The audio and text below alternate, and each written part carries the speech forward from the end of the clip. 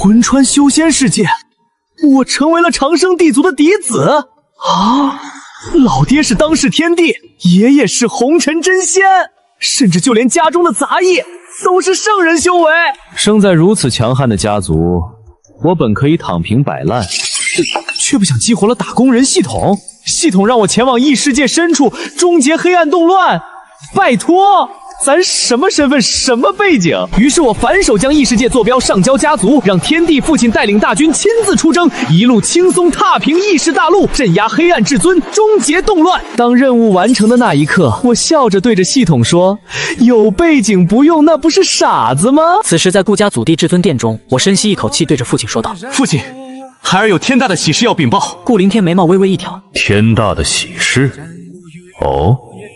说来听听。我上前两步压低声音，但语气中的兴奋却丝毫不减。父亲，就在刚才我在宫中静坐时，或许是因为今日成人礼，血脉之力有所精进，神魂激荡之下，竟于冥冥之中，与一方陌生的世界产生一丝微弱的感应。这话说的半真半假，系统确实是在我神魂之中，说与神魂有关不算错。感应到一方陌生世界，顾凌天的眼神瞬间变了。身为超越18境至尊的19境天帝，他太清楚这句话的分量了。诸天万界，广阔无垠，除了他们所在的这方世界，在无尽的混沌虚空中，还漂浮着无数大大小小的世界。每一个世界都代表着无尽的资源、不同的修炼体系以及完整的天地本源。对于顾家这样的长生世家而言，征伐异世界，获取资源与本源，是让家族不断强盛下去的最重要途径。顾家上一次的跨界征伐，还是在数万年前，一位精通推演天机的18境至尊老祖，耗尽心血，才勉强推算出一个濒临毁灭的小世界坐标。即便如此，那次征伐也让顾家获益匪浅。而现在自己的儿子竟然说他感应到一个新世界，顾凌天的呼吸都不由自主地急促一分。但他毕竟是当世天帝，心神何等强大，瞬间就冷静下来。渊儿，此事非同小可，你确定不是修行时产生的幻觉？父亲，我起初也以为是幻觉，但那感应清晰无比，我甚至能模糊地感知到那个世界的坐标方位，以及那个世界的一些基本情况。哦，说来听听，那个世界是何情况？根据我的感应，那方世界资源极其丰富，天地灵气浓郁，大道法则虽然不如我们这方世界完整，但也别有玄妙。我先抛出一个巨大的诱饵，果然听到资源极其丰富这几个字，顾凌天的眼神更亮了。但是我话锋一转，语气变得凝重起来。那个世界似乎正处在一场浩劫之中，有实力强大的存在，为了某种目的，正在疯狂地屠戮生灵，导致整个世界怨气冲天，法则紊乱，世界都有崩溃的迹象。听完我的描述，顾凌天陷入沉默，他没有立刻表态，那双深邃的眸子中，无数念头在飞速闪过。一个资源丰富的世界，一个正在发生内部动乱的世界，一个坐标明确的世界。这三个信息叠加在一起，意味着什么？他比谁都清楚，这意味着一场泼天的富贵，一场天大的机缘。如果渊儿说的是真的，那顾家很可能将迎来一次史无前例的大发展。吞并一个完整的世界本源所带来的好处，足以让顾家的底蕴再上一个台阶，甚至可能让他自己窥探到那传说中的红尘真仙之境。想到这里，即便是以顾凌天的心境，心脏也不受控制的剧烈跳动。他猛地站起身，一步跨出，瞬间就来到我的面前。他伸出一只手搭在我的肩膀上，一股温和却又浩瀚无边的神念瞬间涌入我的体内，仔细地探查着我的神魂。我心中一紧，但表面上却不动声色，任由父亲探查。至于紧张，那是没有的，且不提我是从娘胎时就穿越过来，会被发现早就被发现了。至于系统这破玩意会不会被发现，我一点都不在乎，发现了那就解绑，就继续做自己的弟子呗。顾凌天的神念在我的神魂海中扫过，只感觉到自己儿子的神魂异常强大凝练，并且在神魂深处确实有一股极其微弱、若有若无的异界气息在萦绕，那气息充满死寂、怨毒与疯狂，与我描述的动乱景象完全吻合。竟然是真的！顾凌天终于确认了，他收回手，看着眼前的我，眼神中充满无法言喻的惊喜、震撼和狂喜。他本以为自己是生了个麒麟儿，未来能继承自己的衣钵，带领顾家继续辉煌下去，却没想到这个儿子带给他的惊喜，居然远远超出他的想象。这已经不是麒麟儿了，这是上天赐给顾家的无上祥瑞呀！顾凌天终于再也无法抑制内心的激动，仰天大笑起来，笑声如雷，震得整座至尊殿都在嗡嗡作响，恐怖的天地气息不受控制的冲天而起，搅动9天风云。好啊！他连说3个好字，用力地拍着我的肩膀。我的好儿子，你真是为父的骄傲，是整个顾家的麒麟。我被他拍的肩膀生疼，但脸上却露出灿烂的笑容。顾凌天激动地在大殿中来回踱步，眼神中的光芒越来越盛。一个正在动荡的世界，防备必然空虚。那个所谓的强者，再强能比得过我顾家的底蕴？资源丰富，这简直是天赐良机。不行，此事太过重大，已经超出了我一个人能决定的范畴。儿子，你干得漂亮。来人，家主，持我天地令，前往家族禁地，唤醒老祖。唤醒老祖！当顾凌天这句话说出口的瞬间，跪在地上的2名14境准圣级护卫身体猛地一震，脸上露出难以置信的惊骇之色。他们甚至怀疑自己听错了。老祖，顾家口中的老祖，从来都只有一个称谓，那就是指沉睡在家族禁地最深处那位早已踏入红尘真仙之境的无上存在。那可是顾家真正的定海神针，是顾家能屹立于仙域之巅，俯瞰万古沉浮的最大底气。不到家族面临生死存亡的灭族危机，是绝对不可能去惊扰老祖沉睡的。上一次唤醒老祖，要数20万年前，顾家在宇宙海中搜寻到一座处于末期的大世界，费尽手段，总算是将之攻略下来。在准备采摘胜利果实时，有不朽的传承联合来犯，顾家当时的7大至尊都战至喋血，眼看就要山穷水尽，才不得已动用这最后的底牌。老祖出世，只用了一根手指，便将那几大不朽传承的联军一同从世间抹去。最后是这几位不朽传承身后的几位半仙共同付出无比巨大、沉重的代价，这才让老祖放弃剿灭他们。可老祖这一手依旧震慑整个太古仙域无数时代，从那以后，再也无人敢轻易挑衅顾家的威严。而那一座末期的大世界，为长生顾家带来了2位至尊境老祖。而今天，既无外敌入侵，家族也安然无恙。家主竟然要唤醒老祖，到底发生什么天大的事情？2名护卫心神俱震，脑子里一片空白，一时间竟忘了回应。顾凌天眉头一皱，一股淡淡的威压散发开来。2名护卫顿时如遭雷击，从震惊中惊醒，连忙将头深深的埋下去，声音颤抖的应道：遵家主令。家主既然做出这个决定，那就一定有他的道理。其中一名护卫颤抖着双手，从顾凌天手中接过那枚代表着家主最高权柄的天地令，然后2人不敢有丝毫耽搁，身形一闪，化作2道流光，以最快的速度冲出至尊殿，向着家族禁地的方向飞去。看着他们离去的背影，我的心也紧张的跳动起来。我操，老爹这也玩的太大了吧！我预想过自己那位天地老爹在听到这个消息后会很激动，会很重视，也想过家族可能会召开最高会议，商议出征异世界的事宜。但我万万没想到，老爹的反应会这么直接，这么给力，二话不说直接就去摇人了，而且摇的还是全家最牛逼的那个红尘真仙啊！那是什么概念？活着的传奇，行走在人世间的仙，一滴血便可压他万古，一根发丝便可斩断日月星辰。这种级别的存在，竟然因为我的一番话就要被从沉睡中唤醒，刺激！太他妈刺激了！我表面上维持着平静，但内心深处一股难以言喻的兴奋和激动，如同火山般喷发。这就是权势的味道吗？这就是顶级仙2代的体验吗？我只是不想去给系统当打工人，冒着生命危险去执行任务，所以动了个小脑筋，想让家族帮忙。结果老爹直接把战略核武器给搬出来，这感觉爽，实在是太爽了。顾凌天显然没有注意到自己儿子内心的想法，他此刻也处于一种极度的亢奋之中，做出唤醒老祖的决定，对他而言同样需要巨大的魄力。但他想得很清楚，这件事太大了，一个全新的、资源丰富的世界，这坐标明确。对我顾家无异于一次新生，但这绝不是我一个天地境能完全掌控的。跨界征伐，谁知水有多深？那个后乱世间的强者，究竟是18境至尊，还是19境天地，又或是仙？不得不防啊！如果渊儿错了，大不了被老祖骂一顿，等回头再打一顿渊儿。对，没错，就是这样。他看着眼前的我，眼神越发柔和，充满自豪。渊儿，你过来。顾凌天走到大殿上首的宝座上坐下，对着我招了招手。坐。是，父亲。那是在他家主宝座之下唯一的一个座位，代表着一人之下万人之上的地位。通常只有家族最核心的几位至尊长老才有资格在这里落座。我没有推辞，坦然坐下。以前我是最受宠的嫡系子弟，是未来的继承人，而现在虽然还没听到真仙的确认，不过一位天帝几乎是不会看走眼的。顾凌天有90%的把握认定那是个新出的世界，那么我就是为家族立下不世之功的祥瑞，是开启顾家新纪元的关键人物。渊儿啊，为父一直以为你最大的天赋是修行，现在看来为父错了。你最大的天赋是你的气运，是上天对我们顾家的眷顾。生子当如顾渊呐！这位威压万古的天帝，此刻毫不吝啬自己的赞美之词，我心里美滋滋的，嘴上却很谦虚。父亲谬赞了，我只是运气好而已。这一切都是顾家气运昌盛，祖宗庇佑的结果。这话说的让顾凌天更加满意了。天赋绝顶，气运滔天，还不骄不躁，懂得将功劳归于家族，简直是完美的继承人。你不用谦虚，这是你应得的。顾凌天摆了摆手，随即神情变得严肃起来。不过，此事在老祖做出决断之前，绝不可外泄。你感应到异世界坐标这件事，暂时不要让第3个人知道。我明白，匹夫无罪，怀璧其罪。虽然我不认为顾家内部有谁敢打我的主意，但小心无大错。父子二人就在这至尊殿中开始低声交谈起来。顾凌天详细的询问着关于那个异世界的一切细节，我则半真半假将系统给出的信息用自己的语言润色加工后一一告知。就在父子俩规划着如何瓜分异世界的时候，整个顾家祖地突然剧烈的晃动一下，一股难以形容的苍茫、恐怖的气息从禁地的方向冲天而起。那气息仿佛跨越了万古时空，带着岁月的腐朽与不朽，瞬间笼罩整个仙域。天穹之上，万道哀鸣，法则退避，无数星辰在这一刻失去光彩，簌簌发抖。整个仙域所有闭关的老怪物，无论身在何处，无论修为多高，在这一刻都骇然地睁开双眼，齐齐望向顾家所在的方向，满脸的惊恐与不可思议。这是真仙的气息！天啊，老祖他竟然苏醒了！到底发生了什么惊天大事？至尊殿内，顾凌天猛地站起身，眼中爆发出前所未有的金光。他知道这是老祖苏醒的征兆。他转头看向我，脸上是抑制不住的激动。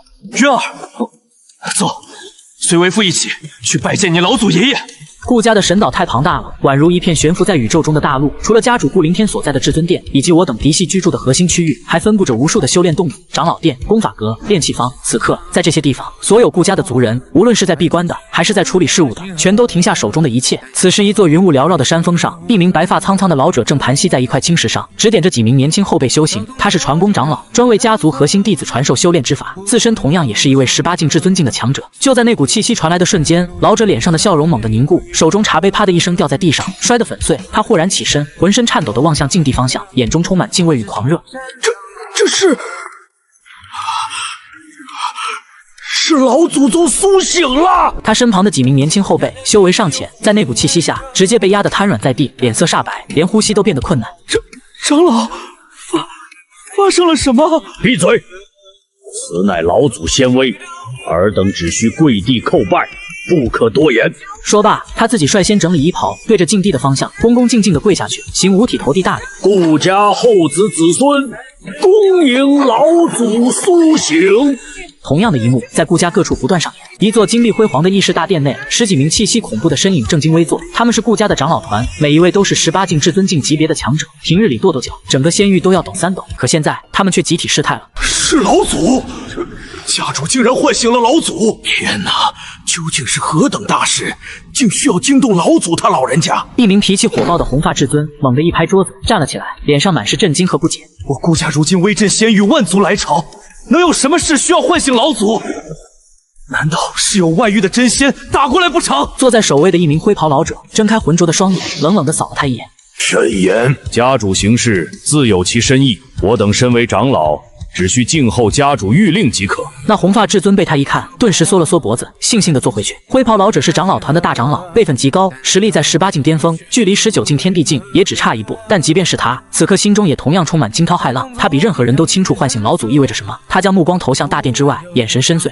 林天这小子到底想干什么？对于外界的种种反应，身处风道中心的我，此刻却一无所知。我正跟在父亲顾凌天的身后，化作一道神虹，急速朝着禁地方向飞去。一路上，我能清晰地感觉到，整个顾家祖地都被一股无形的仙威所笼罩。平日里流转不息的大道法则，此刻都仿佛凝固一般，变得无比沉重。空气中弥漫着一股苍茫古老的气息，让人从灵魂深处感到敬畏。这就是红尘真仙的威势吗？仅仅是苏醒的气息，就能让万道退避？我心中震撼不已。我现在对自家老祖的实力有了一个更直观的认识，同时我心里也更加笃定了。有这么一尊大神坐镇，那个什么黑暗断老世界的至尊算个什么东西？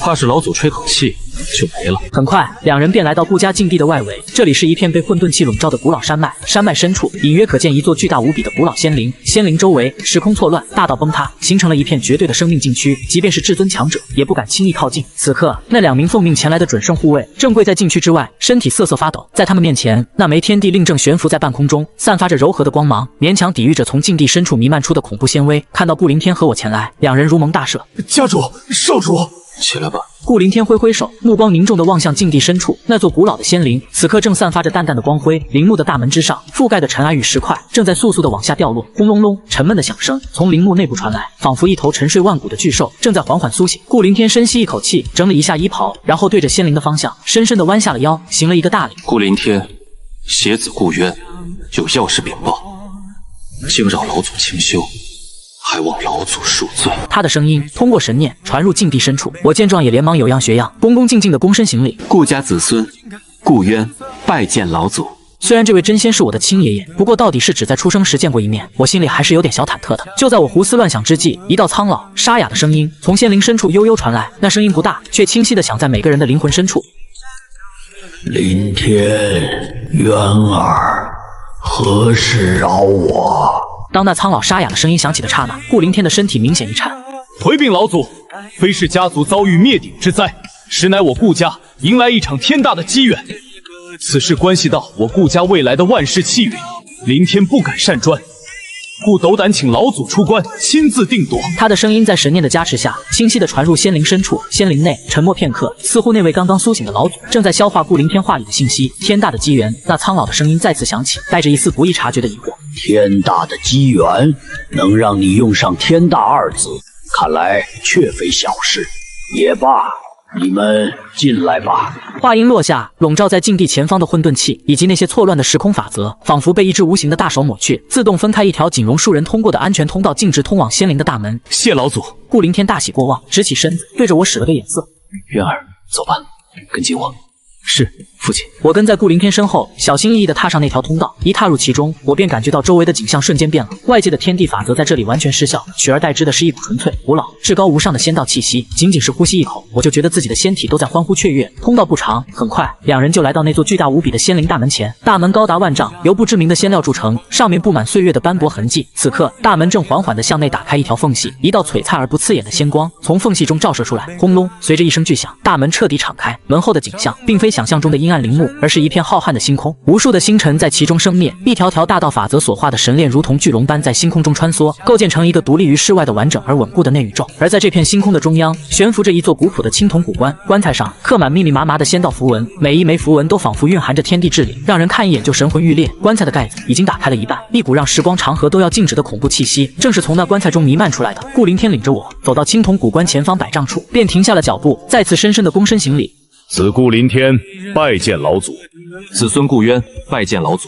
我也跟着行礼，心中充满震撼。以一方宇宙为灵，以青铜仙棺为骨，这就是红尘真仙的排场吧？我偷偷抬眼，想要看看棺材里到底是什么样。只见棺材之中混沌气弥漫，仙光缭绕，根本看不清里面的景象，只能隐约看到一道枯瘦的身影正缓缓地从棺材中坐起。行了，又没什么外人，起来吧。苍老的声音再次响起，这一次比刚才清晰许多。嘿嘿，刚不是有外人在吗？顾灵天直起身，脸上表情不似在外时严肃。我也终于看清棺中之人的模样，那是一个身穿灰色麻衣的老者，身形枯瘦，头发稀疏花白，脸上布满深深的皱纹。老者的目光浑浊而平静，他先是看了一眼顾灵天，然后便落在我的身上。他发出一声轻疑，渊儿的神魂比我第一次见他时要凝练许多。看来这些年灵天你没少花功夫吧？而且这小家伙身上似乎沾染一丝很有趣的气息，就连本仙都难以看透。我心里咯噔一下，有趣的气息，难道是系统留下的痕迹，还是说是那个黑暗动乱世界的气息？没等我想明白，一旁的顾灵天已经开口了：“爹，就是为了这事啊！”他上前一步，将我之前跟他说过的话原原本本的又向老祖复述一遍。从我血脉觉醒，神魂异变，到感应到异世界坐标，再到那个世界资源丰富，却正发生动乱。随着顾灵天的讲述，老祖那古井无波的脸上终于出现一丝动容，他那双浑浊的眼睛再次看向我，眼神变得不一样了。你说渊儿能清晰地定位那方世界的坐标？正是。顾灵天肯定地答道。孩儿已经亲自探查过，渊儿的神魂深处确实萦绕着一丝异界气息，与他所言分毫不差。老祖沉默了，他那双仿佛能洞穿万骨的眸子在我和顾灵天身上来回扫视。过了许久，久到我都觉得一个世纪过去了。老祖那枯瘦的手缓缓抬起，在虚空中轻轻一点，嗡，一幅浩瀚无垠的星图瞬间在3人面前展开。那是整个仙域以及周边无尽混沌区域的立体地图，上面标注着无数的光点，每一个光点都代表着一个世界或者一片星系。渊儿，老祖看向我，沙哑的开口，指出那个世界在何方。我点头，凭借着系统的导航，我只觉得眼前一花，在那片浩瀚的星图之中，一个极其微弱，几乎快要熄灭的暗红色光点被清晰地标记出来。那个光点位于一片远离仙域主航道荒芜的混沌区域，若非有系统标记，就算是真仙用神念扫荡亿万年，也未必能发现它的存在。找到了，我心中大定，毫不犹豫地伸出手，指向那个暗红色光点所在的位置。爷爷，父亲，请看，那方世界就在此处。顺着我手指的方向，顾灵天和青铜古棺中的老祖目光齐齐汇聚在那浩瀚星图的一角，那是一个极其偏僻、被无尽混沌乱流包裹的区域，荒芜死寂，在整幅星图上毫不起眼。如果不是我精准的指出，就算是真仙神念扫过，也很容易将其当成一片毫无价值的混沌废墟而忽略掉。而在那片废墟之中，一个暗红色的光点正在微弱的闪烁，仿佛风中残烛，随时都可能彻底熄灭。就是那里。顾灵天屏住呼吸，心脏都快要从嗓子眼里跳出来。他虽然是天地能俯瞰万古，但在他这位真仙父亲面前，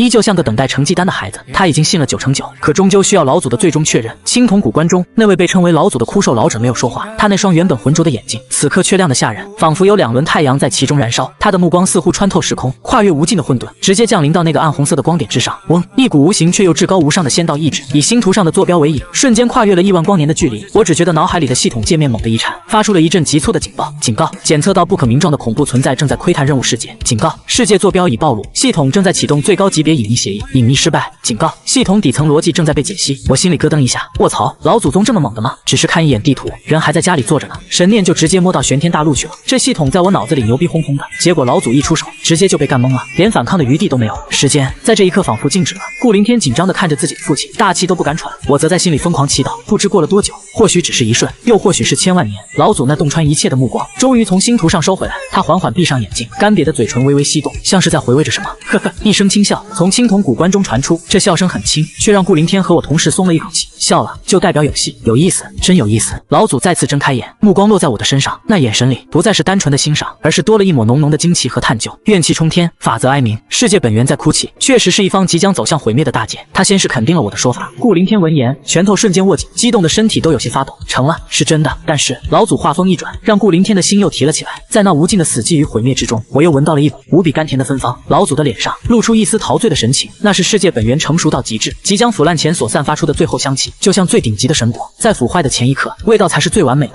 那个发动动乱的家伙，手段虽然粗糙了些，但路子走对了。他在用亿万生灵的血与魂去催熟整个世界，想在世界彻底崩溃前，一口吞下所有的果实。这种等级的世界本源，若是能完整吞下，呵呵，凌天，你距离为父的境界，或许就能更进一步了。轰！这句话如同一道惊雷，在顾凌天脑海中炸响。更进一步，他现在是天地境，再更进一步，那是什么？是父亲所在的红尘真仙之境，困扰他无数万年的瓶颈，竟然有了一丝松动的希望。父亲，顾凌天的声音都带上了颤音，激动的无以复加。先别高兴得太早，老祖摆了摆手，目光再次转向我。我更好奇的是，渊儿，你是如何隔着无尽混沌感应到这个世界的？来了，终于问到点子上了。我心里一紧，连忙按照早就准备好的说辞，不卑不亢地回答道：回爷爷的话，我也不甚清楚，只是在成人礼之后，感觉自己的长生仙体似乎有了一些说不清道不明的变化。有一个声音指点着我，向我发起求救，希望我能去他们的世界，向你求救。老祖闻言，非但没有怀疑，反而抚掌大笑起来，哈哈哈哈！说得好，说得好啊！不是你在感应他，而是世界在呼唤你。我明白了，我全明白了。老祖的笑声在整个内宇宙中回荡，星辰为之摇曳。他看着我的眼神，充满了前所未有的欣赏和满意。凌天，你之前说渊儿是我们顾家的麒麟儿，我看你说错了。顾凌天一愣，有些不解地看着自己的父亲。只听老祖一字一句地说道：他不是麒麟，他是上天赐给我顾家的祥瑞，是应运而生的大气运者。那方世界为何会向他求救？因为他的长生仙体与那方世界的大道产生了共鸣，因为他的气运足以承载一个世界的最后希望。老祖越说越是兴奋，枯瘦的身体甚至从青铜古关中微微探出。好，太好了，我顾家沉寂百万年，终于等来一个大气运的后辈。我在旁边听得一愣一愣的。父亲，您的意思是？老祖的目光扫过星图上那个暗红色的光点，眼神变得锐利无比，充满不容置疑的霸道。一个主动送上门的世界，一座即将成熟的无上道果，一个应运而生的家族祥瑞，天与不取，反受其咎，传我仙令。老祖的声音瞬间变得威严而肃杀，召集所有在族的长老，一刻钟内到至尊殿议事，告诉他们我顾家要出征了。当老祖那句我顾家要出征了说出口的瞬间，整个内宇宙的星空都为之静止，一股无法形容的恐怖杀伐之气从那具枯瘦的身体中轰然爆发。顾凌天浑身一震，只觉得体内的天地血脉都在沸腾。他等这一天等了太久了。自从他接任家主之位以来，顾家虽然依旧是仙域霸主，威压万族，但却像一头沉睡的雄狮，已经太久没有向诸天万界展露自己的獠牙了。孩儿遵命。顾凌天对着青铜古关深深一拜，他的眼神中是前所未有的狂热与兴奋。渊儿，老祖的目光再次落回我身上，变得柔和了许多。你这次为家族立下了不世之功，等仪式结束，爷爷我亲自为你筑基，亲自为我筑基。我的心脏猛地一跳，这可是红尘真仙啊，由一尊活着的仙人亲自为我这个尚未开始修炼的凡人筑基，这是何等逆天的待遇！传出去，恐怕整个仙域都要为之疯狂，就算是其他长生帝族的嫡子，也绝对不可能有这样的殊荣。多谢爷爷！我压下心头的狂喜，恭恭敬敬地行了一礼。去吧，老祖挥了挥手，凌天，你带渊儿去至尊殿。我随后就到。是，父亲。顾凌天应了一声，然后拉起我的手，神情激动地转身向外走去。我知道，我这次赌对了，把系统上交家族，这步棋走得太妙了，不仅免去了九死一生的打工任务，还凭空为我换来一场天大的造化。这波叫反向薅系统羊毛。父子二人走出仙林，回到禁地之外，那股笼罩整个顾家祖地的恐怖仙威已经缓缓收敛，但所有顾家的族人依旧沉浸在刚才的震撼之中，没有一个人敢随意走动。当他们看到家主顾凌天和少主顾渊从禁地的方向安然无恙地走出来时，所有人的目光都齐刷刷地汇聚过来，尤其是当他们看到家主顾凌天脸上那抑制不住的激动和狂喜，以及他紧紧拉着少主顾渊手的亲密姿态时，所有人的脑子里都冒出一个大大的问号：什么情况？家主唤醒老祖，竟然是为了少主？难道是少主出了什么问题？不对啊，看家主这表情，分明是天大的喜事。可到底是什么样的喜事，需要惊动到老祖宗他老人家？就在众人惊疑不定之际，顾凌天那蕴含着无上威严，又夹杂着无比兴奋的声音传遍了整个顾家神岛。传家主令，所有在族的长老1刻钟内速至至尊殿议事，任何人不得缺席，违令者按族规处置。轰！这道命令瞬间在整个顾家掀起滔天巨浪，召集所有长老。这绝对是顾家最高规格的会议了。上一次召开这种级别的会议，还是在20万年前，决定是否要对那方末日大世界发动总攻的时候。难道一个惊人的猜测，在所有听到命令的顾家族人心中疯狂滋生？难道顾家又要对外征伐了？一时间，整个顾家神岛彻底沸腾了。无数闭关的强者从洞府中冲出，化作一道道神虹，向着至尊殿的方向急速飞去。那些正在处理家族事务的族人也纷纷放下手中的事情，遥望着至尊殿的方向，脸上写满激动和期待。征伐一解，这4个字对于任何一个顾家族人来说，都代表着无上的荣耀和天大的机缘。那意味着海量的修炼资源，意味着建功立业的机会，意味着整个家族的实力将再次迎来一次飞跃。天啊，真的要打仗了吗？肯定是，不然家主不可能用这种语气下令，还把所有长老都叫过去了。太好了，我卡在14准圣境500年了，正愁没有资源突破，这机会不就来了吗？不知道这次的目标是哪个不开眼的势力，还是发现新的世界？议论声、欢呼声在顾家神岛的每一个角落响起，整个家族都像一台精密的战争机器，在沉寂无数岁月之后，开始缓缓运转起来。而在这场风暴的中心，我正跟在父亲顾凌天的身后，不急不缓地朝着至尊殿飞去。一路上，所有见到我们的顾家族人，无论是辈分多高的长老，还是修为多强的护法，全都停下脚步，对着2人，尤其是对着我，恭恭敬敬地躬身行礼，拜见家主，拜见少主。他们的眼神中充满敬畏、好奇，还有一丝狂热。虽然他们还不知道具体发生了什么，但所有人都不是傻子。家主刚带着少主从禁地出来，就宣布如此重大的决定，用脚趾头想都知道，这件事绝对和少主顾渊有着密不可分的关系，不然压根没必要带上顾渊，家主一个人去就行了。是少主，是这位年仅18岁，还未正式开始修炼的少主，引爆整个家族。我感受着4面8方投来的敬畏目光，听着耳边一声声发自肺腑的拜见少主，心中也是感慨万千，爽，实在是太爽了。这就是权势的味道吗？这就是顶级仙2代的正确打开方式吗？就在我胡思乱想之际，他们已经来到至尊殿前。大殿门口，10几道气息渊深如海的身影已经早早的等候在那里，正是之前在议事大殿里的那些长老团成员为首的，正是那位辈分极高的大长老顾凌江。当他们看到顾凌天和我的身影时，8名18境至尊境的强者竟然齐刷刷的对着我，深深的弯下了腰。显然，这些顾家刚顶强者已经收到我那真仙爷爷的消息，明白我为顾家立下不世之功这件事。我等恭迎少主，18境至尊境，平日里哪一个不是跺跺脚仙域都要抖3抖的任务？此刻，他们却集体对着一个年仅18岁连修炼都还没开始的少年行如此大礼。这一幕若是传出去，足以震惊整个仙域。顾凌天看着眼前的场景，脸上露出无比自豪的笑容。他没有阻止，因为他知道自己的儿子受得起这一拜。我心里也是微微一动，但我并没有因此而飘飘然。我很清楚，这些长老拜的不是我本人，而是我为家族带来的那份天大的机缘。我上前一步，对着众位长老微微欠身还礼，语气谦逊地说道：“诸位恕拜不必多礼，顾渊愧不敢当。家族的荣耀离不开每一位族人的努力，顾渊只是恰逢其会，运气好罢了。”这番话说的滴水不漏，既表现出我的谦虚，又将功劳归于整个家族，让在场的长老们听了心里都舒服不少。哈哈，鱼儿谦虚了。那位脾气火爆的红发至尊顾血道，此刻脸上哪还有半点不解，满是激动和赞赏。运气也是实力的一部分，我顾家能有鱼儿这等气运加身的祥瑞，何愁万事不昌？没错，另一位长老也附和道：“少主此举，功在千秋，我等这一拜，心甘情愿。”大长老顾凌江那双浑浊的眼睛，此刻也闪烁着金光，他深深地看了一眼我，缓缓点头道：“少主心性沉稳，不骄不躁，乃家族之福。家主，你生了个好儿子啊！”哈哈哈哈！顾凌天放声大笑，心情畅快到极点，被家族里辈分最高的大长老当众夸奖自己。这比夸他自己还让他高兴。长老团里只有这位顾凌江是极高辈分的存在，其他人大多都算得上是我的叔伯辈。就比如红发至尊顾血道，顾家3长老就是我的3伯。好了，都别在外面站着了，进去说吧。顾凌天一挥手，率先走入至尊殿，我紧随其后。长老们则按照身份地位依次进入大殿之内，气氛庄严肃穆。顾凌天当仁不让地坐上最上首的家主宝座，而在他的左手边，那个代表着1人之下、万人之上的位置却空了出来。所有人的目光都下意识地看向了那个位置，又看了看站在大殿中央的我，他们心中都有一个猜测，但谁也不敢说出来。顾凌天看着下方的长老们，沉声道：“想必大家心中都有疑惑，我为何会突然唤醒老祖，又为何会召开最高议事？”所有长老都屏住呼吸，神情肃穆地看着他，等待着答案的揭晓。不过最顶尖的那一批长老大多都已知晓情况。顾凌天没有卖关子，他目光扫过全场，一字一句地说道：“因为我顾家发现一方全新的、资源极其丰富，并且正处于内乱之中的高等玄幻世界。”轰！尽管心中早有猜测，但当顾凌天亲口说出这句话时，整个大殿之内还是响起一片倒吸凉气的声音。所有长老的脸上都露出了难以抑制的狂喜和震惊。全新的世界，资源丰富，还在内乱，这3个词组合在一起意味着什么？在场的每一个人都心知肚明，那是一场泼天的富贵，是一场足以让顾家底蕴再次暴涨的天大机缘。大哥，不，家主，此事当真！红发至尊激动地站起来，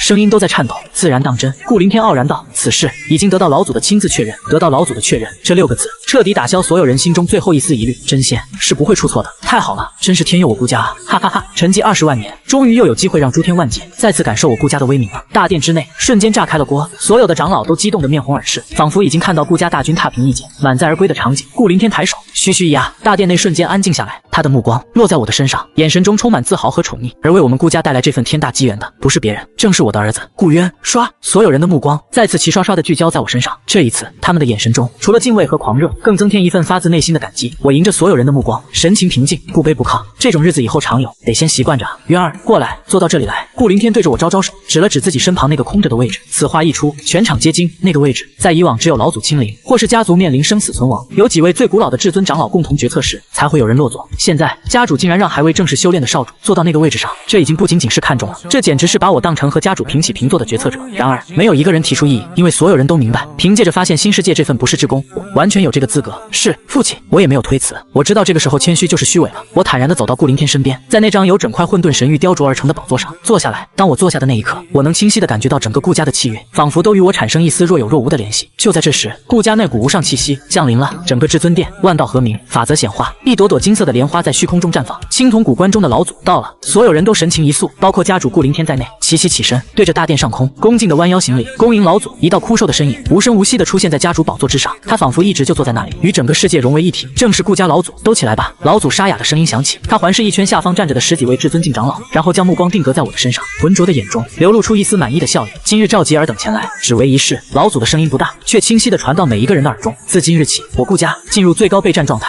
所有在外游历的族人即刻传讯召回，所有必死关的太上长老全部唤醒，家族宝库全面开放，一切资源优先供应此次出征。一道道法旨从老祖口中发出，不容置疑，果决无比。顾凌江在，大长老顾凌江上前一步，恭敬的应道：由你负责，统筹家族所有炼气师、阵法师。7日之内，我要看到一座足以支撑我顾家大军稳定跨界的通天仙门。遵旨。大长老身体一震，眼中爆发出骇人的金光，重重领命，血道在。红发至尊上前一步，战意高昂，由你负责，整合家族所有战部、天歌、神武、破军3大军团，100万战修，我要他们在7日内完成集结，随时可以出征，保证完成任务。顾血道兴奋地吼道，仿佛一头即将出笼的猛虎。老祖一道接着一道命令下达，将整个征伐异界的庞大计划有条不紊地分配下去。大殿内的所有长老都领到自己的任务，一个个摩拳擦掌，激动不已。最后，老祖的目光落在我的身上，整个大殿瞬间安静了下来。老祖的目光落在我身上，整个至尊殿若真可闻。所有人都屏住呼吸，就连家主顾凌天都带着几分好奇和期待，看着自己的父亲和儿子，他们都想知道老祖会给这位立下不世之功、被誉为家族祥瑞的少主一个什么样的定位？是封一个有名无实的征伐大元帅，以示荣耀，还是赐下无尽的修炼资源，让我安心修炼？亦或是直接将我确立为下一代家主的唯一继承人，昭告全族？我也有些紧张。我坐在那张混沌神玉宝座上，屁股底下凉飕飕的，心里却火热一片。这次功劳这么大，爷爷怎么也得给点好东西吧？仙气、仙法，还是直接灌顶，让我一步登天？虽然知道一步登天不现实，长生世家最重根基，但幻想一下总不犯法。就在我胡思乱想之际，老祖那苍老而威严的声音缓缓响起：顾渊，孙儿在。我连忙起身，恭敬地应道。老祖看着我，浑浊的眼中露出一丝笑意，他没有直接说什么任命，反而问了一个看似毫不相干的问题：渊儿，你可知我顾家为何要征伐异界？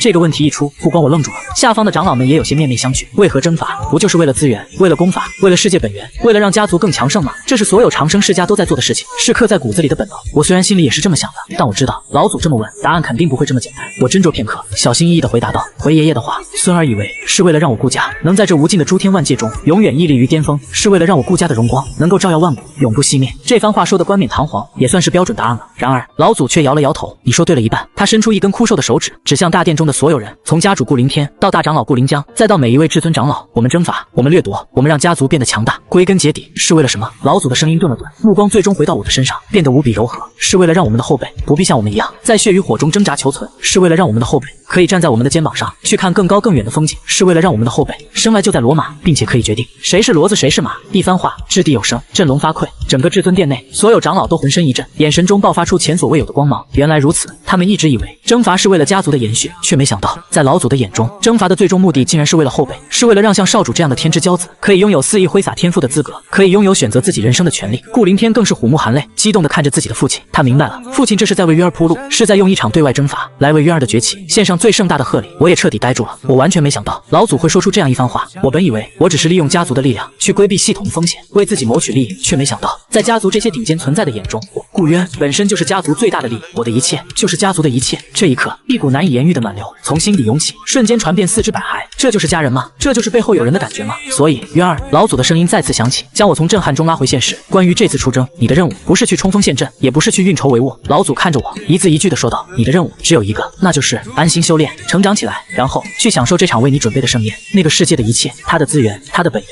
它的法则，都将是你的囊中之物，是你踏上仙道之途的基石。至于那些所谓的黑暗至尊，所谓的动乱源头，老祖的语气变得轻描淡写，却带着一股不容置疑的霸气。我们会帮你扫清一切障碍。”只需要在战争结束后去接收胜利的果实就够了。轰！老祖的话如同一枚枚炸弹，在所有人心中炸响。疯了，这简直是疯了！举全族之力发动一场跨界战争，只是为了给一个还没开始修炼的少年当礼物，只是为了让我安心修炼，给我铺路。这是何等的宠溺，这是何等的霸道！下方的长老们一个个目瞪口呆，嘴巴张得能塞下一个鸡蛋。他们想过老祖会重赏少主，但万万没想到会是这种方式。这已经不是赏赐了，这是把整个异世界打包起来，当成了少主的私有财产。红发至尊顾血道张了张嘴，想说什么，最后却只憋出一句：我操，还能这么玩！他看向我的眼神充满了羡慕嫉妒恨。想当年他为了突破至尊境，在域外战场九死一生，浑身骨头都断了好几回。现在倒好，这小子啥也不用干，就有人把一个世界送到他嘴边，还怕他噎着，先把骨头都给剔干净了。人比人，气死人啊！大长老顾临江也是长长的叹了口气，随即脸上露出欣慰的笑容。他明白了老祖的深意，这不仅仅是宠溺，更是一种投资，在我身上投资整个家族的未来，用一个世界的资源去浇灌出一尊未来的仙，这笔买卖怎么算都血赚。顾凌天更是激动得满脸通红，他猛地站起身，对着老祖深深一拜。父亲深谋远虑，孩儿替渊儿谢过父亲。他知道从今天起，顾渊在家族的地位将再也无人可以动摇，他将是名正言顺的唯一的未来的主人。而我此刻已经彻底懵了，我感觉自己的脑子嗡嗡作响，有点转不过弯来。我的任务是享受，闹呢，我辛辛苦苦又是编瞎话又是演戏，把全家都忽悠瘸了，结果到头来我的任务就是躺平，这也太爽了吧！我感觉自己就像一个玩游戏开挂的玩家，刚想找客服举报自己，结果客服直接给他发了个邮件：亲爱的玩家，检测到您使用了外挂，我们决定将整个游戏都送给您当外挂，祝您游戏愉快。离谱，实在是太离谱了！怎么，渊儿你不愿意？老祖看着发呆的我，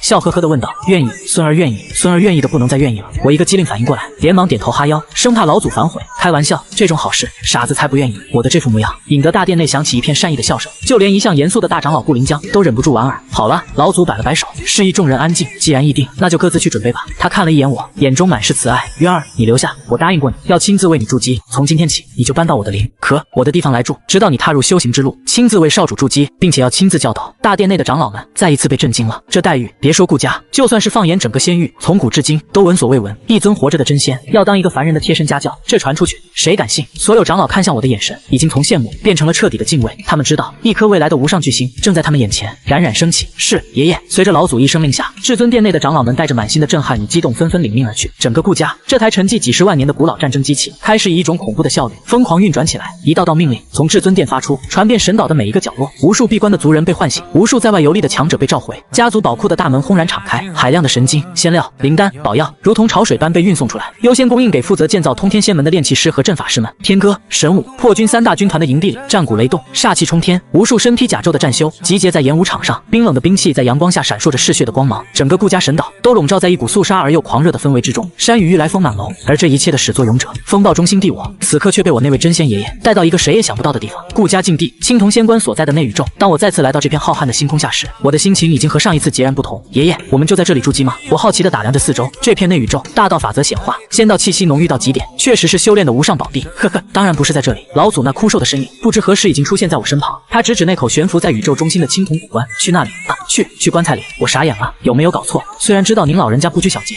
但这毕竟是您的长眠之所吧？让我在您的棺材里筑基，这传出去，我还要不要做人了？别的仙二代都是在洞天福地、圣山神泉里筑基，我倒好，直接一步到位进棺材了。怎么又不愿意了？老祖斜了我一眼，愿意，当然愿意。我立刻把头摇得像拨浪鼓。开玩笑，这可是真仙的仙棺，里面肯定别有洞天，算你小子识相。老祖满意地点点头，他一挥手，那青铜仙棺的棺盖便无声无息地划开。我伸长脖子往里看，只见棺材里并非空无一物，而是一片混沌，灰蒙蒙的混沌气流在其中翻涌生灭，仿佛在开天辟地。在混沌气的最深处，隐约有一方不过3尺见方的青色莲台正在缓缓旋转，散发着沁人心脾的清香。这是我的眼睛瞬间直了，虽然我不认识，但我能感觉到那青色莲台绝对是逆天级别的宝物。仅仅是看一眼，我就觉得自己的神魂都仿佛要被洗涤净化一般。此乃混沌青莲的莲台，开天辟地之初便已存在。老祖的声音悠悠传来，带着一丝追忆。当年我正道成仙，游历混沌海时，无意中发现了它，费了9牛2虎之力才弄到手。这无数年来，我便是躺在这莲台之上，以混沌之气温养仙躯，才能延缓生机的流逝。混沌青莲的莲台，开天辟地之初的至宝，我感觉自己的呼吸都停滞了。这种只存在于神话传说中的东西，竟然真的存在，而且就在我眼前。爷爷，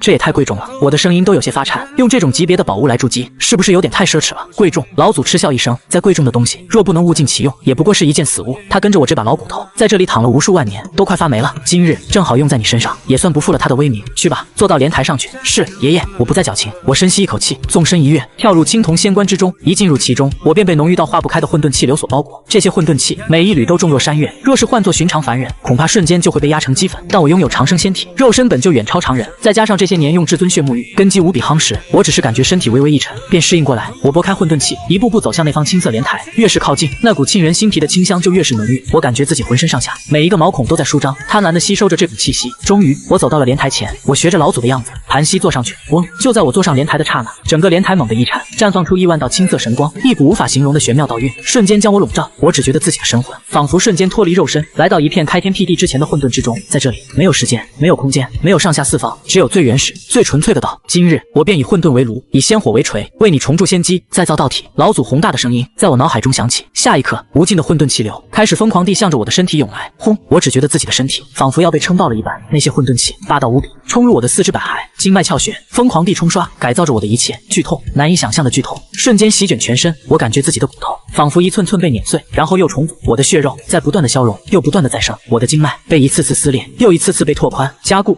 饶是以我的心性，也忍不住发出一声痛苦的嘶吼。这比我想象中要痛苦10000倍。这哪里是筑基，这分明是把我回炉重造啊！忍住，修行之路本就是逆天而行，与天争，与地争，与己争，连这点痛苦都承受不住，还谈何超脱大道？老祖的声音如同一记重锤敲在我的心头，我猛地一咬舌尖，剧痛让我瞬间清醒几分。心性不错，老祖枯瘦的手指在虚空中轻轻一点，一缕跳动着七彩光芒的火焰凭空出现，落入青铜仙棺之中。仙火，这是真仙才能掌控的本源之火，可焚尽万物，亦可造化众生。仙火一入混沌，便轰然暴涨，化作一片火海，将我和莲台彻底吞噬。滋啦！混沌气为心，仙火为锤，我的身体在仙火的煅烧下开始发出璀璨的光芒。我体内的杂质被一点点炼化，血液从鲜红慢慢变成了淡金色，每一滴血中都仿佛蕴含着一颗星辰的力量。而我丹田的位置，那个所有修士修行起点的地方，一个由混沌气和仙火交织而成的巨大漩涡，正在缓缓形成。搬血境，修士修行的第一个境界，便是淬炼周身精血，凝聚生命神息。寻常天台能凝聚数千道神息，便可称之为天骄。顶级妖孽，如那些弟子圣女，最多也就凝聚1万多道。而按照功法记载，此境的理论极限是凝聚108000道生命神息，便可肉身成圣，万法不侵。但那只是理论，从古至今，从未有人能够达到。而今天，这个神话即将在我身上被打破。在我的丹田漩涡之中，一道道金色的神息开始不断的凝聚，诞生1万道、3万道、5万道、108000道。当神息的数量达到理论极限的刹那，整个内宇宙都为之震动，万道合鸣，法则显化，仿佛在庆祝一个奇迹的诞生。然而，这还没完，那漩涡依旧在疯狂旋转，金色的神息依旧在源源不断的诞生。11万道、15万道、20万道。老祖看着这一幕，脸上露出震撼之色。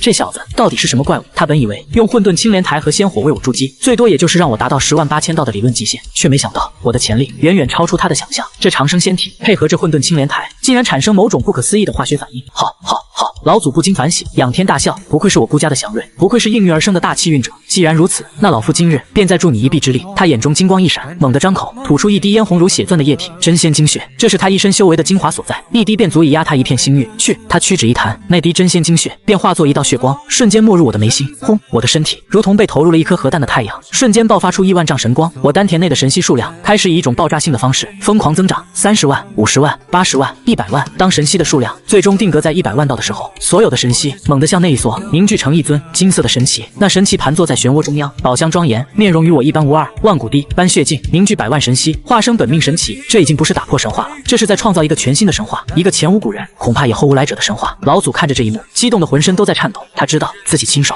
为顾家创造出一尊真正的怪物。青铜仙棺内，混沌气渐渐平息，仙火也缓缓散去。我盘坐在青色莲台之上，双目紧闭，宝相庄严。在我的体内，100万道金色神息所化的本命神奇，静静地盘坐在丹田之中，与我的心跳同频，与我的呼吸共振。每一缕呼吸都在吞吐着海量的天地精气，转化为最精纯的力量，流淌于四肢百骸。虽然我的修为仅仅是刚刚踏入人道领域的第一个境界，搬血境。呼，我长长的吐出一口浊气，那浊气离体之后，竟然化作一条张牙舞爪的黑龙，在虚空中盘旋一圈，才缓缓消散。这是我体内最后一丝被炼化出的杂质。从今往后，我便是无垢仙体，与道合真。我缓缓睁开双眼，轰，2道金色的神芒从眼中爆射而出，洞穿层层混沌气，直接射在内宇宙的界壁之上。卧槽，我自己都吓了一跳，这尼玛是我的眼眼睛，简直比激光炮还猛。我赶紧收敛心神，那两道骇人的神芒才缓缓隐去。我低头看了看自己的双手，感受着体内那股仿佛可以撕裂天地的爆炸性力量，整个人都有点不真实的感觉。这就是修行的力量吗？我喃喃自语。仅仅是第一个境界，就发生了如此翻天覆地的变化，那后面的辟巧、合一、速灵，乃至最终的仙境，又该是何等的光景？感觉如何？老祖的声音在耳边响起，我连忙从莲台上站起，对着棺材外的老祖恭恭敬敬地行了一个大礼，多谢爷爷为我筑基，此等再造之恩，孙儿永世不忘。这一拜，我拜得心甘情愿，发自肺腑。老祖不仅给了我一场天大的造化，更让我明白了家人这两个字的真正含义。呵呵，起来吧，一家人不说两家话。老祖笑呵呵地扶起我，浑浊的眼中满是满意之色。你这小子倒是给了我一个天大的惊喜。斑血镜凝聚百万神息，化生本命神奇。啧，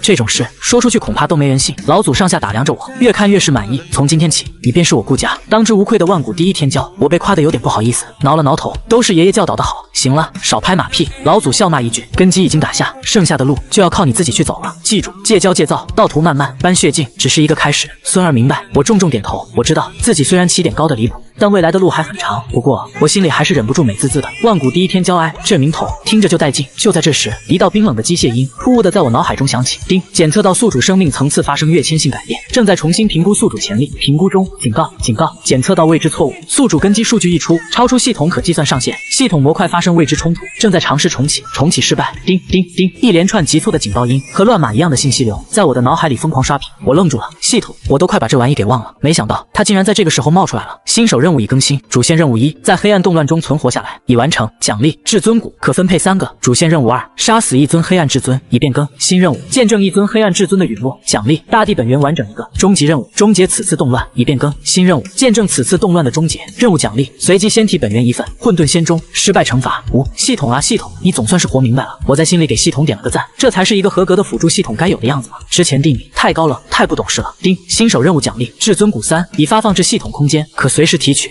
奖励都直接发了，我心里一动，意识沉入所谓的系统空间。只见3块晶莹剔透、散发着无上神威、布满玄奥符文的骨头，正静静地悬浮在一片虚无的空间中。这就是至尊骨，看起来确实很牛逼。不过我撇了撇嘴，我现在自己身上的骨头都是被仙火和混沌气煅烧过的，上面天然生成了仙道符文，比这至尊骨不知道高级到哪里去了。这玩意对我来说还真就跟鸡肋差不多。渊儿，怎么了？可是修行上遇到什么不解之处？老祖见我站在原地出神，关切地问道。没什么，爷爷，我回过神，笑了笑，就是刚才巩固修为时，脑子里突然蹦出点小玩意。说着，我心念一动，摊开手掌，嗡，3块至尊骨凭空出现，悬浮在我的掌心之上，每一块都神光湛湛，道音隆隆，蕴含着一种天地之理，若是放在外界，足以让圣人抢破头。老祖看了一眼，略感诧异。天生道骨，而且还是3块，你这气运倒真是奇特。在他看来，这更像是我气运太过鼎盛，在突破时天地大道主动馈赠的祥瑞，还行吧，就是感觉有点多余。我掂掂手里的3块骨头，随口说道：多余。老祖听到这2个字，眼角不禁抽了抽。天生道骨乃是天地宠的象征，无数天骄梦寐以求的东西，到了你这就成多余的了。得知1块便可称之为初代，初代生灵是有机会开宗立派的存在。不过转念一想，自己这孙儿是以混沌青莲台为基，以真仙仙火和精血淬体凝聚百万神息的怪物，他自身的骨骼早已超越了所谓的道骨、神骨。这几块至尊骨对他而言，勉勉强强算得上是锦上添花吧。我走出仙林，回到了老祖为我安排的清修之地。这里原本是老祖偶尔闭关悟道的地方，仙气氤氲，瑞兽成群，比家主顾凌天的至尊殿还要气派。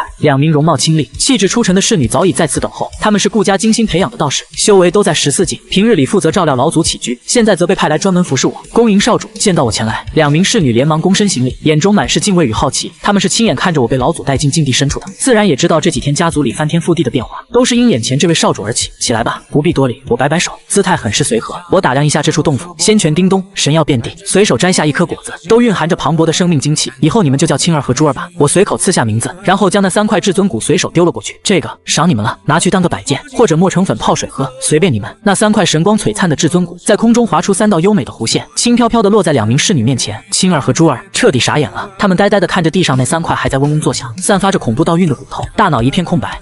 至尊骨，赏给我们了，当摆件，磨成粉。这位少主是不是对宝物有什么误解？2人身体僵硬，一动不敢动，只觉得那3块骨头比3座太古神山还要沉重。少主，这太贵重了，奴婢万万不敢收。青儿的声音都在发颤，有什么不敢收的？几块破骨头而已。我浑不在意地说道，我留着也没用，还占地方，你们不要就扔了吧。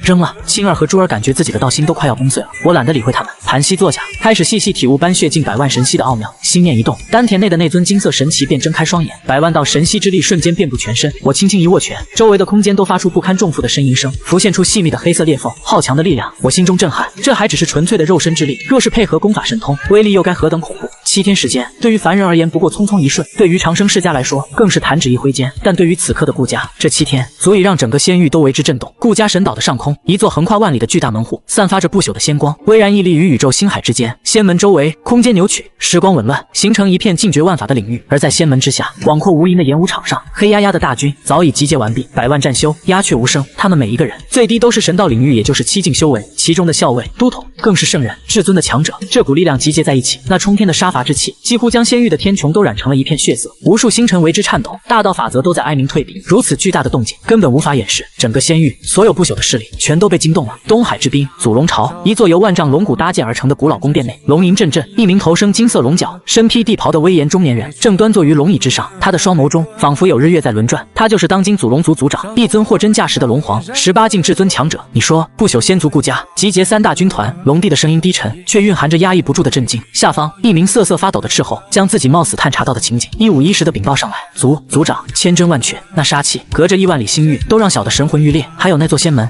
太可怕了，比我们龙族的化龙门还要宏伟万倍。龙帝沉默了，整个大殿的气氛压抑到极点。难道他们是要开启不朽战？一名龙族长老失声说道，声音里满是惊恐。不朽战这2个字如同禁忌一般，让在场所有龙族高层脸色煞白。上一次仙域爆发不朽战还是100万年前，数个长生世家围攻顾家，那一战打得天崩地裂，星海破碎，无数世界化为尘埃，最后仍旧由顾家胜出，一举奠定他太古仙域霸主地位。顾家已经沉寂太久了，久到让一些势力都快忘了那头沉睡的雄狮究竟有多么可怕的獠牙，是哪个不开眼的惹到顾家那群疯子？查，不惜一切代价查清楚顾家的目标是谁，传我命令，所有在外的龙族子弟立刻收缩势力，不得与任何势力发生冲突，尤其是顾家的人。龙帝猛地一拍龙椅，下达命令。他心里很清楚，在这等风暴面前，即便是强如龙族，也只能选择暂避锋芒。另一边，古皇山，这是一座悬浮在仙域之巅的金色神山，传闻是某位半仙的道场。山顶的古皇殿内，几道笼罩在混沌气中的模糊身影正在进行神念交流。顾家动了，动静太大了，想不知道都难。顾家想干什么不知，但能让他们摆出这等阵仗，所图必定不小。我更好奇的是，他们为何要在这个时间点动手？难道不怕上苍之上那些东西复苏吗？谁知道呢？顾家的那个老怪物还活着1天，他们做事就没人能看懂，静观其变吧。吩咐下去，约束族人不要去触顾家的眉头。一时间，整个仙域风声鹤唳，无数的目光或敬畏，或恐惧，或好奇，都投向顾家神岛的方向。而作为风暴的中心，顾家却显得异常平静。家主顾凌天身着地袍，屹立于至尊殿前，目光睥睨，俯瞰着下方集结完毕的100万大军。对于外界的窥探，他心知肚明，却毫不在意。突然，他冷哼一声，天地威压轰然爆发。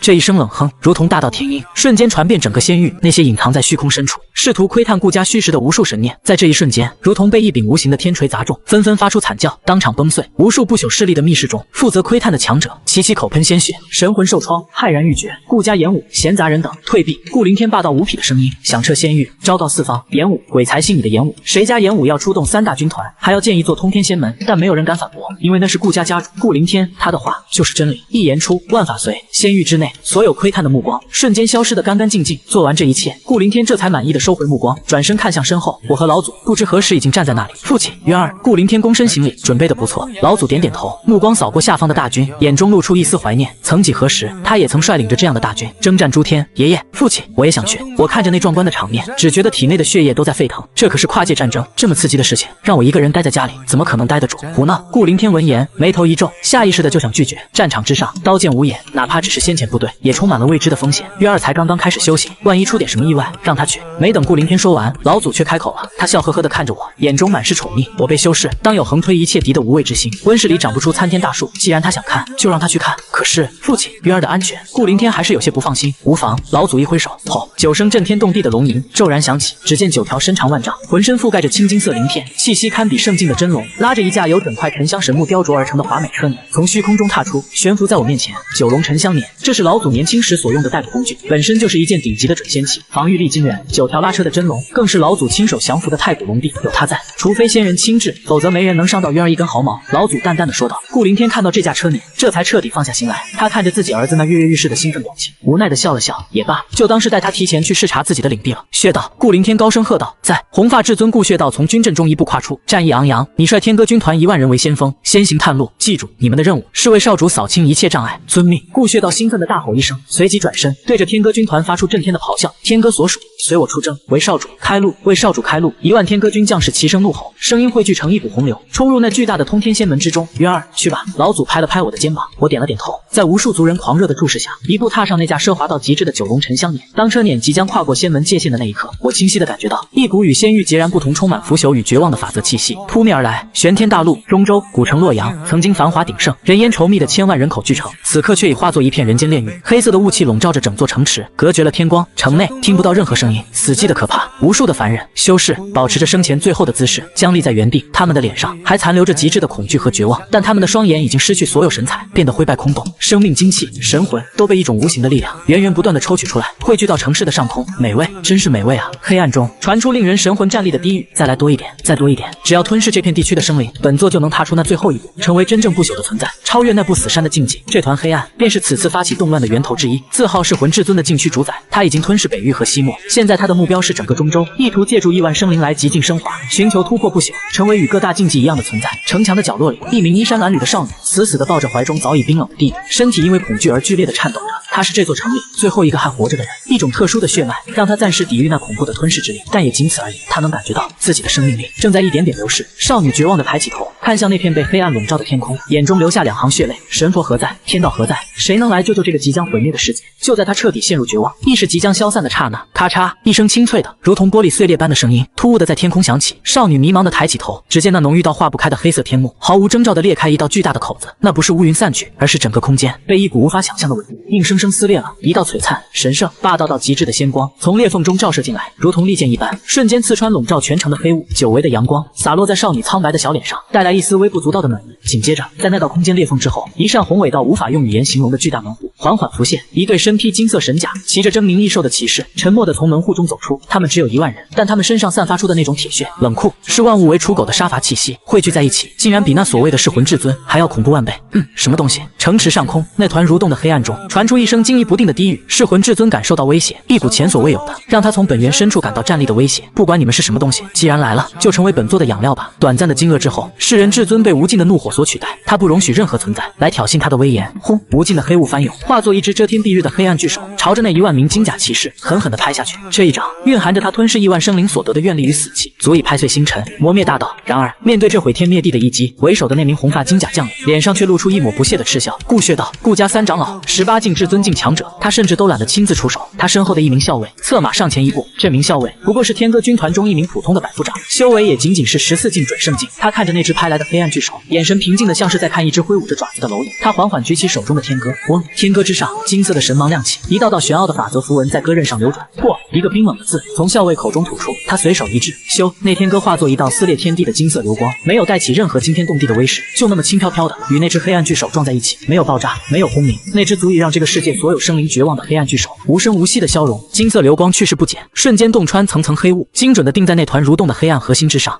一声凄厉到不似人声的惨叫从黑暗中爆发出来，那团笼罩了整座城市的黑雾剧烈的翻涌、扭曲，最后猛地向内一缩，凝聚成一个面容枯槁、身穿黑袍的道人，正是噬魂至尊的本体。此刻，他的胸口被一杆金色天歌死死地定在虚空中，金色的火焰顺着伤口，正在疯狂地焚烧他的神魂与本源。仙人，你们居然是仙人！噬魂至尊满脸的不可置信，他低头看着自己胸口的天歌，又抬头看着那群气息渊深如海的金甲骑士，眼中充满极致的恐惧。那是他梦寐以求的境界。你们到底是什么人？然而那位校尉根本就懒得管他，对着身旁的顾血道拱手：长老，所谓的黑暗至尊，实力也就13境神王境的水准。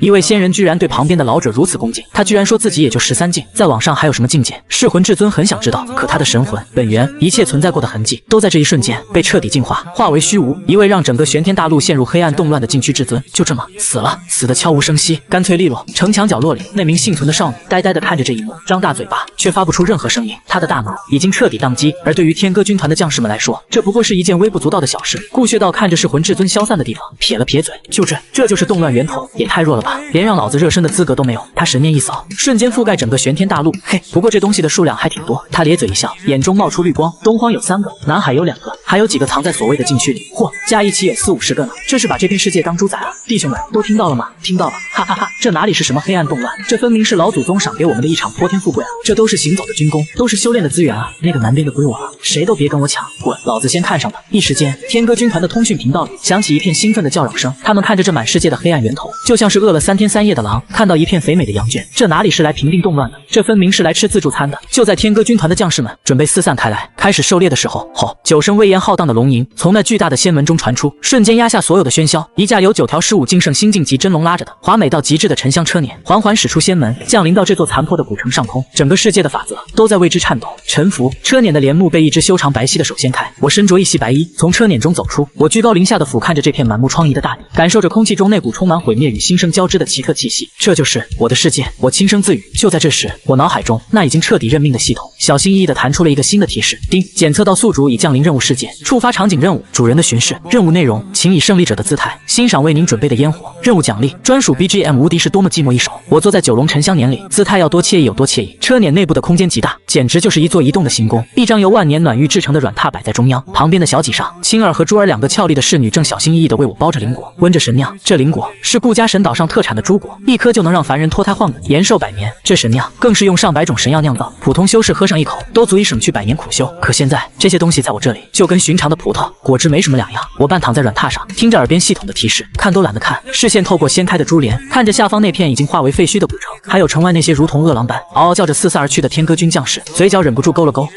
三伯他们这干劲可真是足啊！我心里清楚的很，这些所谓的黑暗至尊，在顾家这群真正的至尊面前，连盘菜都算不上，顶多就是些餐后甜点。此刻，随着天歌军团的将士们四散而去，整个玄天大陆的天空开始绽放出一朵朵璀璨烟花，每一朵烟花都代表着一尊黑暗源头的陨落。东荒，一头由怨气凝聚而成的万丈魔猿，刚刚从沉睡中苏醒，仰天咆哮，还没来得及展现自己的神威，就被一名天歌军的都统一枪从天灵盖灌入，定死在山脉之上。庞大的身躯轰然爆开，化作漫天精纯的本源之气。南海，一座由无数尸骨堆积而成的岛屿上，2尊气息恐怖的黑暗至尊正在瓜分一片大陆的生灵气运。突然，一道剑光从天而降，直接将整座岛屿连同他们一起一分为二。剑气中蕴含的法则之力，瞬间将他们的一切都彻底抹除。北原冰封的雪域之下，一尊自以为隐藏得很好的古代至尊，被一名天歌军将士硬生生从地底万丈深处给揪出来，像拎小鸡一样拎在手里，在对方惊恐求饶的目光中，一巴掌拍成血雾。这些在玄天大陆土著眼中，如同天灾末日般不可战胜的禁区主宰，在顾家的军队面前，脆弱的就像纸糊的一样。这根本就不是战争，而是一场单方面的屠杀，真是赏心悦目啊！我靠在软榻上，由衷的感叹道。就在我欣赏着这场盛大的烟火秀时，神念微动，忽然注意到一件有趣的事情。在洛阳古城废墟的东方，约莫1000里之外的一处山谷里，正有10几道狼狈的身影在仓皇逃窜，而在他们身后，几头从刚才那是魂至尊的黑雾中逃逸出来的魔物正紧追不舍。这10几个人修为都不高，最强的也不过是问道境，但他们身上却都带着一股不屈的意志，尤其是为首的一个少年，明明已经身受重伤，却依旧死死地护在众人身前。他身上流淌的血液竟然是金色的，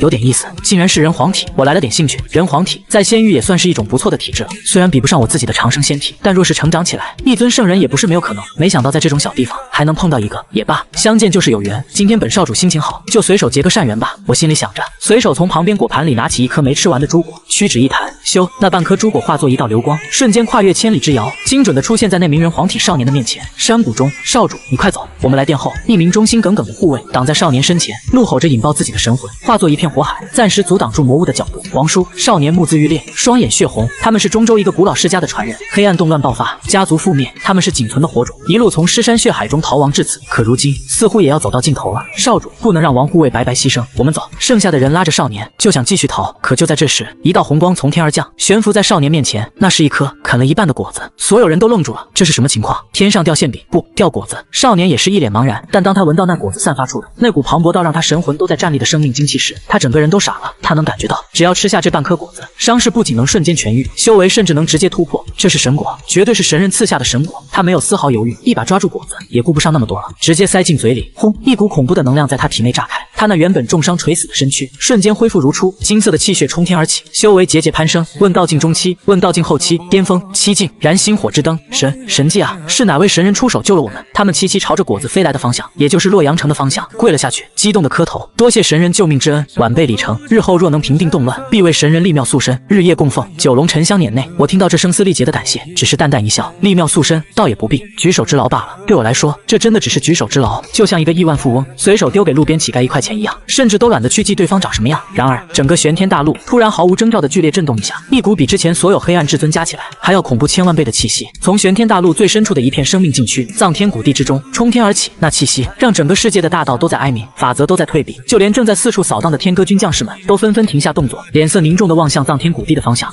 车辇外，一直闭目养神的三长老顾血道也猛地睁开眼睛，眼中闪过一丝兴奋的战意。总算来了个像样点的家伙，一个17至圣境的黑暗至尊吗？有意思，这下总算能好好活动活动筋骨了。藏天谷地，玄天大陆7大生命禁区之首，传闻这里是上一个纪元的神魔战场，埋葬着不止一尊真正的神魔，怨气与死气交织，形成整个大陆最恐怖的绝地。即便是黑暗动乱爆发之前，这里也是所有修士的噩梦，圣人进入都有陨落的风险。而此刻，随着那股恐怖气息的苏醒，整个藏天谷地都在剧烈的颤抖，一座座由神魔骸骨堆砌而成的万丈巨山轰然崩塌，干涸的血色大地上裂开一道道深不见底的深渊，无尽的黑暗死气如同井喷一般从深渊中疯狂涌出。是谁唤醒本皇？那声音仿佛拥有某种魔力，仅仅是响起，就让整个中州乃至整个玄天大陆所有幸存的生灵都感到一阵发自灵魂深处的战栗。刚刚因为天歌军团的降临而看到一丝希望曙光的玄天大陆土著们，再一次陷入无尽的绝望。天啊，那是什么？藏天谷地禁区最深处的东西苏醒了，完了，一切都完了。刚出狼窝又入虎口，无数修士面如死灰，甚至一些心智不坚者直接被这股气息压迫的神魂崩溃，当场暴毙。就连刚刚得到神果修为大进的人黄体少年李成，此刻也是脸色煞白，身体不受控制的颤抖。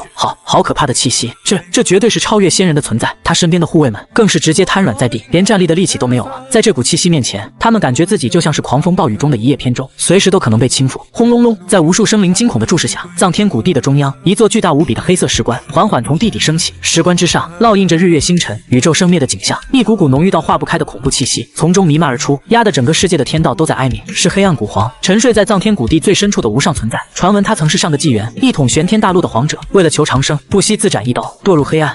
他竟然还活着，一些活了无数岁月，知道一些上古新秘的老怪物发出绝望的哀嚎，准地在他们看来，这样的人物出世，整个玄天大陆将再无任何一丝生机。咔嚓，石棺的棺盖缓缓打开，一只干枯苍白、指甲漆黑如墨的手从棺材里伸出来，搭在棺材的边缘。紧接着，一道身穿残破黄袍、头戴地冠、面容枯槁的身影缓缓从石棺中坐起。他只是一个简单的坐起动作，整个玄天大陆的虚空便如同镜面一般，寸寸碎裂，无数的法则神链在他周身显化，然后又瞬间崩断。他那双空洞的眼眶中，两团幽蓝色的魂火缓缓燃起，目光似乎洞穿时空，瞬间就锁定在洛阳古城上空那群气息与这个世界格格不入的金甲骑士身上。外来者，黑暗古皇沙哑的声音再次响起，带着一丝疑惑。有意思，竟然能撕裂世界壁垒，降临到本皇的沉睡之地。你们也是为了这方世界成熟的本人而来吗？他缓缓站起身，一股睥睨天下、唯我独尊的恐怖气势轰然爆发。可惜你们来晚了，这方世界的本源是属于本皇的。既然来了，就和这个世界一起化作本皇登仙路上的资粮吧。话音落下，他抬起那只干枯的手掌，朝着洛阳城的方向轻轻一按，没有惊天动地的威势，也没有毁天灭地的异象，但这一按之下，整个中州的天地都仿佛被一只无形的大手攥住，所有的一切，空间、时间、法则、元气都在向内坍塌、湮灭，所有人都感到一阵窒息。然而，就在所有玄天大陆土著都以为末日降临的时刻，一声充满狂热与兴奋的大笑骤然从那天歌军团的阵中响起，直接盖过黑暗古皇那装逼的气势。区区一个圣境，也配称之为帝？顾血道一步从军阵中跨出，浑身的战意如同火山般喷发。他看着那只按来的黑暗大手，非但没有丝毫畏惧，反而兴奋的浑身都在发抖。下一刻，他的身躯以一种不可思议的速度疯狂暴涨，1000丈、万丈、10万丈，眨眼之间，顾血道便化作一尊头顶苍穹、脚踏大地的万丈法身。他浑身燃烧着金色的气血火焰，每一寸肌肉都充满了爆炸性的力量，恐怖的至尊威压冲天而起，直接将黑暗古皇那引以为傲的气势冲得七零八落。什么？黑暗古皇那空洞的眼眶中，两团魂火剧烈的跳动了一下，显然是被眼前这一幕给惊到了。同级别的强者，而且对方的气血之旺盛，法则之凝练，似乎还在他之上。这怎么可能？他是最强的，外界怎么可能诞生出这等强者？没等他想明白，顾血道那比山岳还要巨大的拳头，已经带着撕裂天地的恐怖威势轰了过来，给老子破！一声暴喝，响彻天地。轰！两股至强的力量在半空中轰然相撞，想象中天崩地裂的场景并没有发生。黑暗古皇那足以湮灭一方天地的黑暗大手，在顾血道那纯粹到极致的暴力拳头面前，就像是纸糊的一样，被摧枯拉朽般一拳打爆。金色的拳锋去势不减，直接轰在黑暗古皇的身上。17至圣境与18至尊境，别看只差了一境，那是圣道领域与仙道领域的巨大差距。更何况顾血道在至尊中都不是弱者。噗！黑暗古皇那坚不可摧的准地之躯，如同破麻袋一般，直接倒飞出去，狠狠地砸进藏天谷地的深处，将无数神魔骸骨堆成的巨山都撞得粉碎。一拳，仅仅一拳，一尊让整个玄天大陆都为之绝望的黑暗古皇就被打飞了。整个玄天大陆所有关注着这一战的生灵全都傻了。李成张大着嘴巴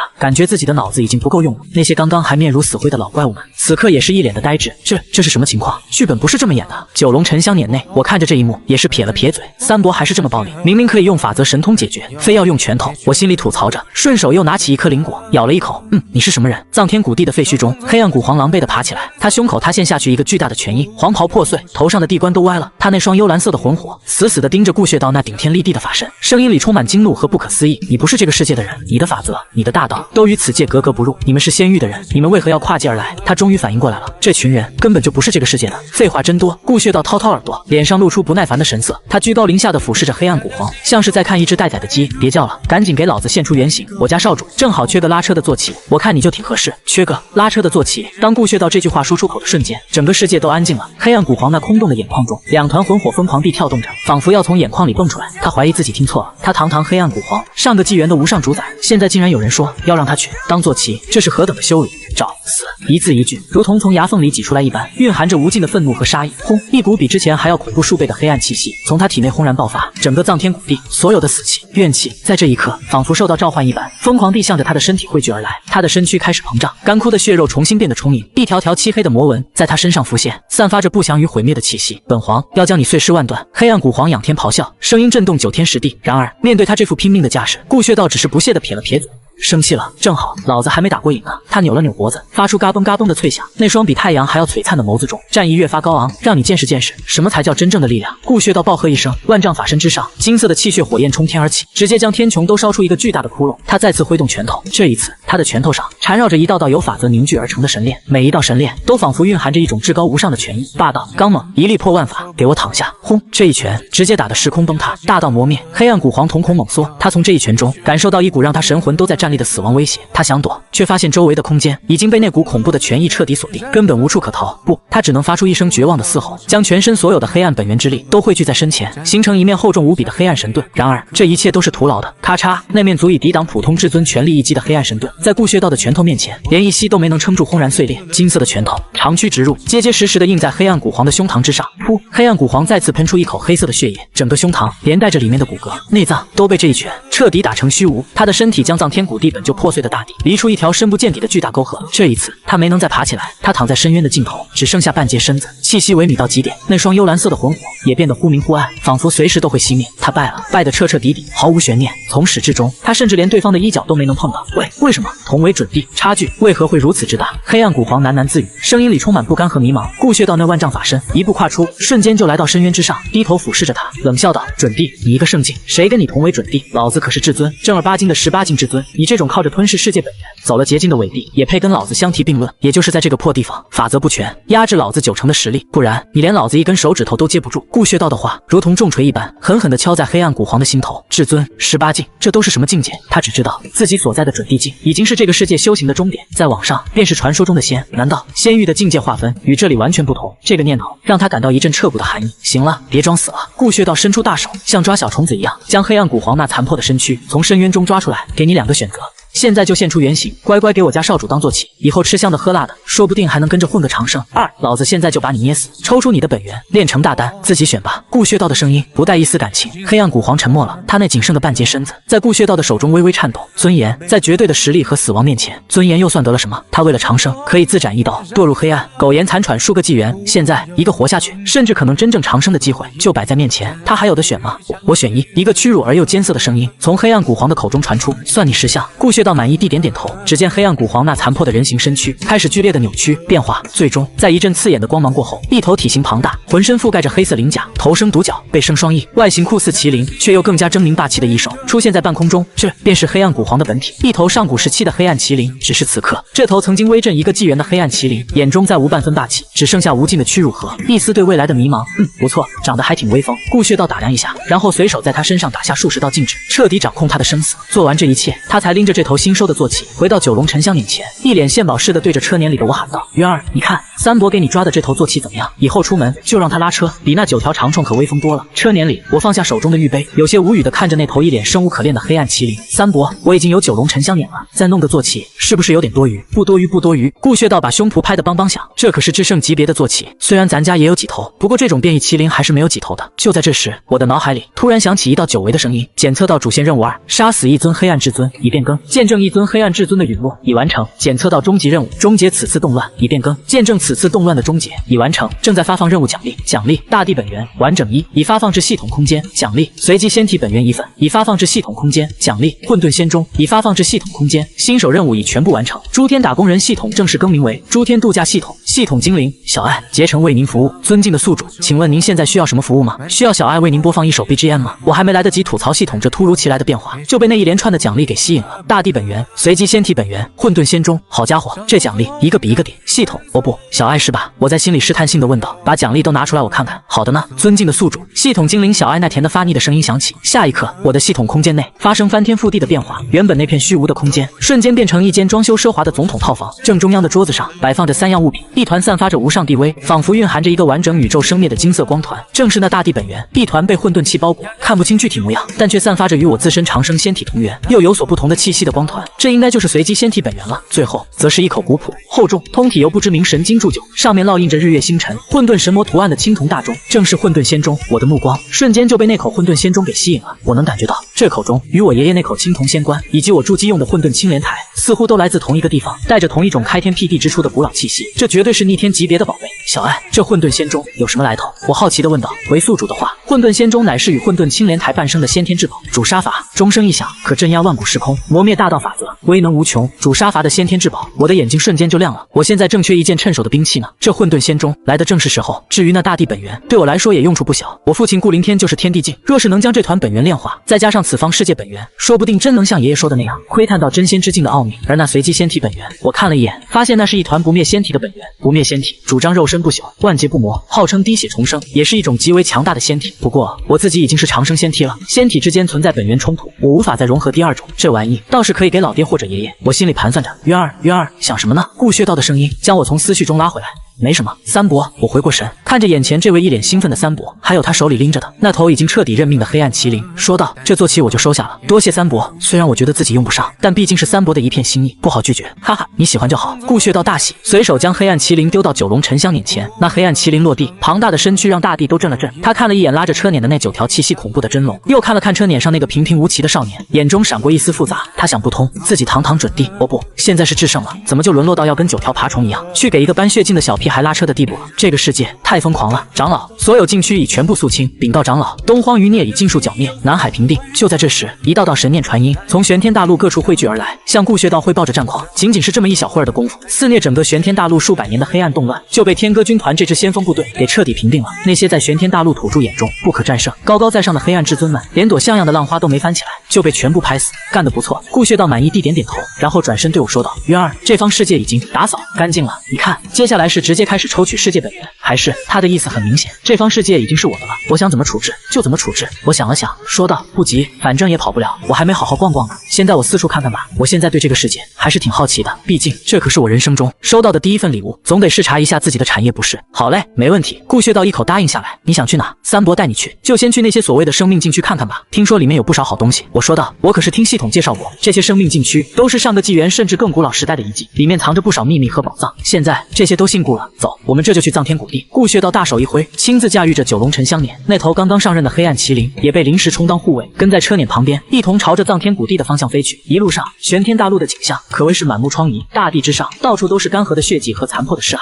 无数的城池化为废墟。曾经繁华的人间，如今只剩下死寂。虽然黑暗动乱的源头被清除了，但这场浩劫带来的创伤，恐怕需要数万年，甚至数十万年才能慢慢恢复。不过这些都和我没什么关系，我只是一个来接收胜利果实的胜利者，不是来当救世主的。很快，9龙沉香辇便降临在藏天谷地的上空。此刻的藏天谷地已经被天歌军团彻底离了一遍，所有的黑暗生物，所有的怨气死气都被清理得干干净净，原本那股让人神魂战栗的死寂气息也消失不见，取而代之的是一种古老苍茫的气息。我从车辇中走出，踏上这片由神魔骸骨铺就的大地，我能感觉到这片土地之下蕴含着极为庞大的能量。三伯，这下面说不定有好东西呢，懂的。顾穴道嘿嘿一笑，验过拔毛，寸草不留，是顾家一贯的传统。他对着身后的天歌军将士一挥手，都听到了吗？开挖，把这地底3万尺都给老子翻过来，所有宝贝都归少主所有。遵命！数千名天歌军将士齐声应和，然后便如同辛勤的工兵一般，开始在这片藏天谷地中展开地毯式的挖掘。有的将士直接显化出万丈法身，双手如同巨大的挖土机，一抓就是一座山；有的将士祭出自己的法宝，化作一道道神光，深入地底，探寻着宝物的气息。一时间，整个藏天谷地都响起哐当哐当的挖掘声。我则背着手，像个监工一样在旁边溜达。少主，您看这个。不一会儿，一名校尉兴冲冲地跑过来，手里捧着一截金色的骨头，这是从地底挖出来的，似乎是一头上古神猿的指骨，上面还残留着一丝不朽的神性，是炼器的绝佳材料。我看了一眼，撇了撇嘴，还行吧，赏你了，谢少主。校尉兴高采烈，跟着少主果然有肉吃。少主，您再看这个。又一名都统跑了过来，手里托着一株流光溢彩的神药，这是一株至少有10万年份的圣药，九转还魂草，有生死人，肉白骨质奇效。我闻了闻，点点头，味道不错，你拿去泡茶吧。少主，少主，我这里挖到一座神经矿脉。少主，我发现一口沉睡着神魔残魂的血池。少主，一时间，各种各样的战利品被源源不断的送到我面前，这些在玄天大陆，任何一件都足以引起腥风血雨的至宝，在我眼中却都显得平平无奇。这些东西，顾家都有，我从小用到大，还不如赏赐给这些追随我、日后为我所用的顾家将士呢。就在我感觉有些无聊，准备回车辇上继续躺着的时候，远处一道流光正以极快的速度朝着这边飞来。那流光中是一道身穿残破凤袍、面容绝美，但却带着一丝英气和疲惫的女子身影。她的气息赫然达到了14境准圣境，流光划破长空，最终停在了藏天谷地的边缘。光芒散去，露出一道高挑而决绝的身影，正是玄天大陆人族最后一位擎天之柱，苦苦支撑着残存势力的玄天女帝骆冰瑶。她身穿的凤袍早已在连年的征战中变得残破不堪，上面沾满了干涸的血迹，有敌人的，也有她自己的。那张本该风华绝代的脸上，此刻也写了疲惫与憔悴，唯有那双凤眸之中还燃烧着不屈的火焰。她来了，在感知到藏天谷地那股17境气息苏醒的刹那，她便没有任何犹豫，告别追随自己的部下，独自一人赶赴此地。她知道自己此行有死无生，麒麟古皇那是她无法想象更无法抗衡的存在，但她必须来。作为人族最后的女帝，她有责任也有义务为人族的存续流尽最后一滴血，哪怕只是为了给那些幸存的子民多争取一丝微不足道的生机，她也愿意付出自己的生命。然而当她真正抵达藏天谷地时，眼前的景象却让她整个人都愣住了。想象中那毁天灭地的准帝之威并未出现，笼罩此地万古岁月的死寂与不祥也消失得无影无踪，取而代之的是一片热火朝天的宫地。只见那片传说中圣人都不敢踏足的禁区核心，此刻正有数千名身穿金色神甲、气息恐怖到让他神魂都在站立的骑士在挖地。他们有的化身万丈巨人，双手并用，将一座座神魔骸骨堆成的山峰当成土堆一样轻松推平；有的祭出各种他闻所未闻的法宝，将大地钻出一个个深不见底的窟窿。哐当哐当，挖掘声、吆喝声此起彼伏。喂，那边的，你挖到我这边来了，滚蛋！这块地明明是我先看上的，这块神魔头盖骨是我的，都别抢，所有东西都是少主的，谁敢私藏，军法处置。骆冰瑶呆呆地看着这一幕，感觉自己的世界观在这一刻被彻底颠覆了。这是什么情况？藏天谷地被强拆了，那些金甲骑士到底是什么人？还有他们口中的少主又是谁？他的大脑一片空白，完全无法理解眼前这荒诞离奇的景象。就在他惊疑不定之际，一道身影晃晃悠悠地从那片工地中走出来，那是一个看起来不过18、19岁的少年，身穿一袭简单的白衣，黑发披肩，面容俊美的不像话。他背着双手，像个巡视领地的地主老财，脸上还带着一丝百无聊赖的神情。骆冰瑶的瞳孔在看到那名少年的瞬间猛地一缩，他看不透，以他准圣的修为，竟然完全看不透我的深浅。我就那么普普通通地站在那里，身上没有任何法力波动，就像一个手无缚鸡之力的凡人。但是骆冰瑶的直觉却在疯狂地向他报警：我是谁？骆冰瑶的心瞬间提到嗓子眼。而另一边，我也注意到了这个突然出现的不速之客。我打量了骆冰瑶一眼，心里也是微微有些诧异。准圣还是个女的，长得倒还不错，就是穿得破了点，跟个要饭的似的。不过她手里那把剑有点意思。我的目光落在了骆冰瑶紧握在手中的那把古朴长剑上，那把剑剑身布满裂纹，剑刃也多有残缺，看起来就像一块废铁。但是我却能从那把剑的内部感受到一丝微弱的却又精纯无比的仙荡气息，半仙气，而且还是剑胚形态的。我来了兴趣，这种东西在仙域也不多见，虽然只是残破的，但如果能找到合适的材料将其修复，再由顶级的炼器大师出手，说不定能炼制出一件真正的仙器来。仙器这东西放在顾家也不嫌多，毕竟还可以让老祖浑身上下武装到牙齿嘛。喂，那个要饭的，我冲着骆冰瑶懒洋洋地招了招手。骆冰瑶身体一僵，有些不敢相信自己的耳朵。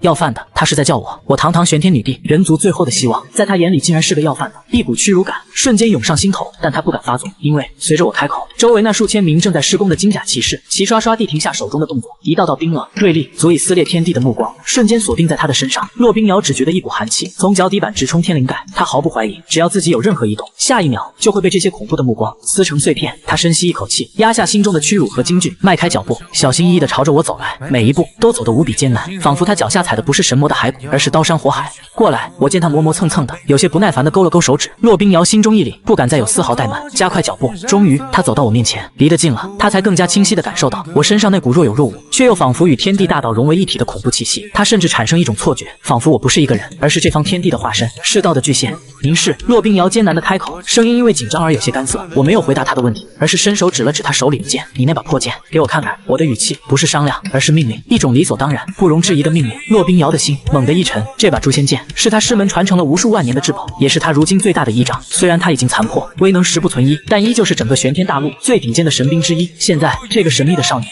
竟然一开口就要他的剑，这是我师门传承之物，恕难从命。骆冰瑶咬着牙，鼓起此生最大的勇气拒绝道。然而他话音刚落，轰！一股恐怖的杀气骤然从他身后爆发。只见一名手持天戈的金甲骑士，不知何时已经出现在他的身后，那冰冷的戈刃就悬在他的后颈之上，只要轻轻一划，他的头颅便会瞬间落地。少主让你拿你就拿，哪来那么多废话？那名骑士冰冷的声音如同死神的宣判，在骆冰瑶耳边响起。骆冰瑶的身体瞬间僵硬，冷汗浸湿了他的后背。他毫不怀疑对方话里的真实性，他能感觉到自己只要再敢说一个不字，下一秒就会神形俱灭。骆冰瑶感觉自己的脖子凉飕飕的，那杆金色天戈上传来的锋锐气息让他全身的汗毛都竖起来。他毫不怀疑，只要自己再多说一个字，脖子上的这玩意儿就会毫不留情地滑下来。这群人到底是什么来头？骆冰瑶的心沉到谷底。他本来是抱着必死的决心来对抗藏天谷地的黑暗古皇的，没想到古皇没见到，反而遇上了一群更加恐怖也更加不讲道理的存在。我看着眼前这个浑身僵硬、脸色煞白，但眼神里还透着一股倔强的女人，心里觉得有点好笑。都什么时候了，还跟我犟呢？我摆了摆手，示意身后的护卫退下。那名天歌军的骑士见状，冷哼一声，收回天歌，但那股锁定骆冰瑶的杀气却丝毫未减。行了，别吓着人家小姑娘，我懒洋洋地说道。虽然这个世界是我的了，但本少主不是强盗，不会白拿你的东西。听到这话，骆冰瑶紧绷的神经稍稍松懈了一些。不是强盗，那就是可以谈。我这把剑名为诛仙，是我师门传承的信物，对我意义重大，还望阁下能够理解。骆冰瑶深吸一口气，语气尽量保持着平静，不卑不亢地解释道：诛仙，我眉毛一挑，口气倒是不小，一把破破烂烂的半仙器剑胚，也敢叫这个名字？骆冰瑶心中一震，半仙器剑胚，他竟然一眼就看穿诛仙剑的本质。这把剑的来历，在玄天大陆是绝对的秘密，除了历代女帝，无人知晓，就连他自己，也是在继承大统之后，才从师门的古籍中了解到，这把剑并非凡品，而是一件超越圣兵的存在。可眼前这个少年，竟然随口就道出他的根底，还一副不屑一顾的样子。行了，别废话了。我有些不耐烦地打断他的思绪，本少主看上你这把剑了，开个价吧，要什么东西来换？我现在对这把剑的兴趣越来越大了，一个只能诞生出17境至圣境，而且还是走错路的伪帝，竟然能孕育出半仙器剑胚，这本身就很不寻常。换！骆冰瑶愣住了，他完全没想到对方竟然会提出交易，一时间他的大脑有些转不过弯来。换什么？怎么想不出来？我看着他那副呆呆的样子，撇了撇嘴，算了，看你这穷酸样，估计也拿不出什么好东西。我随手从自己的储物戒指里摸索起来，这个储物戒指是我18岁成人礼时我那位瑶池圣主老妈送的礼物，里面的空间大得吓人，装了几十个宝库都绰绰有余。这个要不要？9转金丹，至圣境强者受了伤，吃一颗也能立马活蹦乱跳。我拿出一个玉瓶，在骆冰瑶面前晃了晃，骆冰瑶的眼珠子都快瞪出来了。9转金丹，那不是传说中只有仙人才能炼制出的无上神丹吗？还是给至圣境强者用的？至圣境又是什么境界？他感觉自己的认知正在被一次又一次的刷新。不要！我看他没反应，随手又把玉瓶丢回去，继续在戒指里翻找。那这个呢？悟道古茶树的茶叶，喝一口能让人陷入顿悟状态，参悟大道法则，效果还行。我又拿出一包用神蚕丝包裹的茶叶，骆冰瑶的呼吸都快停滞了。悟道古茶树，这个他知道，那不是只存在于最古老神话中的天地灵根吗？传闻中喝上一口它的叶子泡的茶就能立地成圣，他竟然有一包，还用效果还行来形容，还不要？我见他还是呆若木鸡，有点不耐烦了。你这人怎么这么磨叽？算了算了，本少主懒得跟你废话了。我有些烦躁的在储物戒指里划了一下，摸出一个看起来最不起眼的玉瓶，直接丢到骆冰瑶的怀里。这个给你，里面有10颗破圣丹，圣境之下的人吃了能直接突破一个大境界，没什么副作用，就是味道不怎么好。你那把破剑，本少主就当是买了。说完，我也不等骆冰瑶反应，直接伸出手，一股无形的力量卷起，骆冰瑶手中的诛仙剑便不受控制的脱手而出，轻飘飘的落入我手中。骆冰瑶下意识的抱住怀里的玉瓶，整个人都傻了。他低头看了看怀里那散发着浓郁丹香的玉瓶，又抬头看了看那个已经开始把玩自己佩剑的少年，大脑彻底宕机。破圣丹，圣境之下直接突破一个大境界，还没什么副作用。他感觉自己像是在做梦。这种逆天的丹药，他就这么随手丢过来了，还一给就是10颗，就为了换自己这把残破的诛仙剑。这哪里是交易，这分明就是赤裸裸的施舍。一股前所未有的荒谬感和冲击感在骆冰瑶的心中炸开。他一直以为自己是玄天大陆最顶尖的存在，是人族的守护神，是无数生灵仰望的女帝。可直到今天，他才发现自己是多么的无知，多么的贫穷。在这些人面前，自己引以为傲的一切都显得那么可笑，那么不值一提。剑倒是不错，就是破了点。我拿着诛仙剑掂了掂，入手微沉，剑身上那股不屈的剑意让我颇为满意。三伯，我回头喊了一声：“哎，渊儿，啥事？”一直像门神一样戳在旁边的顾血道屁颠屁颠的跑过来，这把剑麻烦帮我找个炼器师给我修修，再加点好料，弄得漂亮点。我随手将诛仙剑丢给顾血道，好嘞。顾血道接过剑，看了一眼，点点头，是块好胚子，回头我让家族里最好的炼器大宗师给你弄，保证弄得漂漂亮亮的，让你带出去有面子。说着，他瞥了一眼旁边还处于石化状态的骆冰瑶，嘿嘿一笑：“渊儿，这小妞怎么处置？我看她根骨还行，要不也给你抓回去当个侍女。”侍女？骆冰瑶浑身一震，从石化状态中惊醒过来，她看着眼前这个一脸坏笑的红发壮汉，又看了看那个一脸无所谓的少年，心中涌起一股难以言喻的悲凉。我堂堂玄天女帝，竟然要沦落到给人当侍女的地步吗？她握紧了拳头，指甲深深地陷入掌心，屈辱、不甘、愤怒，种种情绪在她心中交织，但最终都化作一股深深的无力感。反抗？拿什么反抗？对方一个眼神就能让她神形俱灭。她现在就是砧板上的鱼肉，只能任人宰割。侍女？我看了一眼骆冰瑶，不得不说，这女人虽然穿得破了点，但底子确实不错，身材高挑，容貌绝美，尤其是那股清冷又倔强的气质，在仙域那些娇生惯养的圣女公主里还真不多见。不过我身边的侍女已经够多了，青儿和珠儿两个都是圣人境的道士，琴棋书画样样精通，暖床叠被更是一绝，伺候得我舒舒服服的，暂时也不想再加人了。算了，我那不缺人。我摆了摆手，兴趣缺缺。我看着骆冰瑶，那眼神就像是在看一件可有可无的物品。不过我话锋一转，摸了摸下巴，似乎想到了什么。这个世界现在被打得破破烂烂的，连个能管事的人都没有。我看你好像是这个世界土著里修为最高的了。骆冰瑶心中一紧，不知道这位神秘的少主葫芦里卖的什么药，只能硬着头皮点了点头。回阁下的话，小女子骆冰瑶是玄天大陆人族的帝。说到最后那个帝字，她的声音小得像蚊子哼哼，在这些人面前，她实在没脸自称为帝。女帝啊，我点点头，一副原来如此的表情。行吧，既然你是女帝，那以后这个世界就交给你来管了。我随口说道，就像是在安排一件微不足道的小事。什么？骆冰瑶再次愣住，怀疑自己的耳朵出了问题。他说什么？把这个世界交给我来管？这是什么意思？我的意思是，从今天起，骆冰瑶就是我顾渊在这个世界的代理人。我看着他那副没见过世面的样子，有些不耐烦地解释道：“你的任务就是帮我管理好这个世界，恢复秩序，安抚生灵，顺便帮我搜集一下这个世界有什么天才地宝、好玩的东西之类的。当然，你也不是白干，以后你就是我的人了，有我罩着你，在这个世界你可以横着走，谁要是不服，你就报我的名字。”我双手抱胸，下巴微抬，姿态拿捏得足足的，给你个机会，当我的追随者，怎么样？干不干？追随者、代理人，骆冰瑶的大脑已经彻底无法思考了。幸福不是震撼，来得太突然了。他原本以为自己最好的下场就是被抓去当个卑微的侍女，从此失去自由，任人摆布，却没想到对方非但没有伤害他，反而给了他一个他做梦都不敢想的承诺，成为他的追随者，管理整个玄天大陆。这是真的吗？他看着眼前这个少年，他虽然语气轻佻，神态倨傲，但那双清澈的眼眸中却带着一种与生俱来的不容置疑的威严。他说的话就是真理，他说出口的承诺就一定会实现，这是一种源于绝对实力和至高地位的自信。怎么还不愿意？我看他半天没反应，眉头皱了起来。我告诉你，想当我顾渊追随者的人，从仙域南天门能排到北天门去，给你这个机会，是看你还算顺眼，别不识抬举。旁边的顾穴道也帮腔道：“就是小妞，你可想清楚了，这可是天大的造化。我们少主是谁？那可是……嗨，总之是我们顾家最尊贵的存在，能当他的追随者，是你8辈子修来的福气。”骆冰瑶浑身一颤，终于从巨大的震惊中回过神来。他看着我，那双原本充满绝望和警惕的凤眸中，此刻只剩下无尽的激动和狂热。他知道这是他唯一的机会，是他自己，也是整个玄天大陆唯一的机会，抱上这条粗的不能再粗的大德。别说重建玄天大陆，就是让玄天大陆走向前所未有的辉煌，也并非不可能。他不再有任何犹豫，对着我单膝跪地，右手抚胸，行了一个玄天大陆最古老也最庄重的骑士礼。骆冰瑶愿追随少主，誓死效忠，永不背叛。他的声音铿锵有力，掷地有声。从这一刻起，他不再是那个苦苦支撑、孤立无援的玄天女帝，她是长生帝族、万古第一天骄、顾渊少主的追随者。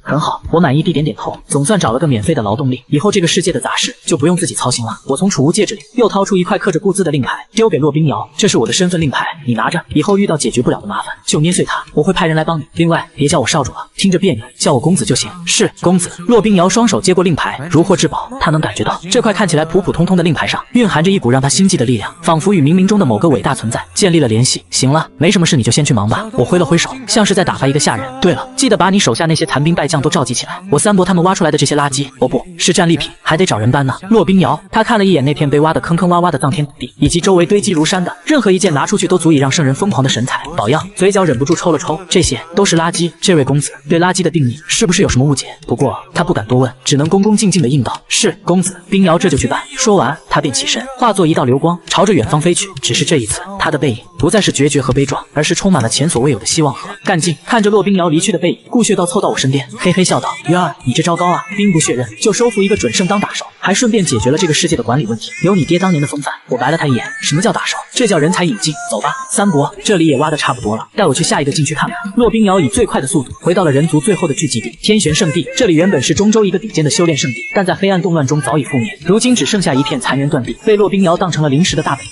当他那道熟悉的身影出现在天玄圣地上空时，下方留守的数万名人族修士爆发出震天的欢呼：“是女帝！女帝回来了！太好了！”女帝安然无恙，一名白发苍苍、修为已至14准圣境的老者颤颤巍巍地飞上前来，脸上满是劫后余生的庆幸。他是天玄圣地上一代的老圣主，也是如今骆冰瑶身边辈分最高、实力最强的宿老。陛下，您终于回来了！藏天谷地那边，老圣主的声音里带着一丝颤抖和恐惧。不久前，那股从藏天谷地传来的恐怖气息，几乎让所有人都陷入了绝望。他们都以为他们的女帝死去必死无疑。骆冰瑶看着眼前这些追随自己、满脸关切的子民，心中百感交集。他深吸一口气，用尽全身的力气，朗声宣布道：“诸位，听我说，从藏天谷地苏醒的黑暗古皇已经被天外神人镇压，肆虐我们玄天大陆数百年的黑暗动乱已经结束了。”轰！他的话如同一道惊雷，在所有人的脑海中炸响。整个天玄圣地先是陷入一片死寂，紧接着爆发出比之前强烈千万倍的难以置信的欢呼声。什么？黑暗动乱结束了？天啊，我不是在做梦吧？我们得救了！无数人相拥而泣，喜极而泣。他们被黑暗压迫了太久，久到他们几乎已经忘记了希望是什么滋味。而现在，希望以一种他们完全无法想象的方式从天而降。老圣主更是激动的老泪纵横，他抓住骆冰瑶的手，语无伦次地问道：“陛下，这到底是怎么回事？那天外神人又是何方神圣？”骆冰瑶看着众人激动的样子，心中也是感慨万千。他将自己在藏天谷地的所见所闻，除了自己成为顾渊追随者这件事之外，都原原本本地告诉了众人。当听到那些足以毁灭世界、让无数生灵绝望的黑暗至尊，在那群金甲骑士面前脆弱的如同蝼蚁，被砍瓜切菜一般轻松剿灭时，所有人都被震惊得说不出话来。当听到连传说中的黑暗古皇都被其中一名红发神将一拳打爆，最后被抓去当坐骑时，他们更是感觉自己的三观都被震碎了。这已经超出了他们的理解范畴。那到底是怎样一群伟大的存在？陛下，您的意思是我们玄天大陆被那些天外神人拯救了？老圣主消化了许久，才勉强理解了骆冰瑶话里的意思。可以这么说。骆冰瑶点点头，神情变得无比庄重。但他们不是来当救世主的，他们是来征服的。从现在起，玄天大陆已经易主，他的新主人是一位名叫顾渊的公子，而我骆冰瑶已经宣誓效忠于公子。从今往后，我将作为公子在这个世界的代理人，负责管理玄天大陆的一切事务。这番话一出，刚刚还沉浸在喜悦中的众人再次愣住了。世界易主了，女帝陛下向别人效忠了。这个消息比黑暗动乱结束还要让他们感到震惊。陛下，这怎么可以？一名性格刚烈的年轻将领忍不住站出来反对。我们人族好不容易才摆脱黑暗动乱，怎么能又屈居人下？您是我们玄天大陆的女帝，怎能向外人效忠？放肆！老圣主脸色一变，厉声喝道：“陛下这么做，自有他的深意，岂容你在此智慧？”那名年轻将领被喝得缩了缩脖子，但脸上依旧写满了不服。不只是他，在场的很多人心中都有类似的想法，他们敬佩女帝的为人，也感激天外神人的救命之恩。但是让他们将自己世界的统治权拱手让给一个素未谋面的外人，他们从感情上一时间难以接受。骆冰瑶看着众人的反应，似乎早有预料，他没有生气，只是平静地看着那名年轻将领，问道：“张将军，我问你，若非公子和他麾下的神兵天将，我们能战胜黑暗古皇吗？”张将军张了张嘴，说不出话来。我们能平定黑暗动乱吗？张将军的头埋得更低。我们能让这个满目疮痍、法则破碎的世界恢复生机吗？张将军沉默了。骆冰瑶的目光扫过在场的所有人，声音变得高昂而有力：“都不能，我们什么都做不到，我们只能眼睁睁地看着这个世界滑向毁灭的深渊，看着我们的亲人、我们的同胞在一次又一次如同轮回的黑暗动乱中一个个死去。是公子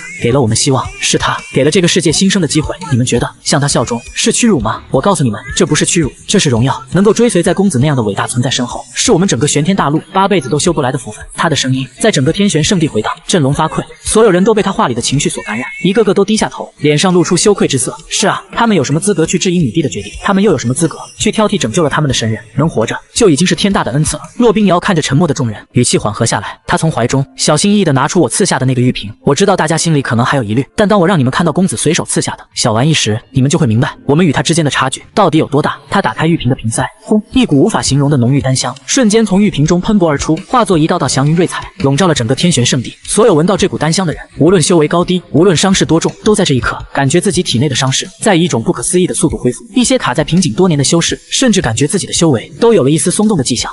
这是什么神丹？老圣主离得最近，感受也最清晰。他只是吸了吸了一口丹香，就感觉自己那早已干涸的气血竟然重新变得充盈起来。他死死地盯着骆冰瑶手中的玉瓶，眼中充满骇然。骆冰瑶倒出一粒龙眼大小、通体流光溢彩、布满玄奥丹纹的丹药，托在掌心。此丹名为破圣丹。公子说，圣境之下，服用一颗便可无视瓶颈，直接突破一个大境界。什么？这一次就连老圣主都再也无法保持镇定，失声惊呼出来。直接突破一个大境界，这怎么可能？这完全违背了修行的常理。陛下，您不是在开玩笑吧？一名长老颤声问道。骆冰瑶没有回答，而是将目光落在了那名刚刚站出来反对他的年轻将领身上。张将军，你如今是13境神王境，距离圣境只有一步之遥，却迟迟无法勘破，对吗？张将军点点头，脸上有些惭愧。这颗丹药便赐予你。骆冰瑶将手中的破圣丹递了过去。敢当着所有人的面服下它吗？张将军看着骆冰瑶递过来的那枚丹药，整个人都僵住了。他的身体在微微发抖，不是因为害怕，而是因为一种难以抑制的激动。他叫张成，是人族年轻一代中最出色的将领，追随女帝南征北战，立下赫赫战功。他天资卓越，年纪轻轻就修炼到13境巅峰，被誉为最有希望在100年内踏入圣境的天才。可只有他自己知道，这一步之遥对他来说如同天堑。他被困在这个瓶颈已经足足50年了。50年里，他尝试无数方法，避过死关，闯过绝地，甚至九死一生才得到一株圣药，可都无济于事。圣境那是一道看不见摸不着，却又真实存在的门槛，死死地将他挡在门外。而现在，女帝告诉他，眼前这颗小小的丹药能让他直接跨过这道门槛，这怎么可能？他不是不信女帝，而是不敢信，这世上竟有如此逆天之物。怎么，张将军，你不敢吗？骆冰瑶看着他，声音平静，却带着一股不容置疑的力量。还是说，你觉得我会用一枚毒药来害你？末将不敢。张成浑身一激灵，连忙单膝跪地。末将只是觉得太过匪夷所思。末将愿为陛下一试。他的眼神中闪过一丝决然。就算这是一枚毒药又如何？他的命本就是陛下救的，能为陛下验证丹药真伪，死而无憾。更何况，万一是真的呢？那可是圣境啊，他梦寐以求的境界。想到这里，张成不再有任何犹豫，他伸出颤抖的双手，从骆冰瑶掌心接过那枚破圣丹。他没有丝毫迟疑，在数万道目光的注视下，仰头将丹药吞入腹中。丹药入口即化，化作一股温和的暖流，瞬间流遍他的四肢百骸，没有想象中的狂暴能量，也没有任何痛苦。张成甚至感觉不到任何变化，仿佛只是喝一口温水。他愣住了，难道是假的？周围的众人也都屏住呼吸，一个个伸长脖子，死死地盯着张成，想看看他到底会有什么反应。一吸、2吸、3吸，什么都没有发生。张成依旧是那个13境巅峰的张成。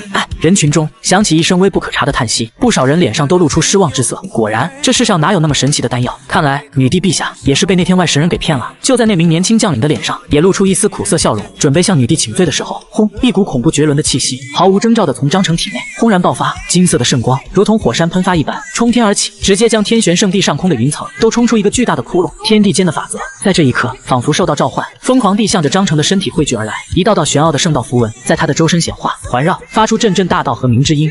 这是成圣之兆。老圣主第一个反应过来，他瞪大双眼，嘴巴张得能塞下一个拳头，指着被圣光笼罩的张成，声音都因为激动而变得尖锐起来。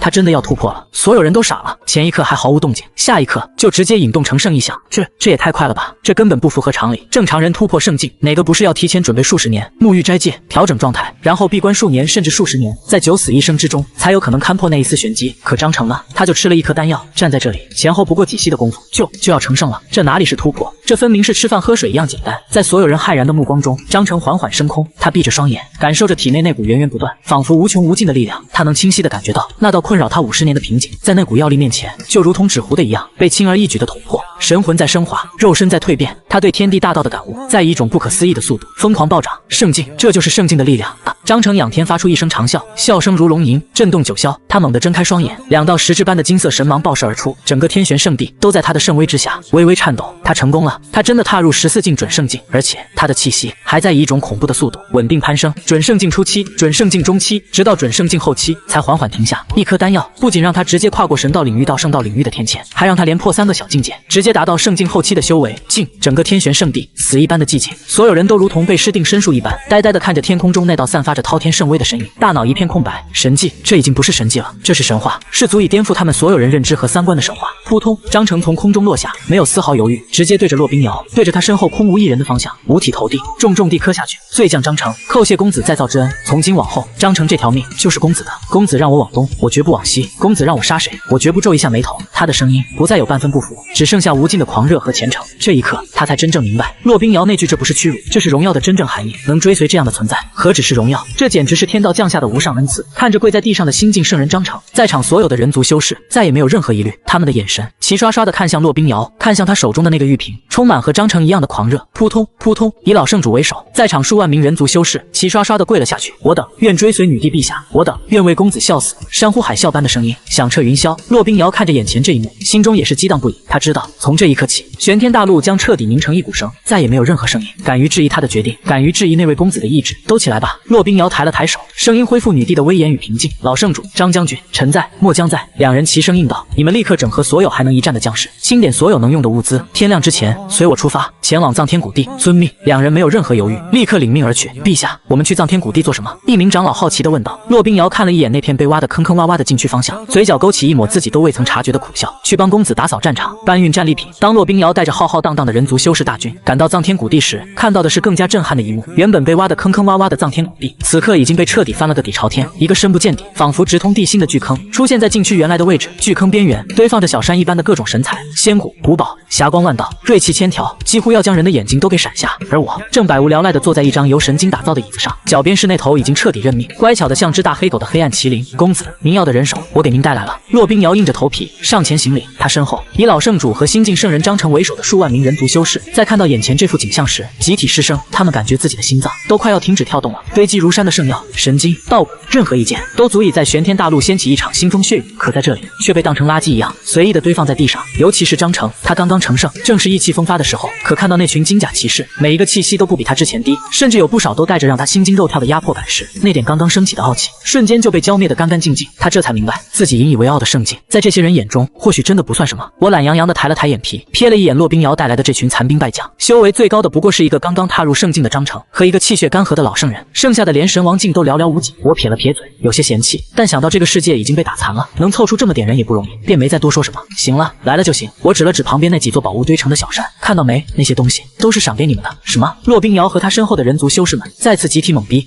赏给我们了？那可是堆积如山的至宝啊，其中不乏一些只存在于传说中的生物，就这么全给我们了。公子，这太贵重了，我们受之有愧。老圣主颤声说道。少废话，让你们拿着就拿着。我有些不耐烦地挥挥手，本公子看不上这些破烂，留着还嫌占地方，你们拿去，赶紧恢复实力，把这个世界给我管好，别一天到晚给我添麻烦。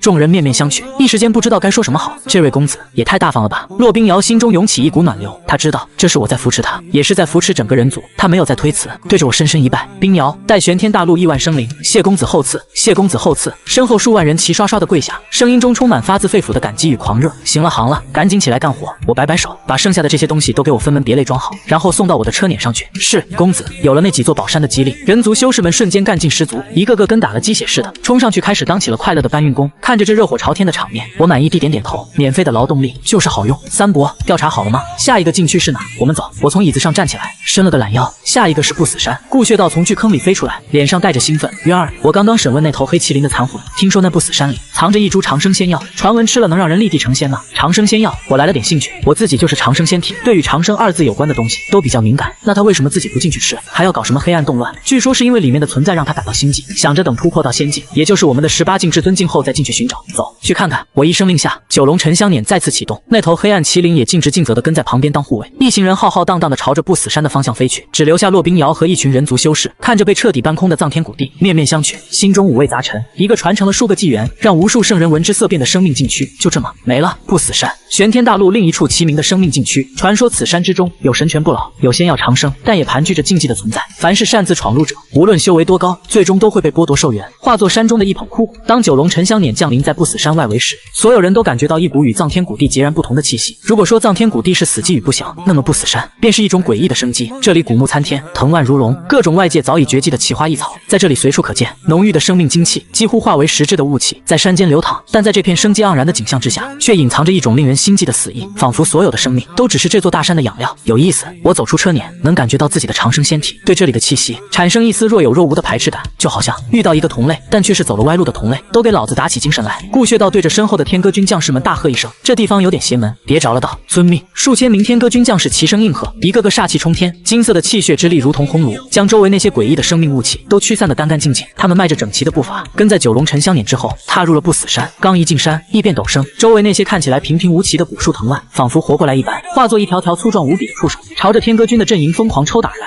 每一条藤蔓之上都闪烁着圣道符文，其威力足以轻易绞杀一尊普通的圣人。雕虫小技。一名天歌军的校尉冷哼一声，手中天歌一扫，一道长达1000丈的金色歌芒横扫而出，瞬间就将数以万计的藤蔓斩成齑粉。然而那些被斩断的藤蔓却在落地的瞬间又重新化作生命精气，融入大地。紧接着，更多的藤蔓从地底钻出，仿佛无穷无尽。与此同时，山林深处响起一阵阵诡异的嘶吼，一头头由山石、古木凝聚而成的石人、树妖从沉睡中苏醒，他们双眼猩红，身上散发着堪比圣人的恐怖气息，悍不畏死地朝着天歌军冲来。杀！天歌军的将士们没有丝毫慌乱，他们组成战阵，气血相连，化作一个无坚不摧的整体。金色的战歌挥舞，将一头头扑上来的怪物撕成碎片。但这些怪物和那些藤蔓一样，被打碎之后，很快又会重新凝聚，仿佛根本杀不死。三伯，这地方有点古怪。我看着这一幕，微微皱眉，确实邪门。顾血道也面色凝重，这些怪物似乎与整座不死山连为一体，只要山的本源不灭，他们就能无限重生。而且我感觉到他们在不断的吸收我们将士散发出的生命力。他指了指那些看似浓郁的生命雾气，这些雾气有问题，他们在盗取生机，盗取生机。我听到三伯顾血道的分析，眉头皱得更紧了。我自己的长生仙体对生命气息的感知远超常人，从一踏入这座不死山开始，我就感觉到一种极度的不舒服，就像是有人在你旁边拿着一根吸管，虽然还没插到你身上，但那股子一吐已经让你浑身起鸡皮疙瘩了。这不死山给我的感觉就是这样，它无时无刻不在散发着一种对生命的贪婪和渴望。渊儿，这地方太诡异了，不能再让将士们这么耗下去了。顾血道看着前方战阵中，虽然将士们气血依旧旺盛，10年8年都不会有事，但身上那股生命精气确实在以一种微不可察的速度流失。天歌军的将士那可都是顾家的宝贝疙瘩，每一个都是用海量资源堆出来的战争机器，要是折损在这里，他回去非得被大哥扒了皮不可。这些鬼东西杀又杀不死，还会吸人阳气，跟个吸血的蚊子窝一样，烦死人了。顾血道越说越火大，浑身的至尊气息不受控制的迸发出来。月儿，你退后，看三伯我一拳把这破山给轰平了，我倒要看看把山打没了，这些鬼东西还能不能活。说着，他就要显化出万丈法身，准备用他最擅长的方式解决问题。在他看来，没有什么问题是一拳解决不了的，如果有，那就2拳。等等，三伯，我连忙出声制止，蚊子再烦也不能把房子给点了，而且万一里面的存在就是在等他出手怎么办？月儿，怎么了？你放心，三伯有分寸，保证不会波及到你的车辇。顾血道还以为我是怕被误伤，我不是那个意思。我有些无语的看着自己这位脑子里都是肌肉的三伯，我是说，这山既然叫不死山，肯定有他的门道，就这么一拳打没了，多可惜啊！我背着手走到车辇前方，看着远处那些悍不畏死、不断重生的怪物大军，眼神里非但没有畏惧，反而充满了好奇和审视。一个能自我循环，还能盗取生机的生态系统，这玩意要是研究透了，说不定比直接打爆它价值更大。我摸着下巴，心里的小算盘打得噼里啪啦响。这不死山的运作模式，简直就是一个另类的永动机啊！虽然路子走歪了，变成掠夺模式，但其核心的法则肯定有可取之处。要是能把这套法则解析出来，融入到家族的护山大阵里，那顾家的防御岂不是又能上一个台阶？这可比单纯找到一株长生仙药要有意思多了。渊儿，你的意思是？顾血道有些没明白我的想法，在他看来，这种邪门歪道的东西直接毁了就是，还研究它干嘛？我的意思是，擒贼先擒王，打蛇打七寸。我指着山脉深处说道：“这些小怪杀不完的，他们的源头肯定在山里面。我们直接进去，把他的老巢给端了，不就一了百了了？这样既能解决问题，又能把这座山的价值最大化，里面的宝贝咱们也能完完整整的拿到手。”顾血道听完愣了一下，随即一拍大腿：“对啊，我怎么没想到？还是渊儿你脑子好使，不像我就知道打打杀杀。”他有些不好意思的挠了挠头，随即脸上又露出兴奋的战意：“行，那咱们就直接杀进去，我倒要看看这山里头到底藏着个什么牛鬼蛇神。”顾血道转过身，对着天歌军团发出一声暴喝：“所有将士听令，结玄天战阵，给老子一路撵过去！目标不死山核心，遵命！”数千名天歌军将士齐声怒吼，身上的气息瞬间连成一片。他们不再各自为战，而是化作一个巨大的金色箭头，以一名修为达到17境至圣境的都统为锋，狠狠地朝着不死山深处凿过去。轰！战阵所过之处，无论是那些坚不可摧的石人，还是诡异莫测的藤蔓，全都在瞬间被碾成齑粉。金色的气血之力汇聚成的洪流，将一切邪祟都净化得干干净净。那些被碾碎的怪物，虽然依旧在尝试着吸收生命精气重生，但他们重生的速度远远跟不上战阵推进的速度。一条由毁灭和净化铺就的康庄大道，就这么硬生生的在不死山中被开出来。九龙沉香辇则不紧不慢地跟在战阵后方。我悠哉地回到车辇里，重新躺回我那张万年暖玉软榻上。青儿和珠儿2个侍女连忙又给我递上包好的灵果。公子，您尝尝这个，是刚从不死山里摘的长生果，听说吃了能增寿600年呢。青儿柔声说道。我拿起那颗看起来晶莹剔透、散发着诱人清香的果子，看了一眼，又随手丢到一边。一股子偷来的2手生命力，味道能好到哪去？我撇了撇嘴，一脸嫌弃。拥有长生仙体的我，对这种通过掠夺而来的生有种本能的厌恶。一旁的黑暗麒麟看到这一幕，眼皮子忍不住跳了跳。长生果啊，那可是不死山里最顶级的神物之一，他当年也吃过，对圣人都有奇效。当初如果不是好运捡到过10枚，延寿6000年，恐怕自己还没今天呢。可现在这位小祖宗竟然嫌弃它味道不好，还说是什么2手生命力，能活下来不就好了吗？就在黑暗麒麟怀疑人生的时候，九龙沉香辇猛地一震，停了下来。怎么停了？我坐起身，朝外面看去，只见前方的天歌军战阵也被迫停下来。在他们前方出现一片广阔的湖泊，湖水并非清澈，而是呈现出一种诡异的乳白色。湖面上飘着一层淡淡的薄雾，散发着比之前浓郁100倍的生命气息。而在湖泊的中央，有一座不过100米方圆的小岛，岛上生长着一棵通体碧绿、流光溢彩、仿佛由翡翠雕琢而成的小树，树上结着一枚拳头大小、形似婴儿的果子，那果子还在微微的呼吸着。每一次呼吸，整个湖泊的湖水都会随之涨落，一股让我都感到心惊的生命气息，正是从那枚果子上传来的。长生仙药，顾穴道那充满震惊和狂喜的声音，在外面响起来，那就是长生仙药。我站在车辇上，眯着眼睛打量着湖心岛上那棵小树和树上那枚形似婴儿的果子，我能清晰地感觉到那枚果子中蕴含的生命能量庞大到了一种匪夷所思的地步，甚至比我爷爷给我的那滴真仙精血还要精纯磅礴。就算是我，恐怕也要踏入圣道领域才有这般生机。不知道这是积攒多久，多少人的生机才能铸就的一枚长生仙药啊！发了，发了！渊儿，我们这次真的发了！顾穴道搓着手，激动得满脸通红，口水都快流下来了。他死死地盯着那枚果子，那眼神就像是馋了800年的色狼看到绝世美女。这绝对是传说中的人形仙药，而且看样子已经彻底成熟了。这药力给一位至尊服用，恐怕都能摸到天地境门槛。顾穴道越说越兴奋，恨不得现在就冲过去把那果子摘下来一口吞了。不只是他身后的那些天歌军将士，一个个也都呼吸急促，眼神狂热。长生仙药啊，这可是只存在于神话传说中的东西。他们征伐过无数世界，见过各种各样的天才地宝，但这种级别的仙药也是第一次见到。真没想到，这种连至尊都没有的世界，居然有如此重宝！都给老子冷静点！顾穴道到底是至尊强者，心性非凡，很快就从狂喜中冷静下来。他一嗓子吼过去，让那些有些上头的天歌军将士们都打了个激灵。越是这种宝贝，旁边就越有厉害的家伙守着，都别给老子大意了！他目光凝重地扫视着那片诡异的乳白色湖泊，这湖水给他一种极度危险的感觉。三伯说的没错，我也开口了，我的声音很平静，但却让所有人都安静下来。这湖水有问题！我指着那片看起来人畜无害的乳白色湖泊，这湖水里蕴含的根本不是什么生命精气，而是最精纯的寿元。这座不死山就是一个巨大的陷阱，他用这些看似生机勃勃的景象引诱外来者进入，然后无声无息地盗取他们的寿元，最终都汇聚到这片湖里，用来浇灌这株仙药。我的话让在场的所有人都感到一阵毛骨悚然。盗取寿元，这比直接杀了他们还要可怕。修士最怕的是什么？不是死亡，而是寿元耗尽，在无尽的绝望和不甘中化作一捧黄土。他娘的，好恶毒的手段！顾穴道听完也是一脸后怕，他刚才光顾着激动了，差点就着了道。要是他真的不管不顾冲过去，就算他是至尊强者，在这片专门盗取寿元的湖泊里，恐怕也得被扒掉一层皮。而以他至尊的寿元，恐怕眨眼间就能彻底催熟这株长生仙药，然后幕后之人就可以带着他跑路，或者是称帝，正道天地。渊儿，还是你观察得仔细。顾穴道心有余悸地说道：“这长生仙体果然是门道多啊！他现在对我这个侄子是越来越佩服了，不仅气运逆天，这眼力剑也比他这个活了不知道多少万年的老家伙要毒辣。那我们现在怎么办？”顾穴道问道。“要不我直接用法力把这湖水给他蒸干了？”“别！”我再次制止他这位暴力三伯，这湖水可是好东西啊！我看着那片乳白色的湖泊，眼睛里冒着金光，这可是最精纯的寿元精华，虽然是偷来的，但只要想办法把里面的杂质和怨念净化掉，那就是最顶级的延寿神物。拿回去分给家族里那些寿元将近的老祖们，一人一口，起码能让他们多活几万年。这玩意对我自己没用，但我家大业大，顾家那些沉睡在禁地里的老怪物，哪个不是寿元将尽，只能靠沉睡来延缓生机流逝。要是有了这壶寿元精华，那顾家的底蕴岂不是又能暴涨一截？对啊，顾穴道一听，眼睛也亮了，这玩意简直就是为我们顾家量身定做的，说不定壶里就写着顾字呢。我点点头，三伯，还是先把那株仙药弄到手再说，这事交给我。顾穴道拍着胸脯，自告奋勇，我倒要看看是什么东西在装神弄鬼。他一步跨出，来到湖泊边上，恐怖的至尊威压毫无保留地释放出来，朝着湖心岛碾压而去。给老子滚出来！轰！整个湖泊在顾穴道的威压之下，瞬间掀起滔天巨浪。然而湖心岛上却依旧一片平静，那棵小树，那枚果子，仿佛根本没有受到任何影响。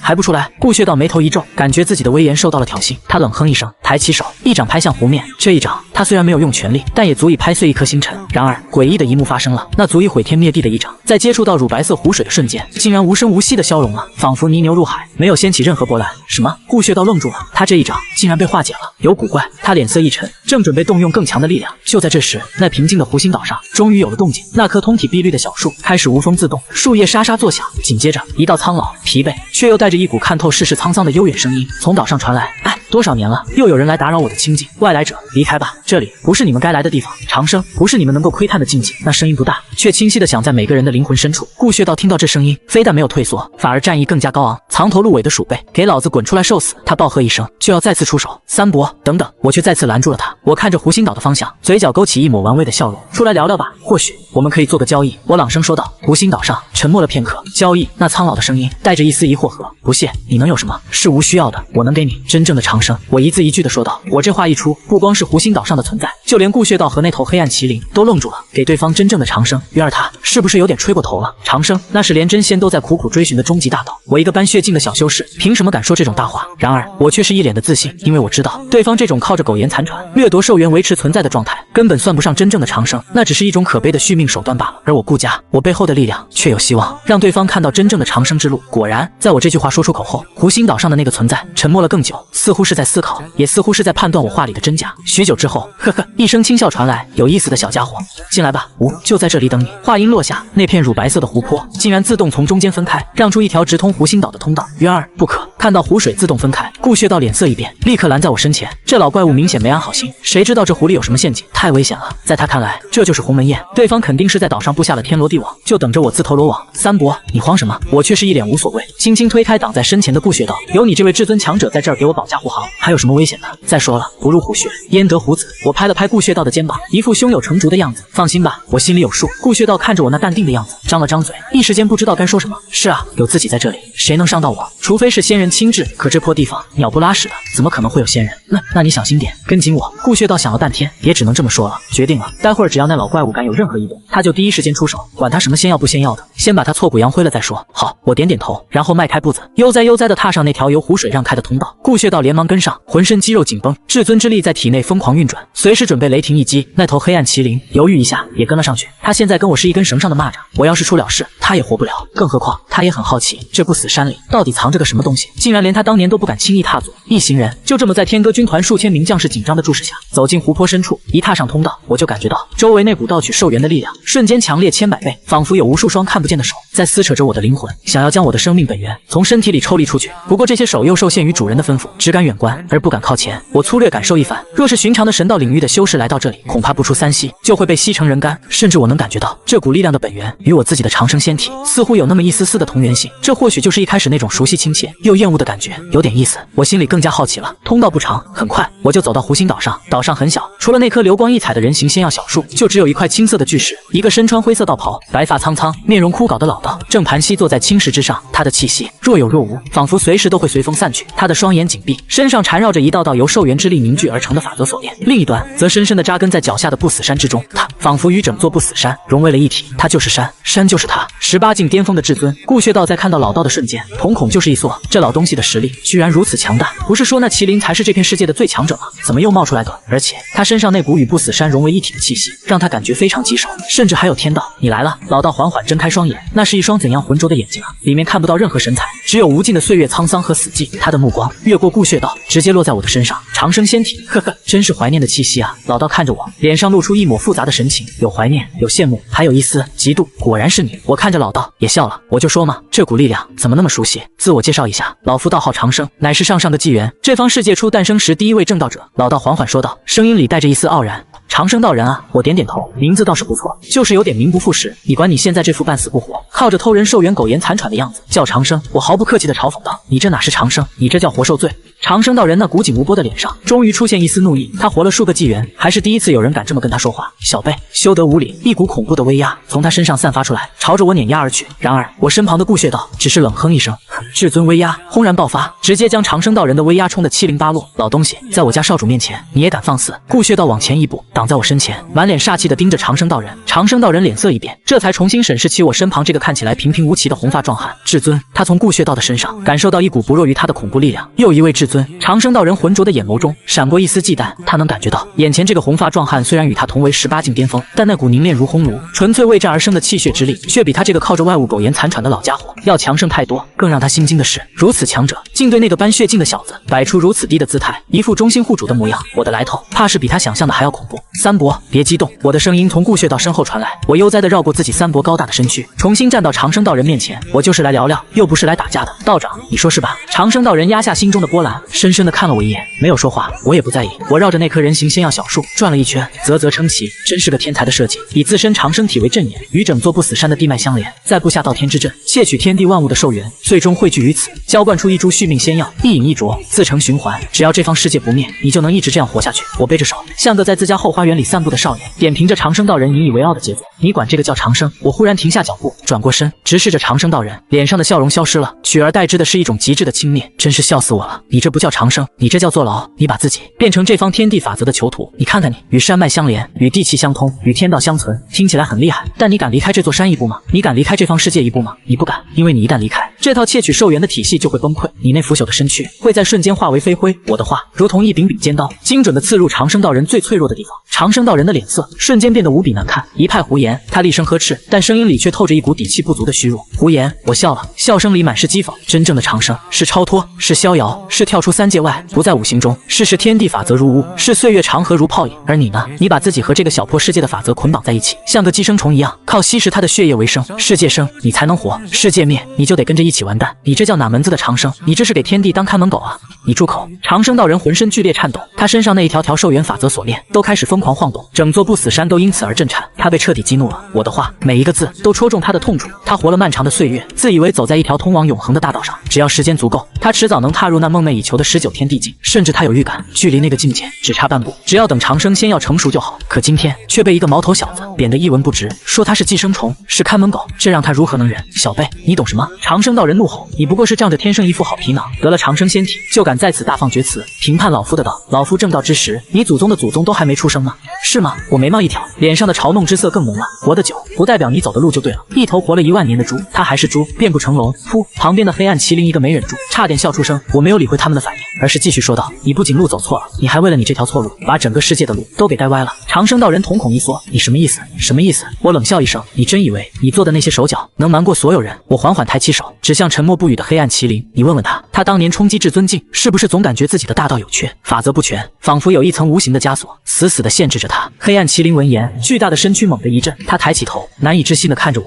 又惊疑不定地看向长生道人。我说的没错，他当年在藏天谷地修行，吞噬万灵，凝聚至尊道果，但那个过程异常艰难。他本以为是自己血脉不够纯粹，所以他尝试开启黑暗动乱，以万物生灵来延寿。可现在听我的意思，这竟然是人为的。你再想想，我的声音如同魔鬼的低语，在麒麟和长生道人的耳边回响。你每一次发动黑暗动乱，席卷大陆，吞噬无尽生灵，是不是都在冥冥之中感觉有一股力量在引导你，在暗中帮助你，让你觉得这就是你的宿命，是你的道？黑暗麒麟的眼神从惊疑逐渐变成骇然，他想起来了，每一次动乱，当他吞噬生灵到一定程度，都会陷入一种奇妙的境界，仿佛与这方世界的天道意志相合，实力暴涨，所以他愈发钟爱这种感觉，认为只要吞噬的足够多，就能踏入18境。没人说明或许还没感觉，可现在被挑破，一旦回想起来，那股感觉更像是一种被操控的木偶。是你！黑暗麒麟猛地转头，死死地盯着长生道人，猩红的眼中爆发出无尽的怒火与杀意。这一切都是你搞的鬼！长生道人看着壮若疯狂的黑暗麒麟，那张枯槁的老脸第一次彻底失去了平静，他那古井无波的面具被我3言2语撕得粉碎。他沉默了，而他的沉默就是最好的回答。哈哈哈哈哈哈！我看着这一幕，放声大笑。好一个长生道人，好一个上古正道者，自己走了歪路，无法超脱，就想出这么一个歹毒的计策。你故意篡改这方世界流传的修炼法门，让所有生灵从踏上修行之路开始，根基就是有缺的，特别是通往圣境和至尊境的道路，更是被你埋下致命的陷阱。你这么做的目的，就是为了培养出一头最完美的虎。本少主就觉得奇怪，这头废物怎么说也是至圣境，怎么几万年就需要开启一起黑暗动乱？这不修真！我的目光如同2道神剑，刺向长生道人。你需要一个天资绝世、气运无双，能走到至尊巅峰，但根基却存在致命缺陷的完美之躯。然后你在最关键的时刻将他吞噬、夺舍，以他那磅礴的生命精元和潜力为柴薪，点燃你的道火，助你斩断与这方世界的联系，弥补你自身的缺陷，从而一步登天，踏入那传说中的天地之境。而你选中的这头就是他。本少主说的对吗？我的话如同9天惊雷，在湖心岛上轰然炸响。黑暗麒麟的身体在剧烈的颤抖，他看着长生道人，眼神中充满难以置信的恐惧和滔天的恨意。原来是这样，原来他引以为傲的实力，他为之奋斗一生的道路，都只是别人设计好的一个骗局。他不是什么黑暗古皇，只是一头被圈养的牲畜。噗！心神巨震之下，黑暗麒麟一口紫黑色的逆血狂喷而出，气息瞬间萎靡了下去。他的道心在这一刻被我的话彻底击碎了。而长生道人在我说完那最后一句话后，反而平静了下来。他那张枯槁的老脸上，怒意、震惊、不甘，种种情绪尽数褪去，取而代之的是一种阴冷到极点的平静。他看着我，缓缓地咧开了嘴，露出一口焦黄的牙齿。呵呵呵呵呵，你说的都对。他竟然就这么坦然承认了，不愧是长生仙体，老夫的长生体的上位不仅生来尊贵，这眼界和智慧也远非这等凡尘俗物可比。他瞥了一眼地上吐血的黑暗麒麟，眼神里满是鄙夷，就像在看一堆没用的垃圾。没错，那头蠢兽的确是老夫准备几十万年的炉鼎，可惜终究是血脉驳杂，不堪大用。老夫还在愁上哪再去找一个更好的。他的目光重新落回到我的身上，那眼神不再有任何掩饰，只剩下赤裸裸的如同饿狼般的贪婪与狂热。没想到啊，真是没想到，老天待我不薄，天道终究是站在我这边的。正当老夫以为心血白费，道途无望之时，就自己送上门来了。他从青石上缓缓站起，血脉驳杂的凶手，哪比得上一具完美无瑕、与老夫大道完全契合的长生仙体？比起你那头麒麟，连给老夫塞牙缝都不配。小辈，老夫要谢谢你，谢谢你点醒了老夫，也谢谢你为老夫送来正道天地的无上阶梯。轰！随着他话音落下，整座不死山，整个寿元之湖都在这一刻彻底沸腾了。一股远超之前的恐怖气息从长生道人身上轰然爆发，他图穷匕现了。长生道人图穷匕现，那双浑浊的眼眸中爆发出前所未有的贪婪与狂热。他从青石上缓缓站起，随着他的动作，整座不死山，整个寿元之湖都在这一刻彻底沸腾。轰隆隆，无尽的乳白色寿元精华如同受到召唤的百川，疯狂地倒灌入他的体内。他那原本枯槁的身躯以肉眼可见的速度变得充盈饱满，花白的头发迅速转黑，脸上的皱纹也尽数褪去。转眼间，就从一个行将就木的老道变成一个面容阴冷、气息渊深的中年道人。他身上那一条条由寿元法则凝聚的锁链，非但没有消失，反而变得更加凝实，与整座不死山乃至整个玄天大陆的天地法则都更紧密地连接在一起。一股远超之前的恐怖气息从他身上轰然爆发，那股气息已经无限逼近真正的天地之境。哈哈哈，小辈，老夫还要多谢你，若不是你点醒了老夫，老夫还真准备在那头蠢兽身上浪费时间。现在看来，你才是上天赐予老夫的无上道果。长生道人感受着体内澎湃的力量，发出得意而张狂的大笑。他谋划了数个纪元，为的就是今天，只要吞噬掉眼前这具完美无瑕的长生仙体，他就能斩断与这个世界的因果，弥补自身大道的缺陷，一步登天，成为真正的天地。即便这小子背后有至尊又如何？此方世界，天高任鸟飞，海阔凭鱼跃，哪里去不得？老东西，你高兴得太早了。顾血道怒吼一声，再也按捺不住，他浑身气血冲天，金色的至尊法则如同岩浆般在体表流淌，一拳轰出，虚空都为之塌陷，米粒之珠也放光华。长生道人看着顾血道那霸道绝伦的一拳，脸上露出一抹不屑。他只是轻轻一抬手，嗡，整座不死山都为之震动，无尽的寿元之力在他面前汇聚成一面巨大无比的乳白色盾牌。轰！顾血道的拳头结结实实地砸在盾牌之上，一声震耳欲聋的巨响传遍整个玄天大陆，恐怖的能量风暴以湖心岛为中心，向着四面八方席卷而去。然而，让顾血道震惊的是，他这足以打爆星辰的一拳，竟然只是让那面盾牌晃了晃，上面连一丝裂纹都没有出现。怎么可能？顾血道瞪大眼睛，在本座的长生界里，老夫就是无敌的。长生道人阴冷地笑道：“你所有的攻击都会被这方世界积攒了数个纪元的寿元之力化解，而你只会在这里被慢慢耗尽生机，最终成为老夫的养料。”话音落下，那片沸腾的寿元之湖中冲出成千上万条乳白色的锁链，如同毒蛇一般从四面八方缠向顾血道。滚开！顾血道怒吼，至尊之力爆发，将那些锁链震得粉碎。但那些锁链仿佛无穷无尽，碎裂之后又瞬间凝聚，再次缠绕上来。一时间，即便是强如顾血道，也被这些凡人的锁链拖住，难以脱身。三伯说了让你别激动，我看着这一幕，非但没有丝毫紧张，反而摇了摇头。我心里门清，这老东西就是个地头蛇，而且是和整个房子都连在一起的地头蛇。三伯现在就跟个愣头青一样，对着墙一顿猛锤，墙势震动了，可人家根本不疼不痒。小辈，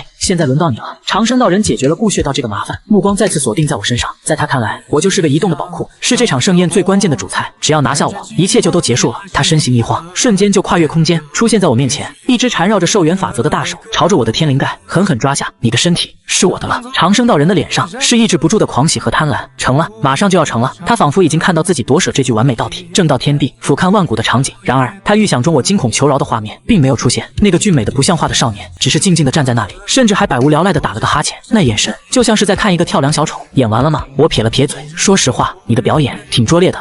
长生道人心中一怒，手上力道更增3分。可就在他的手即将触碰到我头发的刹那，他整个人连带着他引以为傲的长生界都毫无征兆地凝固了，空间也仿佛在这一刻冻结，一股无法用语言形容、无法用神魂感知、超越这方世界所有法则理解的无上威压悄无声息地降临。那股威压并非霸道，也非凌厉，它就像是天，是道，是宇宙诞生之初便存在的至高规则。在这股威压面前，长生道人那引以为傲、堪比天地境的力量，渺小得如同尘埃。他那只抓向我的手就那么僵在半空中，动弹不得，脸上的狂喜和贪婪也彻底凝固，取而代之的是无尽的茫然和一种发自灵魂最深处前所未有的恐惧。怎么回事？发生了什么？为什么我动不了？长生道人那活了数个纪元、早已古井无波的道心，在这一刻彻底崩溃了。他疯狂地催动体内的力量，想要挣脱这股束缚，但他骇然地发现，他与不死山与整个世界的连接，仿佛被一只无形的大手轻而易举地掐断了。谁？是谁？他想咆哮，想怒吼，却发现自己连声音都发不出来。就在这时，一道平静、温和却又蕴含着言出法随、执掌万道威严的声音在天地间悠悠响起：“是谁给你的胆子，敢动我的儿子？”这声音不大，却清晰地传入玄天大陆每一个生灵的耳中。紧接着，在长生道人那充满惊骇的目光中，我面前的虚空如同水波一般荡漾开来，一道身穿白色长袍、黑发披肩、面容英武的身影缓步从中走出。他没有惊天动地的异象，也没有毁天灭地的威压，他就那么简简单单地走出来，却仿佛是整个宇宙的中心、万道的源头。他只是站在那里，整个玄天大陆的法则都在为之哀鸣、臣服。来人，正是顾家当代家主，当世天帝顾凌天。爹，你可算来了！我看到来人，脸上没有没有丝毫意外，还得是老爹啊！你第一次出门还找了顾穴道这个蠢货，我当然得看着。顾凌天看都没看那已经吓傻的长生道人，目光温和的落在我身上，还伸手帮我理了理有些凌乱的衣角。大哥，另一边被寿元锁链困住的顾穴道，在顾凌天出现的一瞬间，身上的束缚便烟消云散。他有些不好意思的挠了挠头，凑过来喊了一声：“我刚才就是跟他玩玩，还没认真呢。”在自己这位威严的大哥面前，他这个在外人面前霸道无比的至尊强者，就像个犯了错的小老弟。事实也的确如此，对谁都蛮横的顾穴道最怕他这个大哥。无他，从小被打到大。完，顾凌天瞥了他一眼，差点让云儿陷入险境。这也叫完，回去自己去刑法堂领罚。顾穴道脸一垮，但也不敢反驳，只能苦着脸应道：“是大哥。”他心里委屈啊，我哪知道这破地方还藏着这么个老阴逼啊！再说了，不是云儿要进来的吗？我劝过他呀，你这分明就是找个借口罚我。父子兄弟三人在这旁若无人的聊着家常，而被彻底无视的长生道人，此刻已经从最初的震惊和恐惧中回过神来。他死死地盯着顾凌天，那双浑浊的眼中只剩下无尽的绝望。天地，这绝对是一尊货真价实的、超越至尊境的无上天地，而且还是那种根基雄厚、战力滔天的真正天地。自己在他面前连蝼蚁都算不上，完了，一切都完了。他谋划了数个纪元，眼看就要成功，却没想到在最后关头，竟然招惹到这样一尊无法想象的恐怖存在。他到底是什么来头？长生道人的心中充满无尽的悔恨和不甘。想夺舍我的儿子。终于，顾凌天处理完家事，将目光落在长生道人身上，他的眼神依旧平静，但那平静之下却隐藏着足以冰封整个宇宙的无尽寒意。被他这么一看，长生道人只觉得自己的神魂仿佛都要被冻结撕裂。他想求饶，想解释，但他一个字都说不出来。也罢，顾凌天似乎失去兴趣，淡淡的说道：“你不是想求长生吗？我便赐你永生。”话音落下，他缓缓抬起一根手指，朝着长生道人轻轻一点。顾凌天那一指看似平平无奇，却蕴含着一种言出法随、逆转乾坤的无上伟力。一指点出，整个玄天大陆的天道都在轰鸣，仿佛在畏惧，又仿佛在臣服。不，长生道人发出一声绝望到极点的嘶吼。他能清晰地感觉到自己与不死山、与寿元之湖、与这方世界天道之间那牢不可破的联系，正在被一股无法抗拒的力量硬生生一寸寸的剥离。他引以为傲的长生剑，在他面前如同沙滩上的城堡，被轻易的抹去。积攒数个纪元的寿元之力，如同开了闸的洪水，疯狂地从他体内宣泄而出，重新回归到那片乳白色的湖泊之中。他那刚刚恢复到巅峰的中年道人模样，再次以肉眼可见的速度变得枯槁衰老。他的修为也从无限接近天地境的巅峰至尊，一路狂跌，至尊后期、至尊中期、至尊初期、圣境、神王境，最终他的修为跌落到连一个普通的凡人都不如的地步。他变成一个真正风烛残年，连站都站不稳的糟老头子，浑身上下散发着浓郁的死气。我的力量，我的寿元。长生道人瘫倒在地上，感受着体内那无尽的空虚和衰败，那双浑浊的眼中只剩下无尽的死寂和绝望。他数个纪元的谋划，数个纪元的苦修，在这一指之下化为乌有。扑通，他再也支撑不住，跪倒在地，朝着顾凌天，朝着我疯狂地磕头：“天地饶命，少主饶命啊！小老儿有眼不识泰山，冲撞了天地和少主，小老儿罪该万死，求天地开恩，饶我一条狗命吧！”他现在什么尊严，什么傲骨都不要了，他只想活下去，哪怕是像狗一样活下去。我看着他这副卑微到极点的样子，心里没有丝毫的波澜。早知今日，何必当初呢？我缓步走到长生道人面前，居高临下的看着他，说实话，你的计划虽然蠢了点，但你搞出来的这个系统还挺有意思的。我摸着下巴，饶有兴致地打量着这座不死山和寿元之湖，以自身为阵眼，窃取天地寿元，反哺自身。这套循环系统虽然路子走歪了，但核心的法则运用还是有可取之处的。听到这话，跪在地上的长生道人眼中闪过一丝微不可察的希冀，难道我还有利用价值？爹！我忽然回头看向顾凌天，脸上露出一个灿烂的笑容。杀了吧，这个世界只要有一个管理就够了。长生道人还想说什么，只见顾凌天抬起一根手指，又是那根手指。然而出乎意料，顾凌天伸出手指点在我的额头上。不急，他这身皮囊虽然现在废了，但毕竟是天生的长生体，对这个世界的生命法则有着天生的亲和力。顾凌天指了指不死山，把他练成一个没有自主意识的傀儡，让他和这座不死山彻底融合，成为这座山的山神，或者说世界之灵。这样一来，他既能继续维持这套寿元循环系统的运转，帮我们源源不断的生产寿元精华。虽然你有了一个管理，可总得有一个园丁吧？月儿，你以前和我说过什么？哦对，这叫废物利用，可持续发展。我点点头，给自己的爹比了个大拇指。我爹有真仙之姿。旁边的顾穴道也是听得一愣一愣的，还能这么玩，把一个至尊巅峰的强者练成园丁？既然月儿你也同意，那为父就出手了。顾凌天笑着说道。他再次抬起手，这一次他的掌心之中浮现出无数玄奥无比的仙道符文，这些符文化作一条条金色的锁链，瞬间没入长生道人的眉心。长生道人发出一声比之前还要凄厉100倍的惨叫，他能感觉到自己的神魂、自己的记忆、自己的一切思想都在被那些金色的符文一点点地磨灭、分解、重组。他想反抗，却根本做不到，眼中闪过无尽的悔恨和恐惧。现在他终于明白顾凌天那句赐你永生是什么意思了，这就是他的永生，以一种没有自我、没有思想，如同傀儡一般的姿态，永远的被囚禁在这座他亲手打造的牢笼里，为别人打工。这比直接杀了他还要残忍10000倍。在他最后的意识即将彻底消散的刹那，他看到那个俊美的少年正微笑着看着他，那笑容在他眼中比世间最恶毒的魔鬼还要可怕。很快，惨叫声停止了，长生道人那枯槁的身躯重新站了起来。只是此刻，他的眼中再无任何神采，只剩下一片空洞和麻木。他对着我恭恭敬敬的躬身行礼，动作标准的像个提线木偶。拜见主人。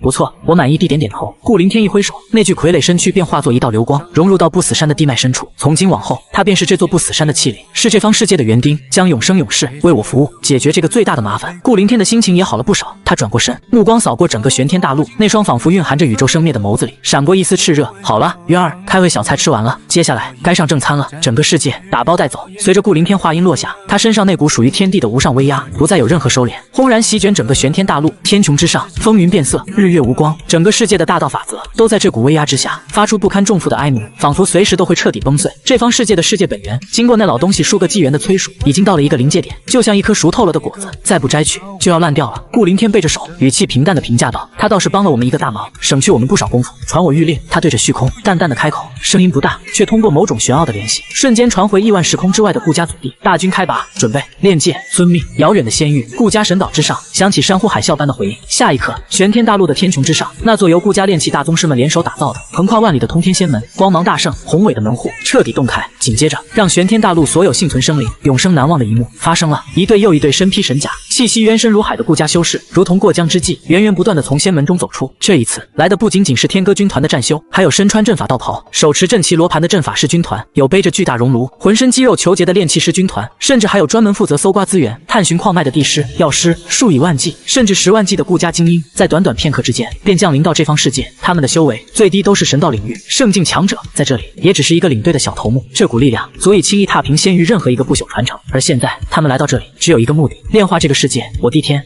这到底是什么样的势力啊？遥远的藏天谷地之外，正在打扫战场的骆冰瑶，在看到这如同神兵天降的恐怖军团时，整个人都傻了。他身后，老圣主张成以及那数万名人族修士更是集体失声，一个个呆若木鸡，如同看到神花降临。他们刚刚才因为诞生了一位圣人而激动不已，可现在他们看到圣人在那群人里，好像连个小队长都算不上。他们看到一对对阵法师有条不紊地飞向玄天大陆的4极8荒天地中央，他们手中那看似小巧的阵旗，在抛向空中的瞬间便迎风暴涨，化作一根根高达万丈、直插云霄的擎天巨柱。每一根阵旗之上都烙印着他们完全看不懂的仙道符文，散发着镇压万古、封锁时空的可怕气息。轰轰轰！一根根巨大的阵旗被精准地打入玄天大陆的地脉节点之中，整个大地都在剧烈的颤抖。他们看到那些炼器师们祭出自己的熔炉，直接以虚空为材料，以法则为新柴，开始炼制一条条粗大无比、闪烁着不朽神光的法则锁链。这是他们在干什么？老圣主看着眼前这匪夷所思的一幕，声音都在发颤。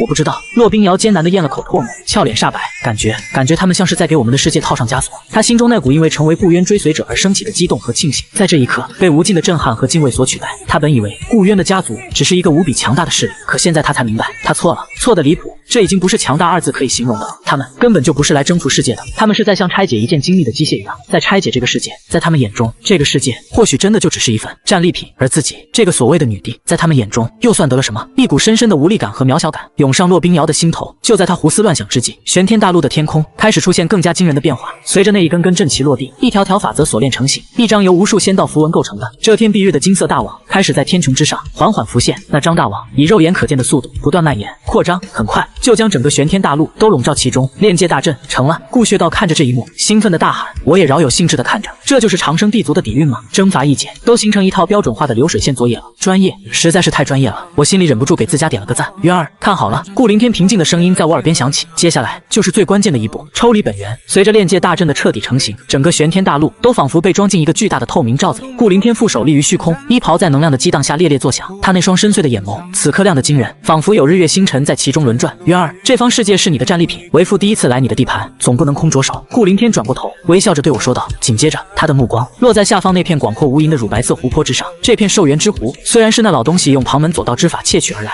其中蕴含着无尽的杂质与怨念，但其本质却是最精纯的生命本源。寻常人若是沾染一丝，便会道心失手，沦为只知杀戮的魔头，但对长生仙体而言，却是大补之物。顾凌天说着，缓缓伸出一只手，今日为父便为你将这湖污秽炼成一池琼浆。话音落下，他掌心之中仙光大盛，一道道道超越这方世界理解极限的天地法则，从他掌心飞出，化作一枚枚玄奥无比的仙道符文，落入寿元之湖中。滋啦，一缕缕肉眼可见的黑色怨气从湖水中被强行剥离出来，在空中发出凄厉的嘶吼，然后被那些仙道符文彻底净化，化为虚无。原本乳白色的湖水开始以一种不可思议的速度变得清澈透亮，紧接着一抹璀璨的七彩霞光从湖底升起，整个湖泊都开始散发出沁人心脾的清香。短短片刻之间，那片充满污秽与怨念的寿元之湖竟然变成一池流光溢彩，仿佛由无数水晶和宝石融化而成的神圣液体，此乃生命原液。顾凌天收回手，淡淡的介绍道：一滴便可让圣人断肢重生，活死人，肉白骨。以后这片湖便作为你未来开辟的那天地的根基吧。我看着眼前这片美轮美奂的生命原液之湖，眼睛都直了，这也太牛逼了吧！就这么随手一练，就把一个充满剧毒的垃圾场变成了无上神物。天地境的强者都这么豪横的吗？多谢父亲！我连忙道谢，心里美滋滋的。这只是开胃菜。顾凌天笑了笑，目光又转向那座巍峨的不死山。这座山被那老东西经营数个纪元，其山体早已与这方世界的大地本源融为一体，坚固无比，倒是个不错的炼器材料。正好你还缺一座随身的洞府，为父便将它炼成一座行宫，赠予你。说着，顾凌天并指成剑，对着不死山凌空一划，哧啦，一道看似纤细却蕴含着斩断万古之力的剑光一闪而逝，整座庞大无比、连绵数万里的不死山山脉竟然被这一剑从大地上硬生生的斩断剥离起。顾凌天轻喝一声，轰隆隆，整座不死山连带着地底深处那庞大的地脉都开始剧烈的颤抖，然后缓缓的从大地上升起。这一幕看得远处的骆冰瑶等人再次头皮发麻。拔山，这可是真正意义上将一座大陆级别的山脉连根拔起啊！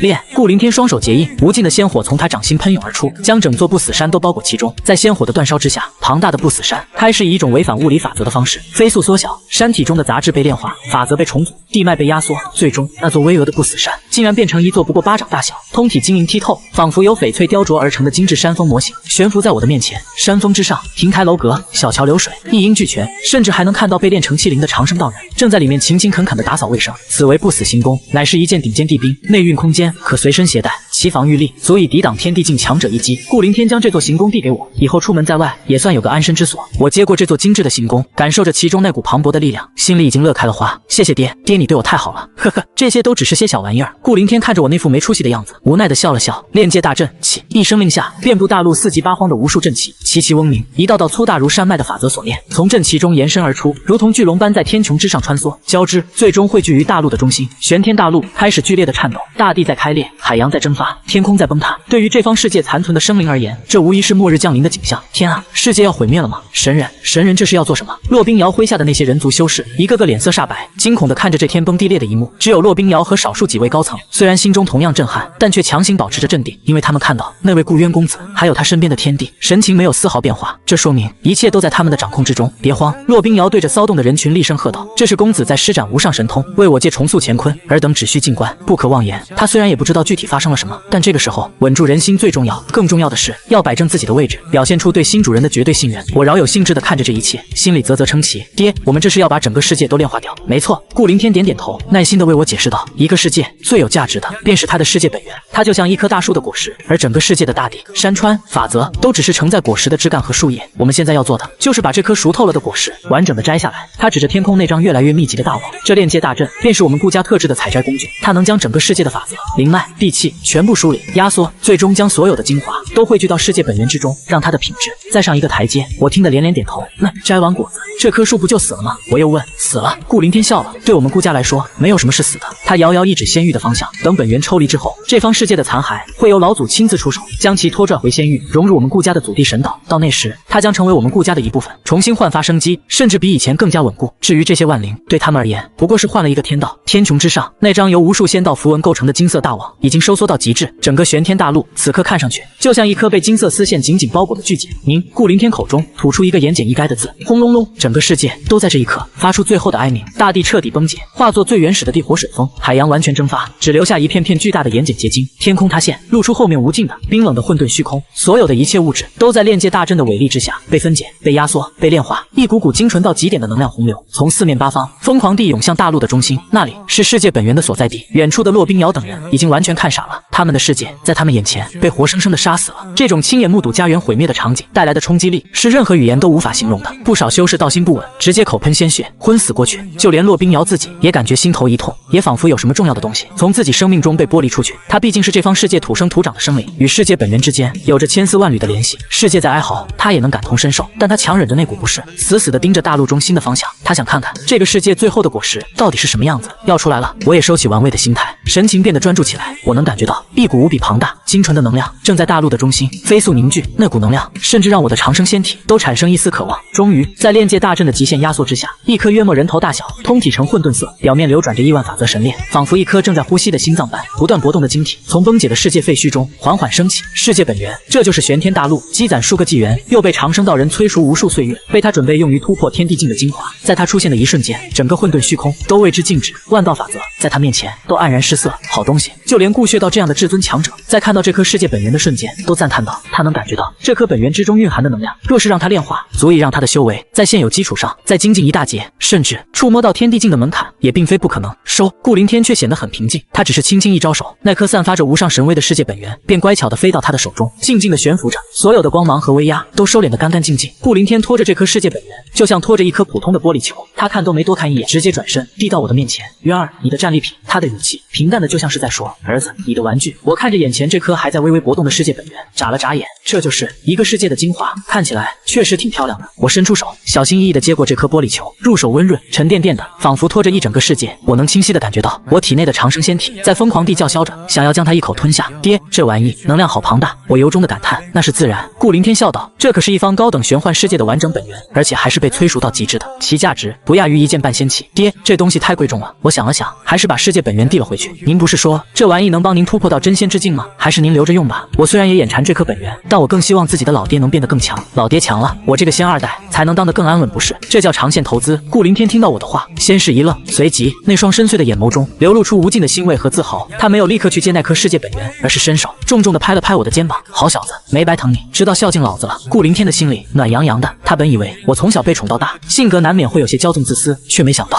在如此重宝面前，我第一个想到的竟然是自己，这比他自己突破到真仙之境还要让他感到高兴。哈哈哈！旁边的顾穴道也是放声大笑。大哥，你看我说的没错吧？渊儿这孩子随你，懂事。他看着我的眼神也充满了赞赏，不愧是我顾家的麒麟儿，天赋、气运、心性，样样都是顶级。爹，您就收下吧。我再次把本源往前递了递，我才刚开始修炼，用这么好的东西太浪费了。您用了，我们顾家就多一尊真仙，那才是最大的好事。顾凌天看着我那真诚的眼神，心中感动，但还是摇了摇头。渊儿，你的心意为父心领了，但这颗本源你必须收下。他将我的手推了回去，神情变得严肃起来。这是你发现的世界，按照家族规矩，这颗本源本就该归你所有，无规矩不成方圆。就算是我，也不能坏了规矩。第二，为父想要突破，光靠这一颗世界本源还远远不够。不过为父出手也不会白出手，届时我会窥探他的一丝契机，尝试突破。但想要真迈出那一步，还需要漫长时间的积累和沉淀。而你不一样。顾凌天的目光变得无比炽热。你是长生仙体，你的未来注定是要超越为父，超越你爷爷的。这颗世界本源将是你踏上无上仙道之路最重要也是最坚实的一块基石。你现在要做的，不是想着如何让为父突破，而是想着如何让自己变得更强。只有你变得足够强，强到能俯瞰万古，执掌诸天，那才是对为父，对整个家族最好的回报。一番话说得我热血沸腾，我看着自己父亲那充满期盼的眼神，知道自己在推辞就是矫情了。好，爹，我明白了。我重重的点头，不再犹豫，将世界本源收入自己的储物戒指中。我暗暗发誓，自己一定不会辜负父亲的期望。不就是变强吗？有这么好的条件，有这妖牛逼的家人，我要是不修炼成诸天万界第一扛把子，都对不起我这顶级仙二代的身份。看到我收下本源，顾凌天欣慰的笑了，他转过身，看向那片已经彻底化为废墟，只剩下一片片大陆碎片的玄天大陆残骸。好了，果子摘完了，接下来该把这棵树也打包带走了。父亲，这还有用？我好奇地问道。当然有用。顾凌天背着手，一副你还年轻，不懂这里面的门道的表情。一方高等玄天世界的残骸，虽然本源被抽离，法则也近乎崩溃，但它本身依旧蕴含着海量的物质和能量。你看着是一堆废墟，但在老祖眼中，这就是最好的建筑材料。顾凌天遥遥指向仙域的方向，眼中露出一丝向往。我们顾家的祖地神岛虽然庞大，但并非一成不变。每一次对外征伐，吞并一方世界，都是对我们祖地的一次扩充和升级。将这方世界的残骸融入到我们的神岛之中，不仅能扩大我们家族的领域，还能将这方世界残存的法则化为我们神岛的养分，让我们的护族大阵变得更加稳固。最重要的是，顾凌天顿了顿，脸上露出一抹神秘的笑容。这方世界毕竟是你发现的，将它融入祖地以后，这片新扩充出来的疆域就划到你的名下，作为你的私人领地。等你以后开府建衙，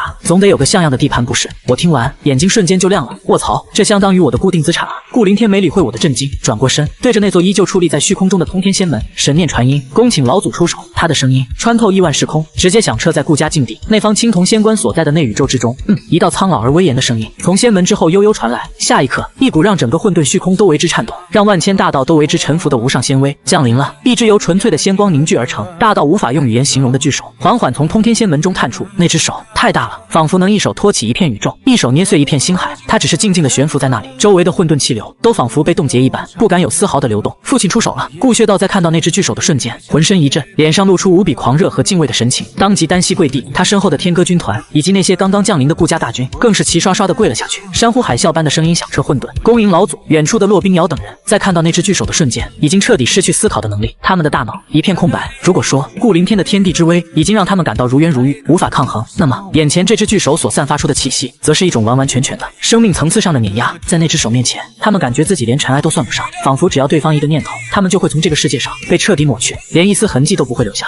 这才是真正的仙吗？骆冰瑶失魂落魄的喃喃自语，他感觉自己引以为傲的转生修为，在这一刻显得是那么的可笑和可悲。我看着那只熟悉又陌生的巨手，心里也是震撼不已。这就是红尘真仙的力量吗？仅仅是一只手，就让整个混沌虚空都在颤抖，太强了，强的简直不讲道理。就在所有人为之震撼之际，那只仙光巨手动了，它以一种看似缓慢，实则快到极致的速度，朝着玄天大陆那些漂浮在混沌中的残骸缓缓抓去。那动作轻柔的就像是在捞起水中的落叶，但就是这么一个简单的动作，却让周围的时空都发生剧烈的扭曲。无数的法则锁链从巨手的五指间延伸而出，如同渔网一般，将所有的大陆碎片，无论大小，无论远近，全都精准地笼罩其中。收！随着老祖那苍老的声音再次响起，那张由法则锁链构成的大网猛地向内一收，轰隆隆，整个玄天大陆的残骸，那数以万计大大小小的大陆碎片，在这一刻仿佛受到一股无法抗拒的牵引力，开始朝着仙光巨手的掌心疯狂汇聚。他们在汇聚的过程中不断的碰撞、挤压、融合，最终在仙光巨手那无上伟力的作用下，所有的大陆碎片竟然重新拼接融合，化作一块完整而巨大的菱形的陆地。做完这一切，那只仙光巨手拖着这块巨大的陆地，缓缓地朝着通天仙门的方向拖拽而去。这一幕彻底击碎了骆冰瑶等人的最后一丝侥幸，他们终于明白顾家或者说顾渊到底是一个怎样伟大的存在。征伐、掠夺、炼化、打包，这已经不是凡人，甚至不是他们理解中的神明能够拥有的手段了。这是创世，是灭世，是执掌一个世界生死的无上权柄。公子骆冰瑶看着不远处那个一脸平静，仿佛早就对这一切司空见惯的少年，心中再也没有任何杂念，只剩下无尽的敬畏和一种能够追随这样一位存在而产生的发自灵魂深处的庆幸与荣耀。我并不知道骆冰瑶心里的想法，我现在正忙着跟自己老爹聊天呢。爹，爷爷这一手可真帅啊！我由衷的赞叹道，这比什么神通法术看起来带劲多了。等你到了爷爷那个境界，你也可以。顾凌天笑着说道，语气中满是自豪。那是他的父亲，是他们顾家真正的定海神针。很快，那只仙光巨手便拖着玄天大陆的残骸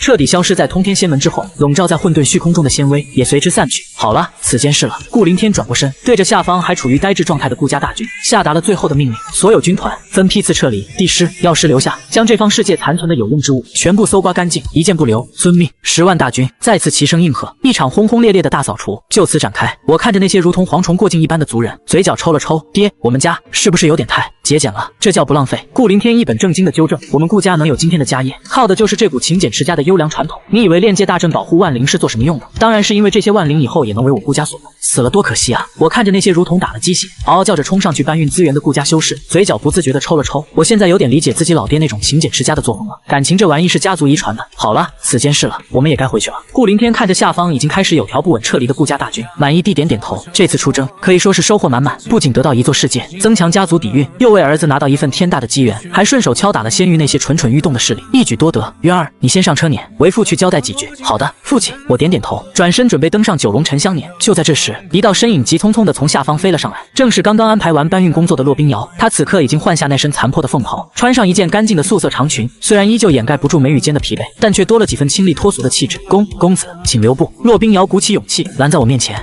还有事。我停下脚步，有些好奇地看着他。公子，冰瑶有一事相求。骆冰瑶深吸一口气，目光灼灼地看着我。玄天大陆如今百废待兴，生灵涂炭，单凭冰瑶一人之力，恐怕难以在短时间内恢复秩序。所以呢，我饶有兴致地看着他。所以冰瑶恳请公子能留下一些人手，助我一臂之力。骆冰瑶说完，便深深地弯下腰，几乎要将头埋到胸口。他知道这个要求很过分，对方刚刚才帮他们平定动乱，现在又要让人家留下当苦力，这简直是得寸进尺。但他没办法，玄天大陆现在就是一个烂摊子，各种妖魔鬼怪虽然被清剿一空，但各地残存的势力、人心惶惶的民众、破碎的法则、崩坏的灵脉，这些问题每一个都足以让他焦头烂额。他需要力量，需要足以镇压一切不服、推行新政的绝对力量。而眼前这位公子和他身后的家族是他唯一的希望。我沉思几秒，如果让玄天大陆自己恢复，还不知道需要多久。于是我从储物戒指里掏出一个巴掌大小、看起来平平无奇的青铜罗盘，丢给骆冰瑶。这是我们顾家炼制的微型传送阵，我已经让人在上面设定好我们家族神岛的坐标，一滴一滴写上去就能激活它。以后你每个纪元需要向我顾家上缴这个世界产出的30%资源作为管理费。当然，如果你遇到什么自己解决不了的麻烦，也可以通过这个传送阵向我求援。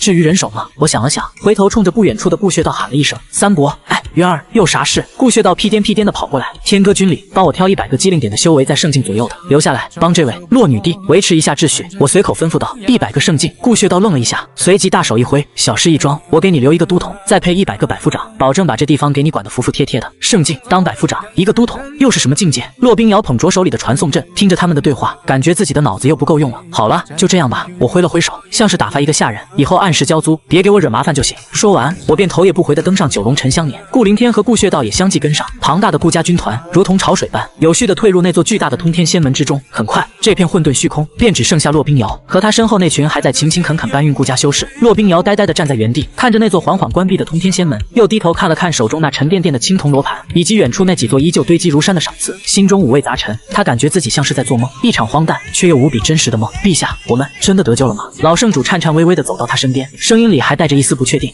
骆冰瑶重重地点了点头，那双美丽的凤眸中重新燃起前所未有的光芒。我们不仅得救了，而且一个全新的时代即将到来。他紧紧握住手中的传送阵，仿佛握住了整个世界的未来。他知道，从今天起，玄天大陆的历史将由他，不是由那位顾渊公子来亲手书写，而他将是这个新时代最忠实的执行者，也是最大的受益者。传我命令！骆冰瑶深吸一口气，声音恢复了女帝的威严与果决。所有修士立刻清点战利品，救治伤员，安抚民众。3日之后，我要在洛阳废墟之上重建皇城，昭告天下，玄天大陆永奉顾渊公子为主。他的目光透过虚空，仿佛能察觉到周遭的无数目光，每一道似乎都不比发起黑暗动乱的那些至尊古皇们乱。他心里隐约知道，这里是顾家领地，而这些目光也是属于顾家势力内的诸天万界。顾家在此方仙界到底有多强？仙域浩瀚无垠，广阔无边，无数的星系、大陆、秘境如同尘埃般漂浮在无尽的宇宙之中，共同构成这个辉煌鼎盛的修炼文明。在仙域的中心地带，有一片被混沌气笼罩，寻常修士终其一生也无法靠近的禁忌之地，那里便是长生世家，顾家的祖地，顾家神岛。这一日，整个仙域所有不朽传承、所有闭关的老怪物都仿佛心有所感，齐齐将目光投向顾家神岛所在的方向。嗡！顾家神岛上空，那座已经开启了10数日的通天仙门，在无数道神念的窥探之下，一艘艘散发着铁血煞气的船，身之上还沾染着异界法则气息的巨大战船，如同归巢的巨兽，缓缓从仙门中驶出。是顾家的征伐大军回来了。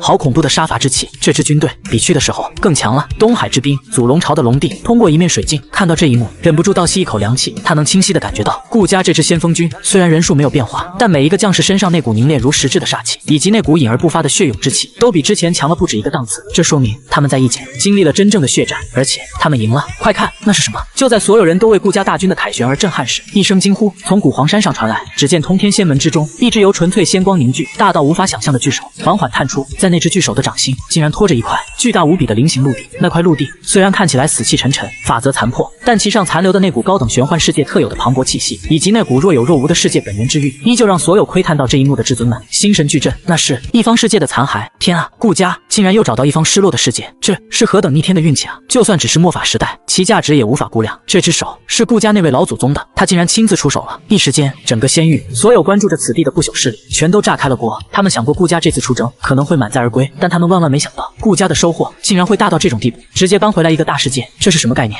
这意味着顾家的底蕴将再次迎来一次恐怖的暴涨。那大陆残骸中蕴含的无数矿脉、灵根、秘境就不用说了，百万年下来，几乎可以说是取之不尽、用之不竭的宝藏。最重要的是，一个世界的本源，虽然他们没有直接看到，但用脚趾头想都知道，顾家不可能放过一个世界最珍贵的本源稻果。一颗完整的高等玄天世界本源，足以让一尊天帝窥探到真仙之秘，足以让一个长生世家再添一尊19境天地强者。要知道，整个太古仙域一共才多少位天帝啊！疯了！顾家这群疯子！祖龙朝内，龙帝看着水镜中的景象，喃喃自语，眼中充满骇然和一丝不易察觉的羡慕。他们龙族也曾征伐过异界，但最多也就是抢点资源，抓点奴隶。像顾家这样直接把整个世界连锅端走的操作，他们连想都不敢想。不仅仅是要面对到的反抗，更重要的是，他们龙族没有真仙，做不到这种将世界都带走的手段。至多只能是将世界分割成一块一块，采用温水煮青蛙形式慢慢消化，而这个过程不可避免会遭遇到浪费、抢夺、反抗等。传我命令！龙帝深吸一口气，声音无比凝重。从今日起，我龙族所有成员，但凡遇到顾家之人，一律退避三舍，不得有任何冲突。另外，备上一份厚礼，就说恭贺顾家凯旋，我祖龙朝愿与顾家永结同好。同样的一幕，也在仙域各大不朽传承中上演。古黄山、瑶池圣地、荒古姬家、太乙仙门，这些平日里高高在上、俯瞰万古的庞然大物，此刻无一例外都选择了低头。他们纷纷派出使者，带着最贵重的礼物，朝着顾家神岛的方向赶去，恭贺顾家凯旋。整个仙域因为顾家的这次凯旋而掀起一场前所未有的巨大风暴，而作为风暴的中心，顾家神岛之上，此刻却是一片欢腾的海洋。当那块巨大的玄天大陆残骸被老祖的仙光巨手稳稳地安放在神岛最末处，新开辟出的虚空之中，所有顾家族人都知道此番胜出，大胜，赢了，我们赢了，哈哈哈！我就知道我顾家出征向来是无往不利。快看那块大陆，太大了，以后我们又有新的试炼之地了。我闻到了，是世界本源的味道，天啊，太香了！光是闻一口，我都感觉修为要突破了。欢呼声、呐喊声响彻整个神岛，无数的顾家族人从自己的洞府中，从自己的岗位上冲出来，涌向大军凯旋的广场，想要亲眼见证这一刻。他们看着那些身披金甲、煞气冲天的将士，眼神中充满崇拜和敬仰。他们看着那些堆积如山的战利品，眼睛里冒着绿光。而当他们的目光最终汇聚到那艘由9条大地级真龙拉着的无比华美的沉香车辇上时，所有人的眼神都变得无比的敬畏和狂热。在顾凌天提前的预热与造势下，他们都知道这一切的荣耀和收获都源于车辇上的那个人。他们顾家年仅18岁，才开始修炼不久的少主，是我为家族带来了这场天大的机缘，开启顾家一个新的辉煌时代。顾家神岛至尊殿前的巨大广场上，早已是人山人海，不用人山人海来形容，已经远远不够。放眼望去，密密麻麻，全是人头，从白发苍苍、气息古老，不知道活了多少万年的庞细素老，到血气方刚、眼神锐利、一个个摩拳擦掌的年轻一辈，几乎所有在族的顾家子弟，无论嫡系还是旁系，全都聚集到了这里。他们一个个伸长脖子，目光灼灼地望着广场中央那片为凯旋大军预留出的空地，脸上写满了激动和期待。来了，来了！我看到天歌军团的站起了，不知是谁喊了一嗓子，人群瞬间就炸开了锅。果然，远处的天际，一艘艘庞大的战船正破开云层，缓缓向着广场驶来。为首的正是天歌军团那面绣着金色战歌的巨型战旗，在风中猎猎作响，散发着令人心悸的铁血煞气。快看，是三长老！三长老回来了！有人眼尖看到站在最前方一艘战船船头那个身形魁梧、一头红发如同火焰般燃烧的身影，正是顾家的三长老顾穴道。三长老威武！三长老辛苦了！人群中爆发出山呼海啸般的欢呼声。顾穴道显然很享受这种万众瞩目的感觉，他站在船头，咧着大嘴，冲着下方的人群得意地挥着手，那模样要多骚包有多骚包，哈哈哈！小场面，都坐下，基本操作。他心里美滋滋的。这次出征虽然没怎么打过瘾，但又是收坐骑，又是挖宝藏，最后还在侄子面前好好表现一把，简直是赚翻了。最重要的是，这份天大的功劳，他顾穴道也占了一份。看这架势，回去之后，家族的赏赐肯定少不了，说不定能分到几缕世界本源，让他的修为再进一步。就在他得意洋洋的时候，他身旁的一名都统小声提醒道：“三长老，家主和少主还在后面呢，您是不是该低调点？”嗨嗨！顾穴道闻言，老脸一红，连忙收起那副骚包的嘴脸，恢复成一副威严满满的至尊强者模样。他回头看了一眼，只见那艘最华丽的9龙沉香辇正不紧不慢地跟在大军的最后方，都给老子打起精神来！顾穴道对着身后的天歌军将士们大喝一声：“待会儿献俘的时候，都把你们最精神的一面拿出来！谁要是敢在少主面前丢人，老子回去扒了他的皮！”遵命！1万天歌军将士齐声怒吼，一个个挺直腰杆，身上的煞气更加凝练。很快，凯旋的大军便缓缓降落在广场中央。顾穴道第一个从战船上跳下来，大步流星地走到广场最前方的高台之下。高台之上，家主顾凌天以及大长老顾凌江等一众家族核心高层早已等候多时。启禀家主，大长老顾穴道单膝跪地，声音洪亮如钟：“天歌军团先锋部队信不辱命，已成功扫平异界动乱，为我顾家开疆拓土。”好，顾凌天看着自己这个虽然有点莽，但战力彪悍的三弟，脸上露出满意的笑容。穴道辛苦了，起来吧。谢家主。顾穴道站起身，脸上是抑制不住的得意。而此刻，广场上所有人的目光都已经越过他，投向那艘缓缓降落的9龙沉香辇。所有人都屏住了呼吸，他们知道今天真正的主角要登场了。吼！9条圣境真龙发出震天动地的龙吟，拉着车辇稳稳地停在广场中央。但让所有人感到意外和震惊的是，在9龙沉香辇的前方，竟然还跟着一头他们从未见过的狰狞异兽。那异兽体型庞大如山岳，浑身覆盖着漆黑如墨的鳞甲，头生独角，背有双翼，四足之下燃烧着黑色的火焰，一股股恐怖的黑暗气息从他身上弥漫而出，让在场所有圣境之下的修士都感到一阵心悸。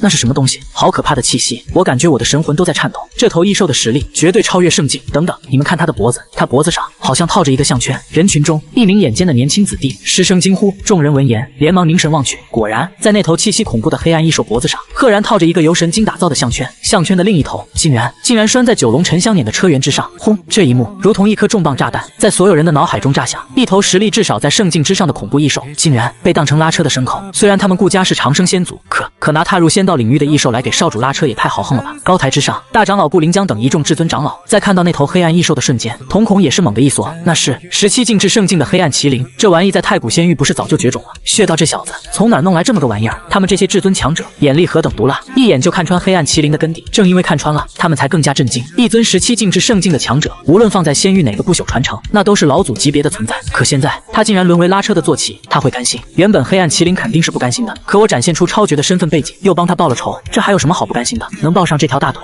有多少人求而不得啊？就在众人心神俱震、议论纷纷之际，九龙沉香辇内由珠帘串成的车门被一只修长白皙的手缓缓掀开，一道身穿白衣、风神俊朗的身影从车辇中缓步走出，正是我。在我出现的一瞬间，整个喧闹的广场瞬间变得鸦雀无声，所有人的目光都聚焦在我的身上，敬畏、狂热、崇拜、好奇。我迎着那数以万计的目光，神情平静，甚至还有点想打哈欠。我迈步走下车辇，那头原本还一脸生无可恋的黑暗麒麟，在看到我下来的瞬间，竟然无比乖巧地匍匐在地，巨大的头颅恭敬地低下，像是在迎接自己的主人。儿臣顾渊拜见父亲，拜见大长老，诸位叔伯。我走到高台之下，对着上方的长辈们恭恭敬敬地行了一礼，我的姿态谦逊有礼，没有丝毫因为立下不世之功而产生的骄纵。好。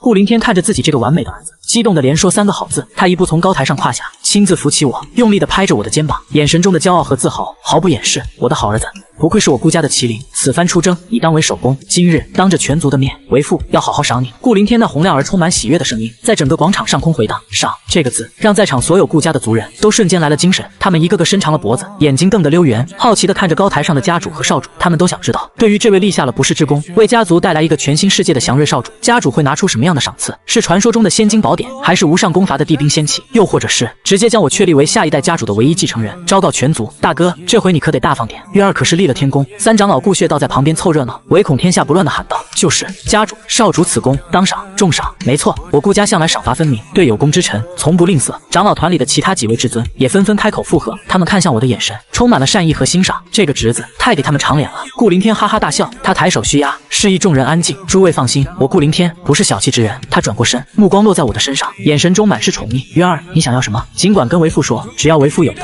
只要我顾家有的，哪怕是天上的星星，为父也给你摘下来。这话一出，全场再次哗然。我的天，家主这是何等的宠爱啊！这简直是把少主宠上天了。只要你要，只要我有，这不就是最顶级的偏爱吗？无数年轻一辈的顾家子弟看着我的眼神充满了羡慕、嫉妒、恨，人比人气死人啊！他们还在为了几块神元、几瓶丹药争得头破血流，人家倒好，直接就是整个家族的宝库，任君挑选。这就是嫡子和旁系的差距吗？不，这已经不是嫡子和旁系的差距了，这是人和神的差距。我听到自己老爹这番话，虽然早就已经知道会得到什么，不过戏还是得演足。我表面上还是保持着谦逊，对着顾凌天再次躬身一礼，不卑不亢地说道：父亲厚爱，儿臣感激不尽。但儿臣以为此次征伐之功，非儿臣一人之力，乃是老祖宗神威盖世，父亲运筹帷幄，三伯及诸位将士奋勇杀敌，全族上下同心协力的结果。儿臣只是恰逢其会，不敢居功。至于赏赐，儿臣如今刚刚踏入修行之路，根基未稳，不敢奢求太多，一切但凭父亲做主。这番话说的滴水不漏，有理有据，既捧了老祖和老爹，又夸了三伯和将士，还把自己放在一个谦虚好学的位置上。高台之上，大长老顾临江听完，那双浑浊的老眼中金光一闪，抚着胡须，满意地点了点头。好，说得好，不骄不躁，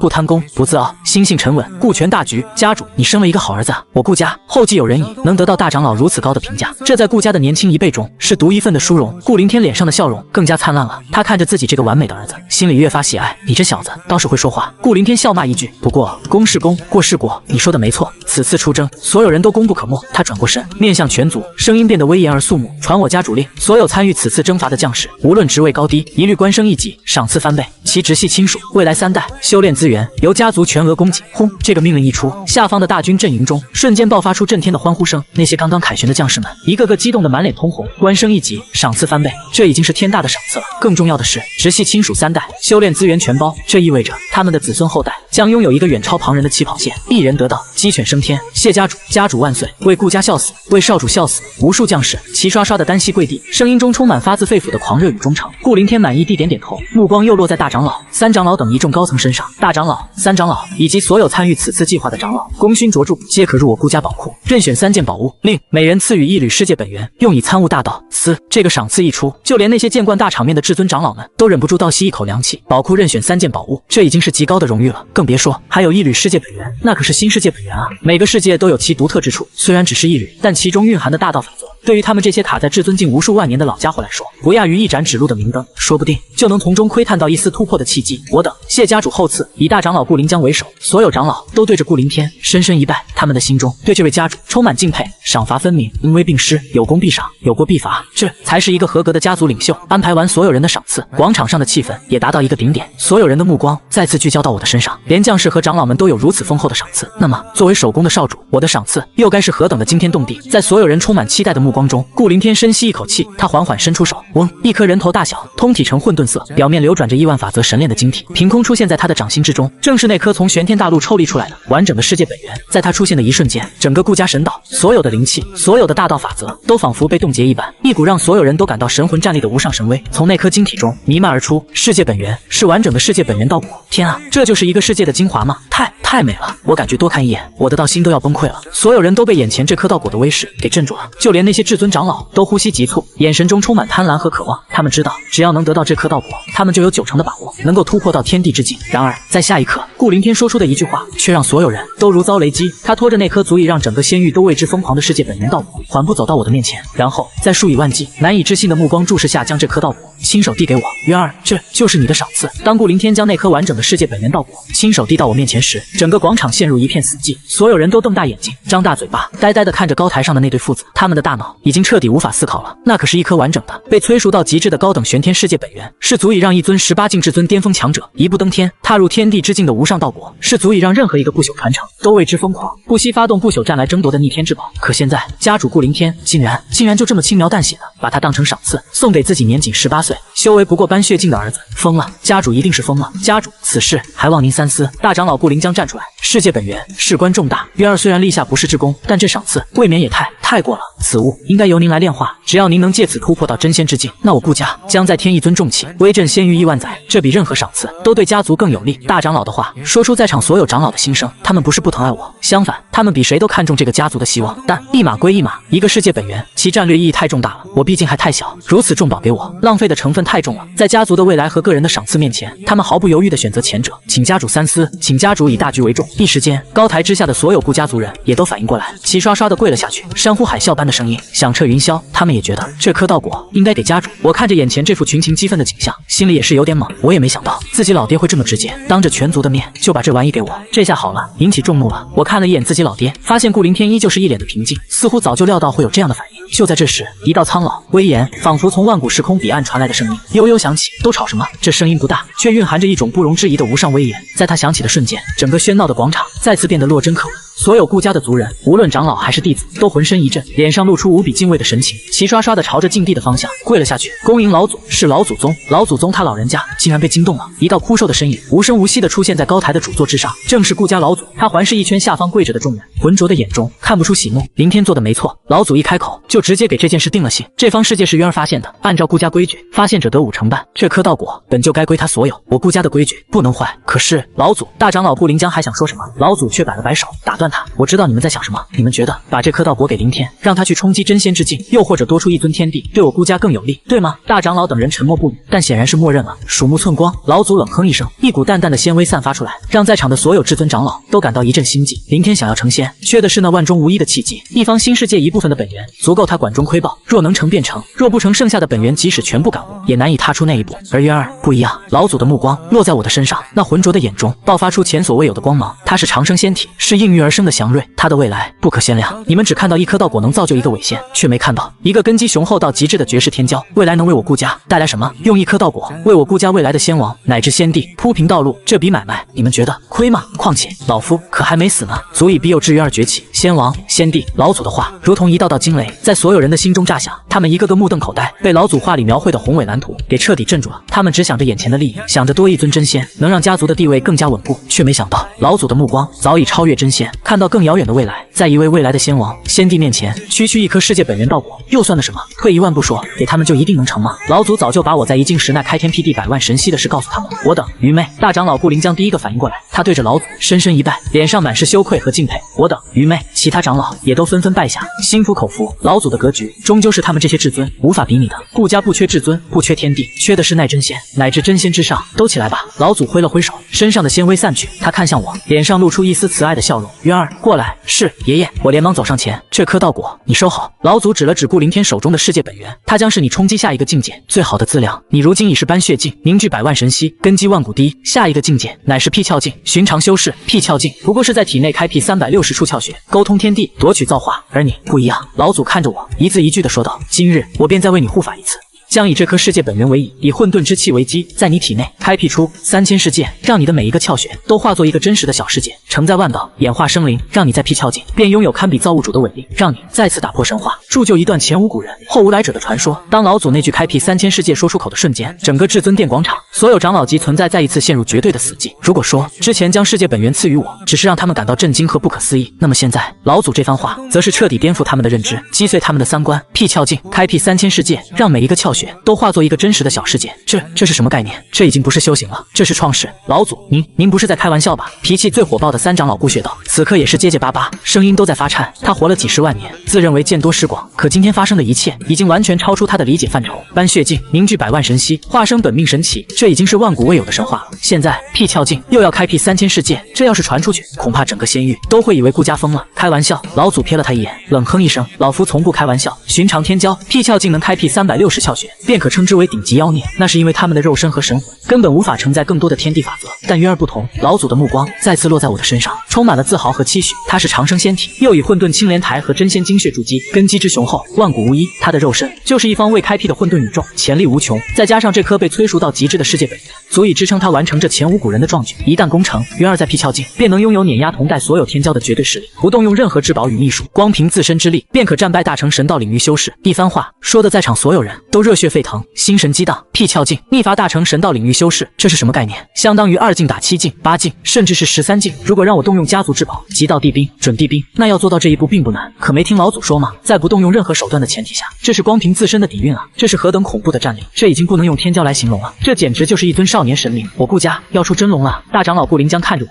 激动的浑身都在颤抖。他仿佛已经看到，在不久的将来，我横推万古，镇压一个时代，带领顾家走向前所未有辉煌的场景。好了，闲话少说。老祖摆了摆手，神情变得严肃起来。此事非同小可，需要一个绝对安静、不受任何打扰的环境。凌天、血道，你们2人为我护法，其余至尊长老封锁整个神岛，任何人不得离开，靠近禁地半步。遵命。顾凌天和顾血道齐声应道。众长老神情也都无比凝重，他们知道接下来的事情将关系到顾家未来的气运，容不得半点差池。云儿，随我来。老祖对着我招了招手，身形一闪，便带着我瞬间消失在原地。下一刻，2人已经再次回到禁地深处，那方青铜仙关所在的内宇宙之中。爷爷，我们就在这里突破吗？我看着周围熟悉的星空，有些好奇地问道。没错，老祖点点头，这里是老夫的内天地，与外界完全隔绝，便是同等真仙，也绝不可能在不惊扰老夫的前提下推翻，最是安全。他指了指那口悬浮在宇宙中心的青铜古棺，去吧，像上次一样，坐到混沌青莲台上去。是，爷爷。我轻车熟路，纵身一跃，跳入仙关之中，盘膝坐在那方散发着清香的青色莲台之上，凝神静气，抱元守一。老祖的声音在我脑海中响起，将你丹田内的那尊本命神奇与你的神魂彻底融合，然后观想世界。我闻言，立刻闭上双眼，心神沉入丹田，只见那尊由百万神息凝聚而成的金色神奇，宝相庄严，与我一般无二。在我的意念催动之下，金色神奇缓缓睁开双眼，化作一道流光，冲出丹田，直入我的识海，与我那早已凝练无比的神魂完美的融合在一起。轰！在融合的刹那，我只觉得自己的神魂仿佛瞬间暴涨100倍，我的感知无限延伸，穿透内宇宙的界壁，看到外面无尽的混沌虚空。我看到混沌气的生灭，看到法则的演化，世界的诞生与毁灭，一种前所未有的明悟涌上心头。就是现在，老祖的声音如同一记警钟，在我心头敲响。取出世界本源，以神魂为引，将其炼化，在你体内重开天地。我没有丝毫犹豫，心念一动，那颗被我收入储物戒指的世界本源道果便凭空出现，悬浮在我的面前。我张开嘴，如同长鲸吸水一般，将那颗人头大小的道果一口吞入腹中。轰！一股无法用语言形容的庞大到极致的能量瞬间在我的体内轰然炸开，那能量比我之前吸收的混沌气和仙火还要精纯，还要磅礴，仿佛一整个世界都在我的体内爆炸了。噗！饶是我的肉身已经强悍到变态的地步，在如此恐怖的能量冲击之下，也忍不住喷出一口金色的血液。我的身体瞬间布满裂纹，仿佛下一秒就要彻底崩溃。稳住心神，引导能量冲击窍穴。老祖的声音及时响起，我强忍着那撕心裂肺的剧痛，疯狂运转神魂，引导着那股狂暴的能量洪流，朝着我体内的第一处窍穴百会穴狠狠地冲了过去。辟窍境修行的便是人体内360处大窍穴，以及潜藏在更深层次的无数微小窍穴，每一处窍穴都对应着天地间的一种法则，一道玄机。寻常修士能打开一处，便算是踏入辟窍境的门槛。而我要做的不是打开，而是创造。轰！当那股由整个世界界本源所化的能量洪流撞在百会穴上的刹那，我的识海中仿佛响起了开天辟地般的第一声巨响。我的百会穴没有像普通修士那样被冲开一个通道，而是直接被炸开了一个点，一个无限小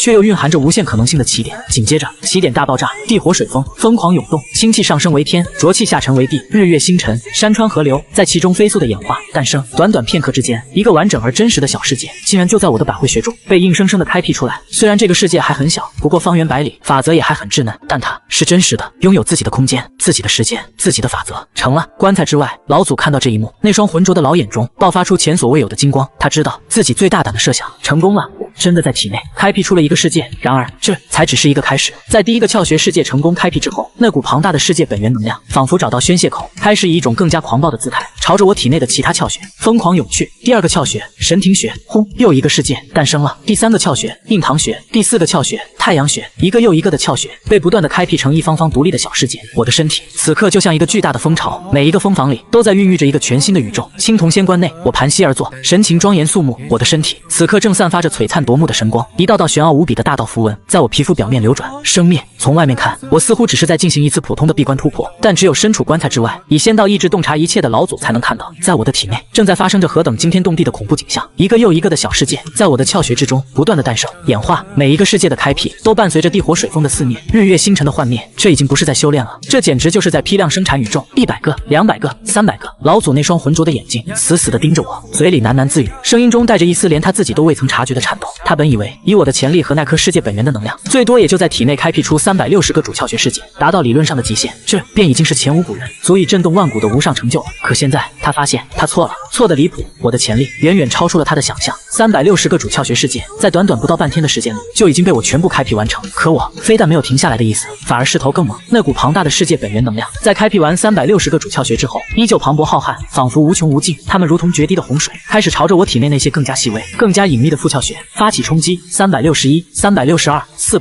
500、1000。当第1000个窍穴世界在我体内成功开辟的刹那，轰！整个内宇宙都为之剧烈震动，万千星辰齐齐嗡鸣，仿佛在为这个奇迹的诞生而欢呼。1000个，他竟然在体内开辟出了1000个世界。饶是以老祖那活了无数纪元，早已看淡一切的真仙心境，在这一刻也再也无法保持平静。他那枯瘦的身躯猛地从青铜古棺的边缘站起，脸上写满难以置信的震撼。怪物，这小子简直就是个怪物！老祖忍不住爆了一句粗口。他活了这么久，见过无数惊台绝艳的妖孽天骄，有天生圣人，口含天线，言出法随的，有混沌神魔转世，肉身无双，力可撼动星辰的，也有大道之子，语道合真，一面便可引动万法共鸣的。但他还从未见过，也从未听说过，有谁能在辟窍境就在体内开辟出1000个世界的。这已经不是打破神话了，这是在创造一个全新的，让后世所有天骄都为之绝望，连仰望都看不到背影的恐怖神话。不行，不能让他再这么下去了。老祖的脸上忽然闪过一丝凝重，世界本源的能量虽然庞大，但也并非无穷无尽。他这么毫无节制的开辟下去，万一在最后关头能量不济，导致某个世界开辟失败，那就会引起连锁反应，让他之前所有的努力都功亏一篑，甚至可能会有道基崩溃、生死道消的危险。想到这里，老祖再也坐不住了，他必须出手，强行打断我的突破，让我稳固现有的道基。1000个窍穴世界已经足够了，这已经是万古未有的成就，没必要再去冒那么大的风险。然而，就在他准备出手的刹那，异变再次发生。只见盘坐在混沌青莲台上的我，忽然张开嘴，猛地一吸，嗡！整个内宇宙中那浓郁到化不开的混沌之气，仿佛受到一股无法抗拒的牵引力，化作一道道灰蒙蒙的洪流，疯狂地涌入我的口中，被我吞入腹中。卧槽！老祖看到这一幕，眼珠子都快瞪出来了。